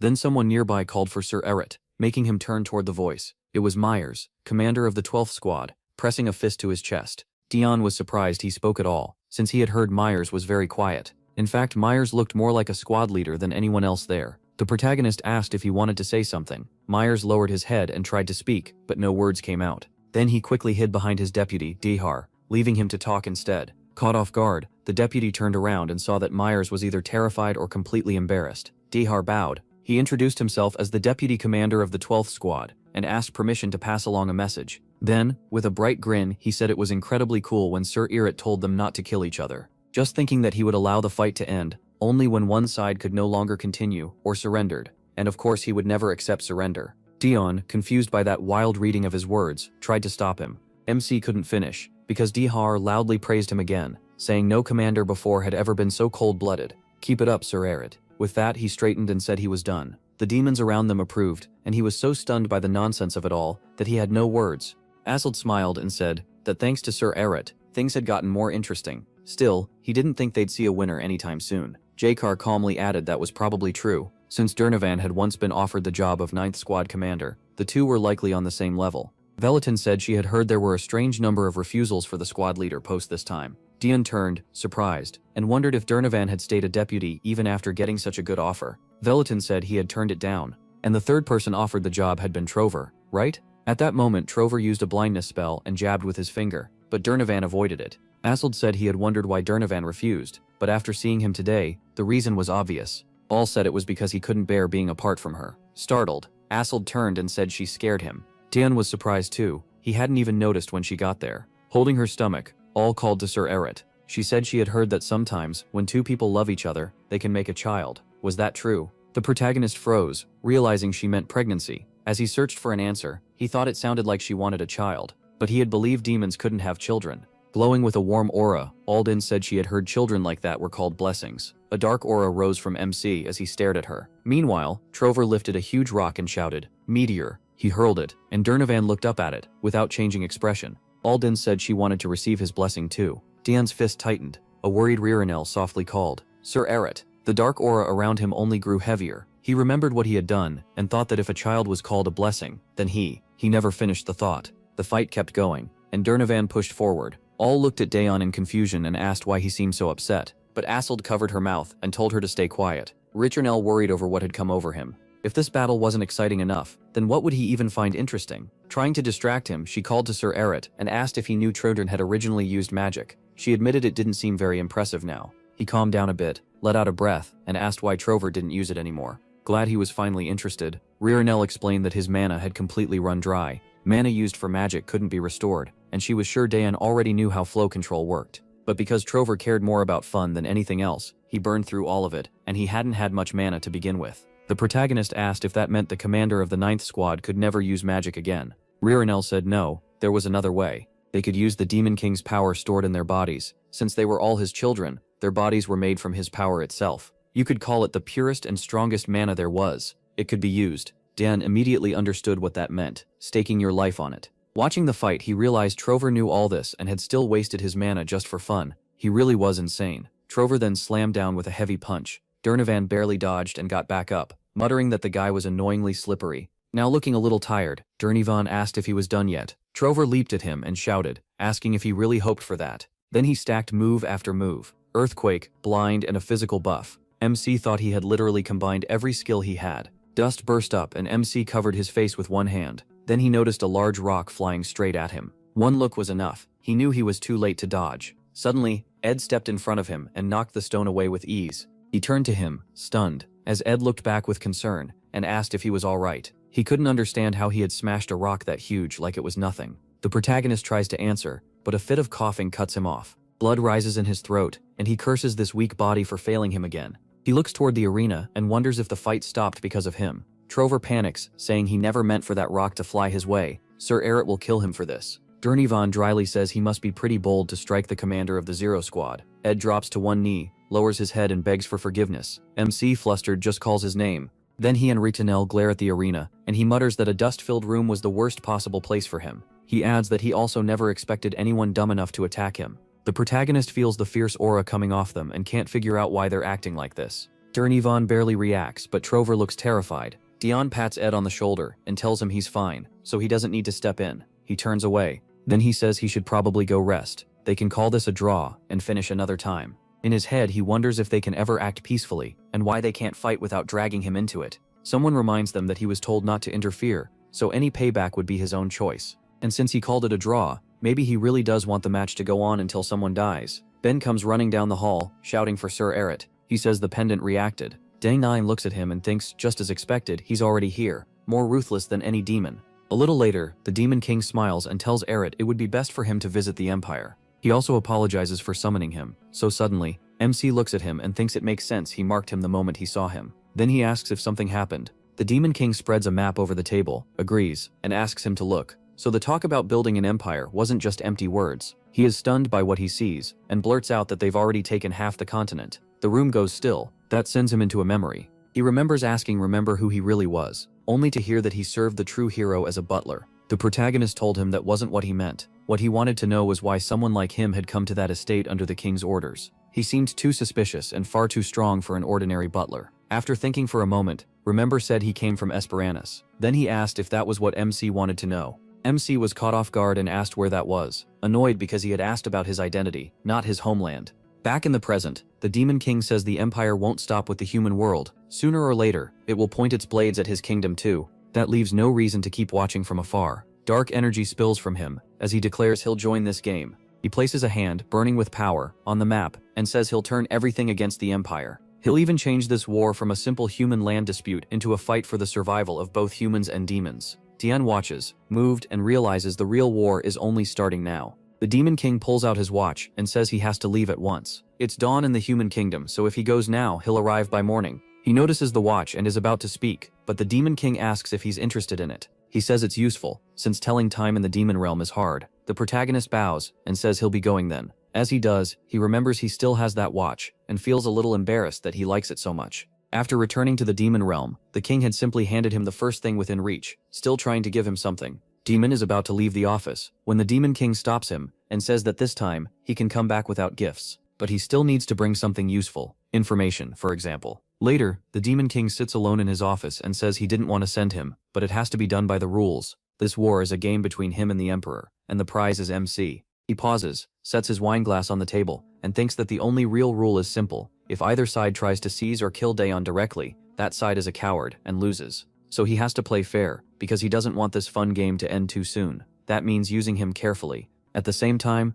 the protagonist walks down the hall, saying he has to leave on a mission right away. Ed answers that he understands, and will start packing immediately. Back in his office, the Demon King says MC is a very useful card, but a dangerous one too. With a sly smile, he says a war of attrition is about to begin. Sometime later, Dian stands in his room, thinking he's sure to end up in battle before long. Will he have to bite down on that rag again and go through that nightmare? The thought pulls him back to the war. In that memory, someone handed him a rag and asked if he was sick. There were no visible injuries, yet he kept coughing blood. The man asked if he was an Imperial soldier. He shot him a cold look and warned him to leave, or he'd kill him. The man said he'd heard weak soldiers were always the first targets in battle. Whether he was swallowing blood or biting a rag, he should hide it. Green suddenly grabs his head, making Ed worry, and ask if he's alright. The training ground really wasn't the best place for this. Before Ed can finish, the protagonist says he's fine. He wonders who this kid really is. He doesn't need to hide his condition anymore, since everyone already knows. But back then, that advice had been useful. Ed still asks if he's really okay, and says he should get checked, just in case. MC says there's no need, it's just stress. Then he looks at his bag beside the flower and says he'll be back soon. Sometime later, he rides out on horseback, when something shifts inside the bag. A flower pokes out and starts breathing. He remembers Hien telling that flower it had to watch over Sir Eret in her place. After a while back at his estate, Remember stands before him with a teapot, and says he's glad he returned safely. He thanks him for taking care of the estate. Remember says he only did his duty, then asks why the protagonist didn't leave that bag with the servants. MC's hand starts shaking as he holds the cup, and he asks if that's what he means. There's something important inside, so he'd rather keep it close. No way he could trust the servants with it. He's already getting nervous, wondering what that stupid plant is about to do. He remembers how shocked he was when he first found it in the bag, and asked what it even was. Dainton thinks back on it. When did it sneak in there? If anyone finds out, it'll be a disaster. No one can know. Then the flower starts making noises, startling him so badly he breaks into a coughing fit while drinking tea. Remember asks if he's alright, and tells him not to rush, he'll pour another cup. He quickly grabs the bag, thanks him, and thinks the thing just needs to stay quiet. Setting down the cup, he changes the subject by saying today's tea smells especially nice. Remember says he's glad Dan noticed. He brewed leaf tea he brought himself. Come to think of it, Dan brought a lot of the same kind last time too. He said a trading company he started had begun selling it. The protagonist is surprised and asks if Dan really set up a company. He remembers Dan borrowed money from him right before he left for the Demon Kingdom. It grew fast in no time. MC invites him to sit and have tea, and starts remembering what happened after he reached Tien after crossing over from the Demon Kingdom. He wonders if that pushy merchant he met belonged to Dan too. Remember sits across from him, and says the man showed real talent, didn't he? Maybe he should look into the merchant trade someday. He agrees and says he will when he gets the chance. Still, he thinks Dan seems oddly attached to him. Looking away, he wonders if he'll even get any free time. Full war between the Demon Kingdom and the Empire is coming soon. Then he remembers something, and asks, more seriously, how Remember is feeling. Remember says that if the protagonist is telling him to take some time off, he's fine with that. The protagonist relaxes a little, and says that's not what he meant. Right now, the Empire is attacking his homeland. Remember sets down his cup and says he means Esperanus. He's heard about it too. Dan wants to respond but stops, thinking that of course he already knew. His homeland is under attack, and MC can't imagine how mixed his feelings must be. Before he can say more, Remember catches him off guard by calmly saying everything is fine. Last time he'd only heard a little about Esperanus. He says he remembers it as a small kingdom in the middle of the continent, and Remember adds that the mountains around it were meant to keep it safe. So if anyone wants to take Esperanus, they'd have to deal with the nearby countries too, otherwise the cost would be bigger than the reward. That's why His Majesty will send troops soon. While sipping his tea, Remember says Esperanus isn't an easy target. Dion studies him and thinks his trust in his homeland is almost absolute. What kind of people live there? He'll need to look into it more. Then both of them notice the purple gem on the table, suddenly glowing bright. The protagonist realizes it's the communication crystal the Emperor gave him. At once he steps to the table, grabs the crystal and says, "Prosperity of the Empire." Ed tells him to forget the formal greeting. He just wants the report now that MC is back, if the timing works. A little later, Dion finishes his report and says this should finally push the Demon King to act. Ed thinks it over and says beating the Demon Kingdom will take all people standing together. That means he may need to speed up the conquest of the continent. The situation has changed. To him, this mind game with the Demon King is also a battle of pride, and he has no intention of backing down. He asks if there's anything else. After a short pause, he asks whether he also wants to hear things unrelated to war or demons. Ed says yes. If the protagonist remembered it, then it probably matters. Dion decides not to show his hand unless Ed asks directly. Then Ed does, asking if the issue is monsters or the border. MC answers that a gate to the demon realm was found in Tien. Ed thinks all he had to do was ask. He says Tien is a southern country, making this valuable information, and thanks him for his work. MC, then he adds that he absolutely must wear the gift he sent. He glances at the presents on the table and wonders if that's what Ed means. At the same time, J-Car sits in his office reading a document. He lets out an annoyed sigh, gripping the paper as he wonders why no order has come. He definitely got the protagonist's mission report after his return. Moving to the window, J-Car thinks the Duke would have ordered the Revolutionary Army, or the assassins, to act right away. Just then, Velatin enters and calls to him. J-Car turns at once and greets him. With a smile, Velatin asks if he's already heard that Dathon returned. J-Car asks if there's a job for him. Has the time to move finally come? A week later at the hunter competition, MC walks down the street, calls Remember, and asks if the place they wanted to visit before the event is Merchant Dan. Clearly embarrassed, he asks isn't this, and he thanks Hearing Fly, and Remember says Dan will be happy to see him. Once in, they find the place packed with people. Nearby, an angry woman snaps that he has to be joking. She graduated from the academy. Does he really think she can't tell one herb from another? This merchant group is much bigger than he expected. How is he supposed to find Dan in all this? Then he hears someone call for the master. He turns and sees a man reporting that the Great Chukun Bridge has collapsed, asking what they should do about goods from Ravesh. Dan says the Great Pogan Bridge should still be usable. He tells him to send them another way. Their merchants have had enemies lately, so they need to be careful and not get fooled by troublemakers. Watching him, Dayon thinks Dan really does look like the head of a trading company. Then Dan spots him and freezes in surprise. He quickly hands the document folder to the other man, calls out, "My lord," and asks if the protagonist came to see him. Dan lights up and says it's all thanks to him. As soon as he mentioned that, Dan looks over what the protagonist is wearing and asks if he's going somewhere. The protagonist says yes. He stopped by on the way to the hunter competition. Dan says that since it's a hunting contest, he heard each person can bring an assistant. He leans in and eagerly asks MC to take him along. He refuses without even thinking. Dan immediately looks crushed and asks why. He says that while the protagonist was away, he trained hard with a sword and did really well, so he wouldn't be a burden. The protagonist stays quiet because that's not the real problem. He tightens his grip on the bag holding the flower and thinks that if Tien stays near him, he'll never get rid of that stupid plant. He already tried over and over at home. The first try with a knife failed too, along with poison, release, and plenty more. Failed too, along with poison, release, and plenty more. No matter what he did, he lost every time. This competition might be his last shot to get rid of the demonic flower, so having someone with him would be a problem. Remember walks over and calls out, "My lord." Smiling, he asks why Dion doesn't trust him this time. From what he saw, Dion really trained for this. MC covers his face with one hand and says this has nothing to do with trust. He looks at them about to say he just wants to be alone, but stops when he catches the pleading look on their faces. To him it feels like they're saying he has to grant an old man's last wish and not let him down. Tien gets even more flustered and thinks they need to stop this. Even with both of them staring at him like that, he tells himself he won't change his mind. Sometime later though, Remember and Dan climb out of the carriage, and Dan happily thanks him for letting him come. Inside, he is still sitting there with a sour look, wondering why he's so weak. How is he supposed to get rid of the flower now? If he leaves it in the bag, it'll just keep following him. Dan waits outside, watching him with a strange, heavy mood. Dan steps out and thinks he'll just have to figure it all out after the hunter competition. As he gets down, Dan helps him, and the protagonist thinks this whole mess with the crazy plant has made even attending a competition a pain. Then he notices people nearby staring. Everyone is looking at him in surprise, but no one says a word. MC wonders what the problem is now. Then he looks down and sees. Embarrassed, he yanks his hand away at once. He looks aside without saying anything, but Dan just asks what's wrong, not understanding at all. Dan looks ahead and sees a large group of soldiers standing before him. There are way too many of them. Asilij is shocked. He isn't some lady in a dress, and helping a grown man. In Asilij's eyes, he made my lord look foolish, and insulted the hero's honor too. The protagonist calls Dan by name, and Asilij thinks the merciful my lord still won't forgive something like this. She then freezes when she sees MC smile, and realizes Dan already understands. He pats Dan on the shoulder and says he wasn't feeling well today, so he appreciates the help. Still, he says Dan doesn't need to do that again. The soldiers smile, seeing that he forgave him. Anyone would have understood if the count wanted to hit the guy, but instead he forgave him. Maybe the rumors really were wrong. They say he's a wonderful person. Hearing that, Asilij smiles happily. She thinks they finally saw how noble their lord is when he forgives a subordinate.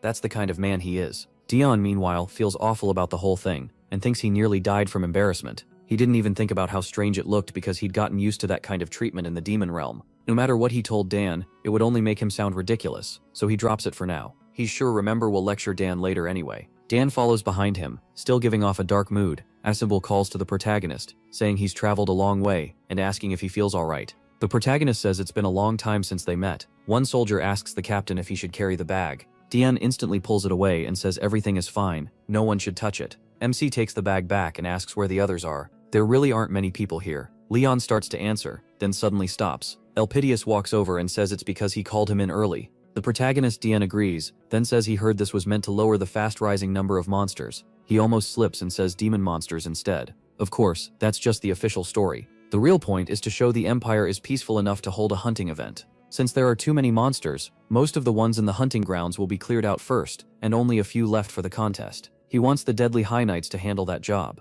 Gesturing aside, he adds that he's not forcing them. If they refuse, he'll hand it to the Imperial Knights. Tian says it's not that he doesn't want to. Elpidius explains that the Imperial Knights took losses. Some also stayed up all night cleaning up the chaos they caused. Nearby knights awkwardly hum to themselves, and MC thinks they're ridiculous. He bows and says he appreciates the offer and will gladly place the High Knights under his command. He thinks that Elpidius asks what he's talking about. Obviously, Dian has to lead them himself. He looks up in surprise and asks what he just said. Sometime later, someone shouts that the Imperial Knights must hold formation and not fall back. That person thinks the Imperial Knights are easy to manage because they follow a clear system. But only the protagonist can control the reckless High Knights. Everyone knows that. One High Knight rushes ahead yelling that they should charge and kill everything in sight. The Imperial Knights are stunned, saying they can't attack without a plan. As the fight starts, one knight claims the horned monster as his target. The rest of the High Knights tear through monsters just as brutally. An Imperial Knight stares in shock and calls their fighting style barbaric. He turns with a frightened look and says they must be copying their leader.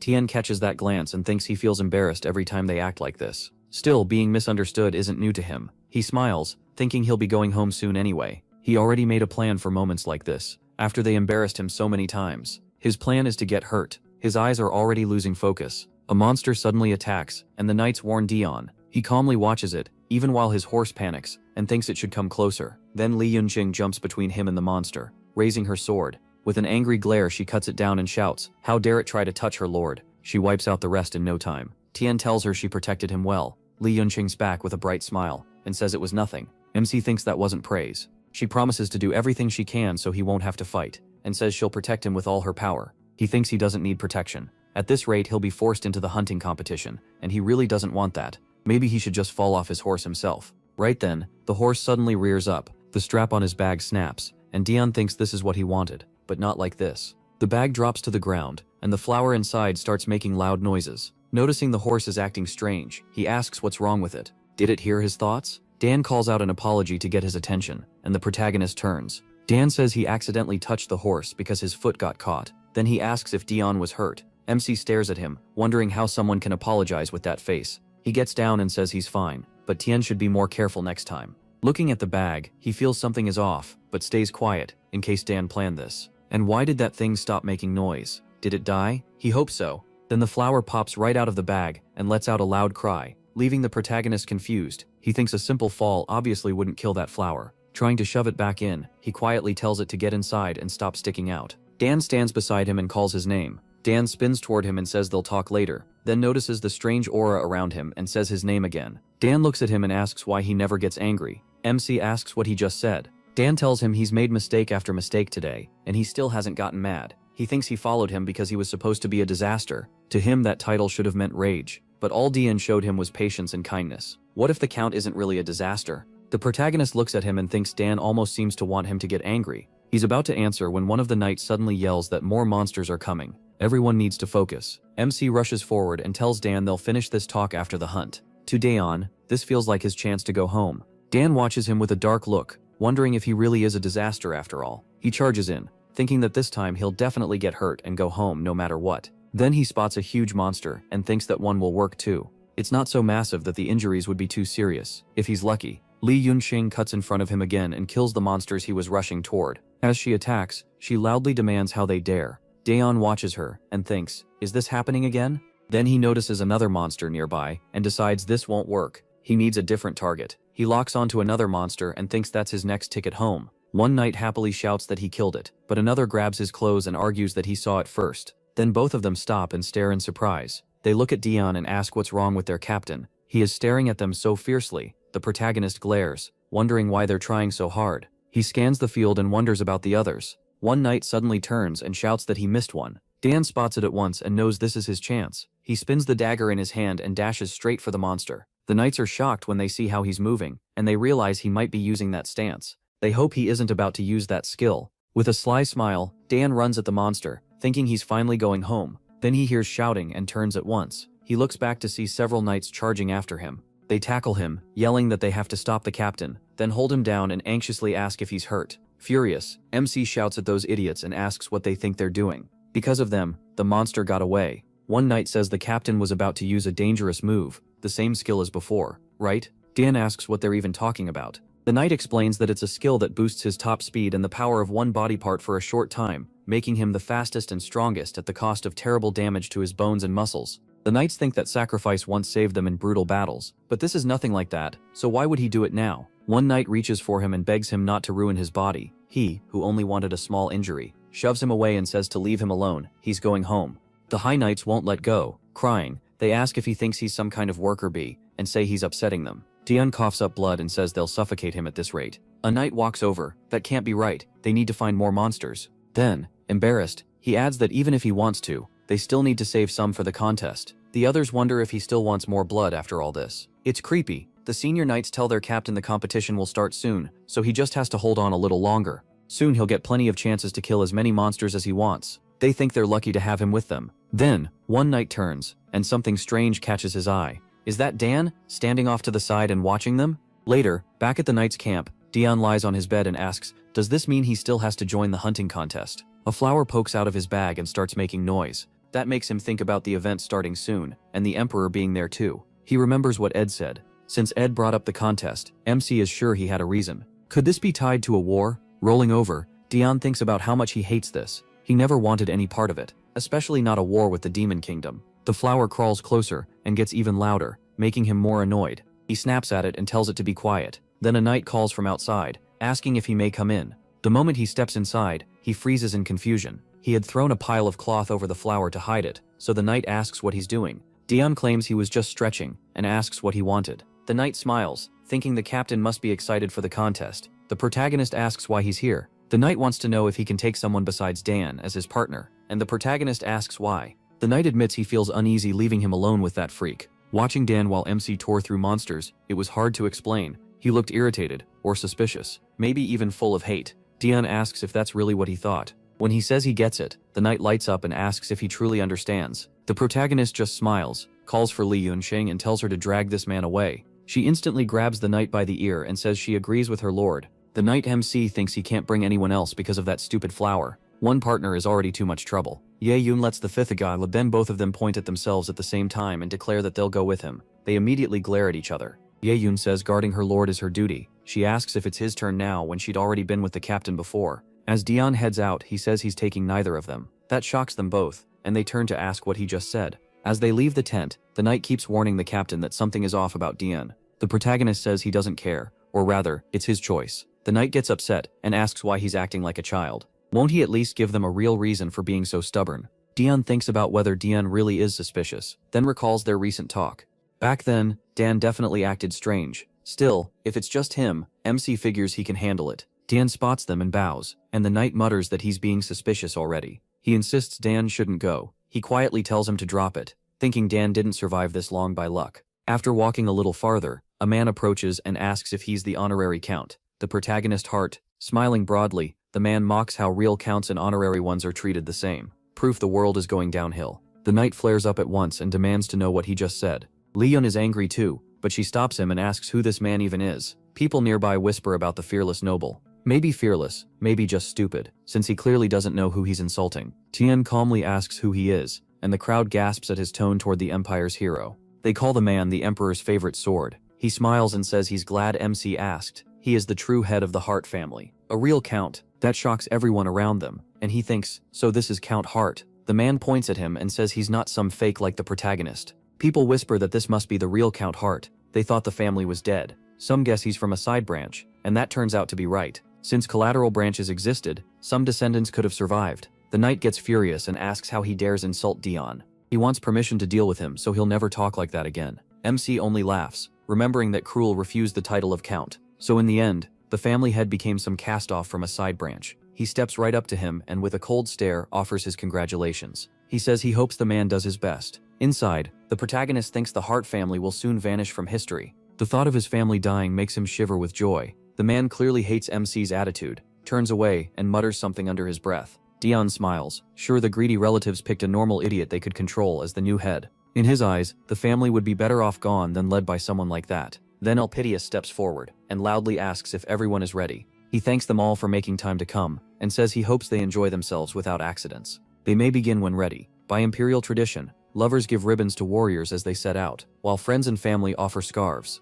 Sitting on his horse, Dion asks, even though he expected nothing, aren't they giving him any scarves? The knight beside him awkwardly says they must have forgotten. Embarrassed, he blurts out that if he wants one, he'll get it right away. Nearby, a little girl hands her brother a scarf and tells him not to get hurt. He laughs and thanks her. That brings back memories for Leon. She says she once gave her brother a scarf during the 8-year war. Dion looks at her and asks if her brother went in her place. Smiling, Li Yunqing says their parents stopped her from volunteering. She had better sword skills and was healthier, so watching her sick brother leave for war terrified her. She says she never wants to feel that again. That's why she became a knight. Now her parents can't stop her from going to war herself. The protagonist tightens his grip on the reins and says that's admirable. Her story reminds him of his own life, except his ending was completely different. He leaves with Dan, wearing a sad look. The nearby knights wave them off and wish them luck. At the same time, a soldier from the Revolutionary Army stands beside Cruel and says they're fully prepared. They've gathered enough weapons and assassins that even Dion won't survive. This is the perfect chance to kill him, and Cruel agrees. He recalls what happened a few days earlier.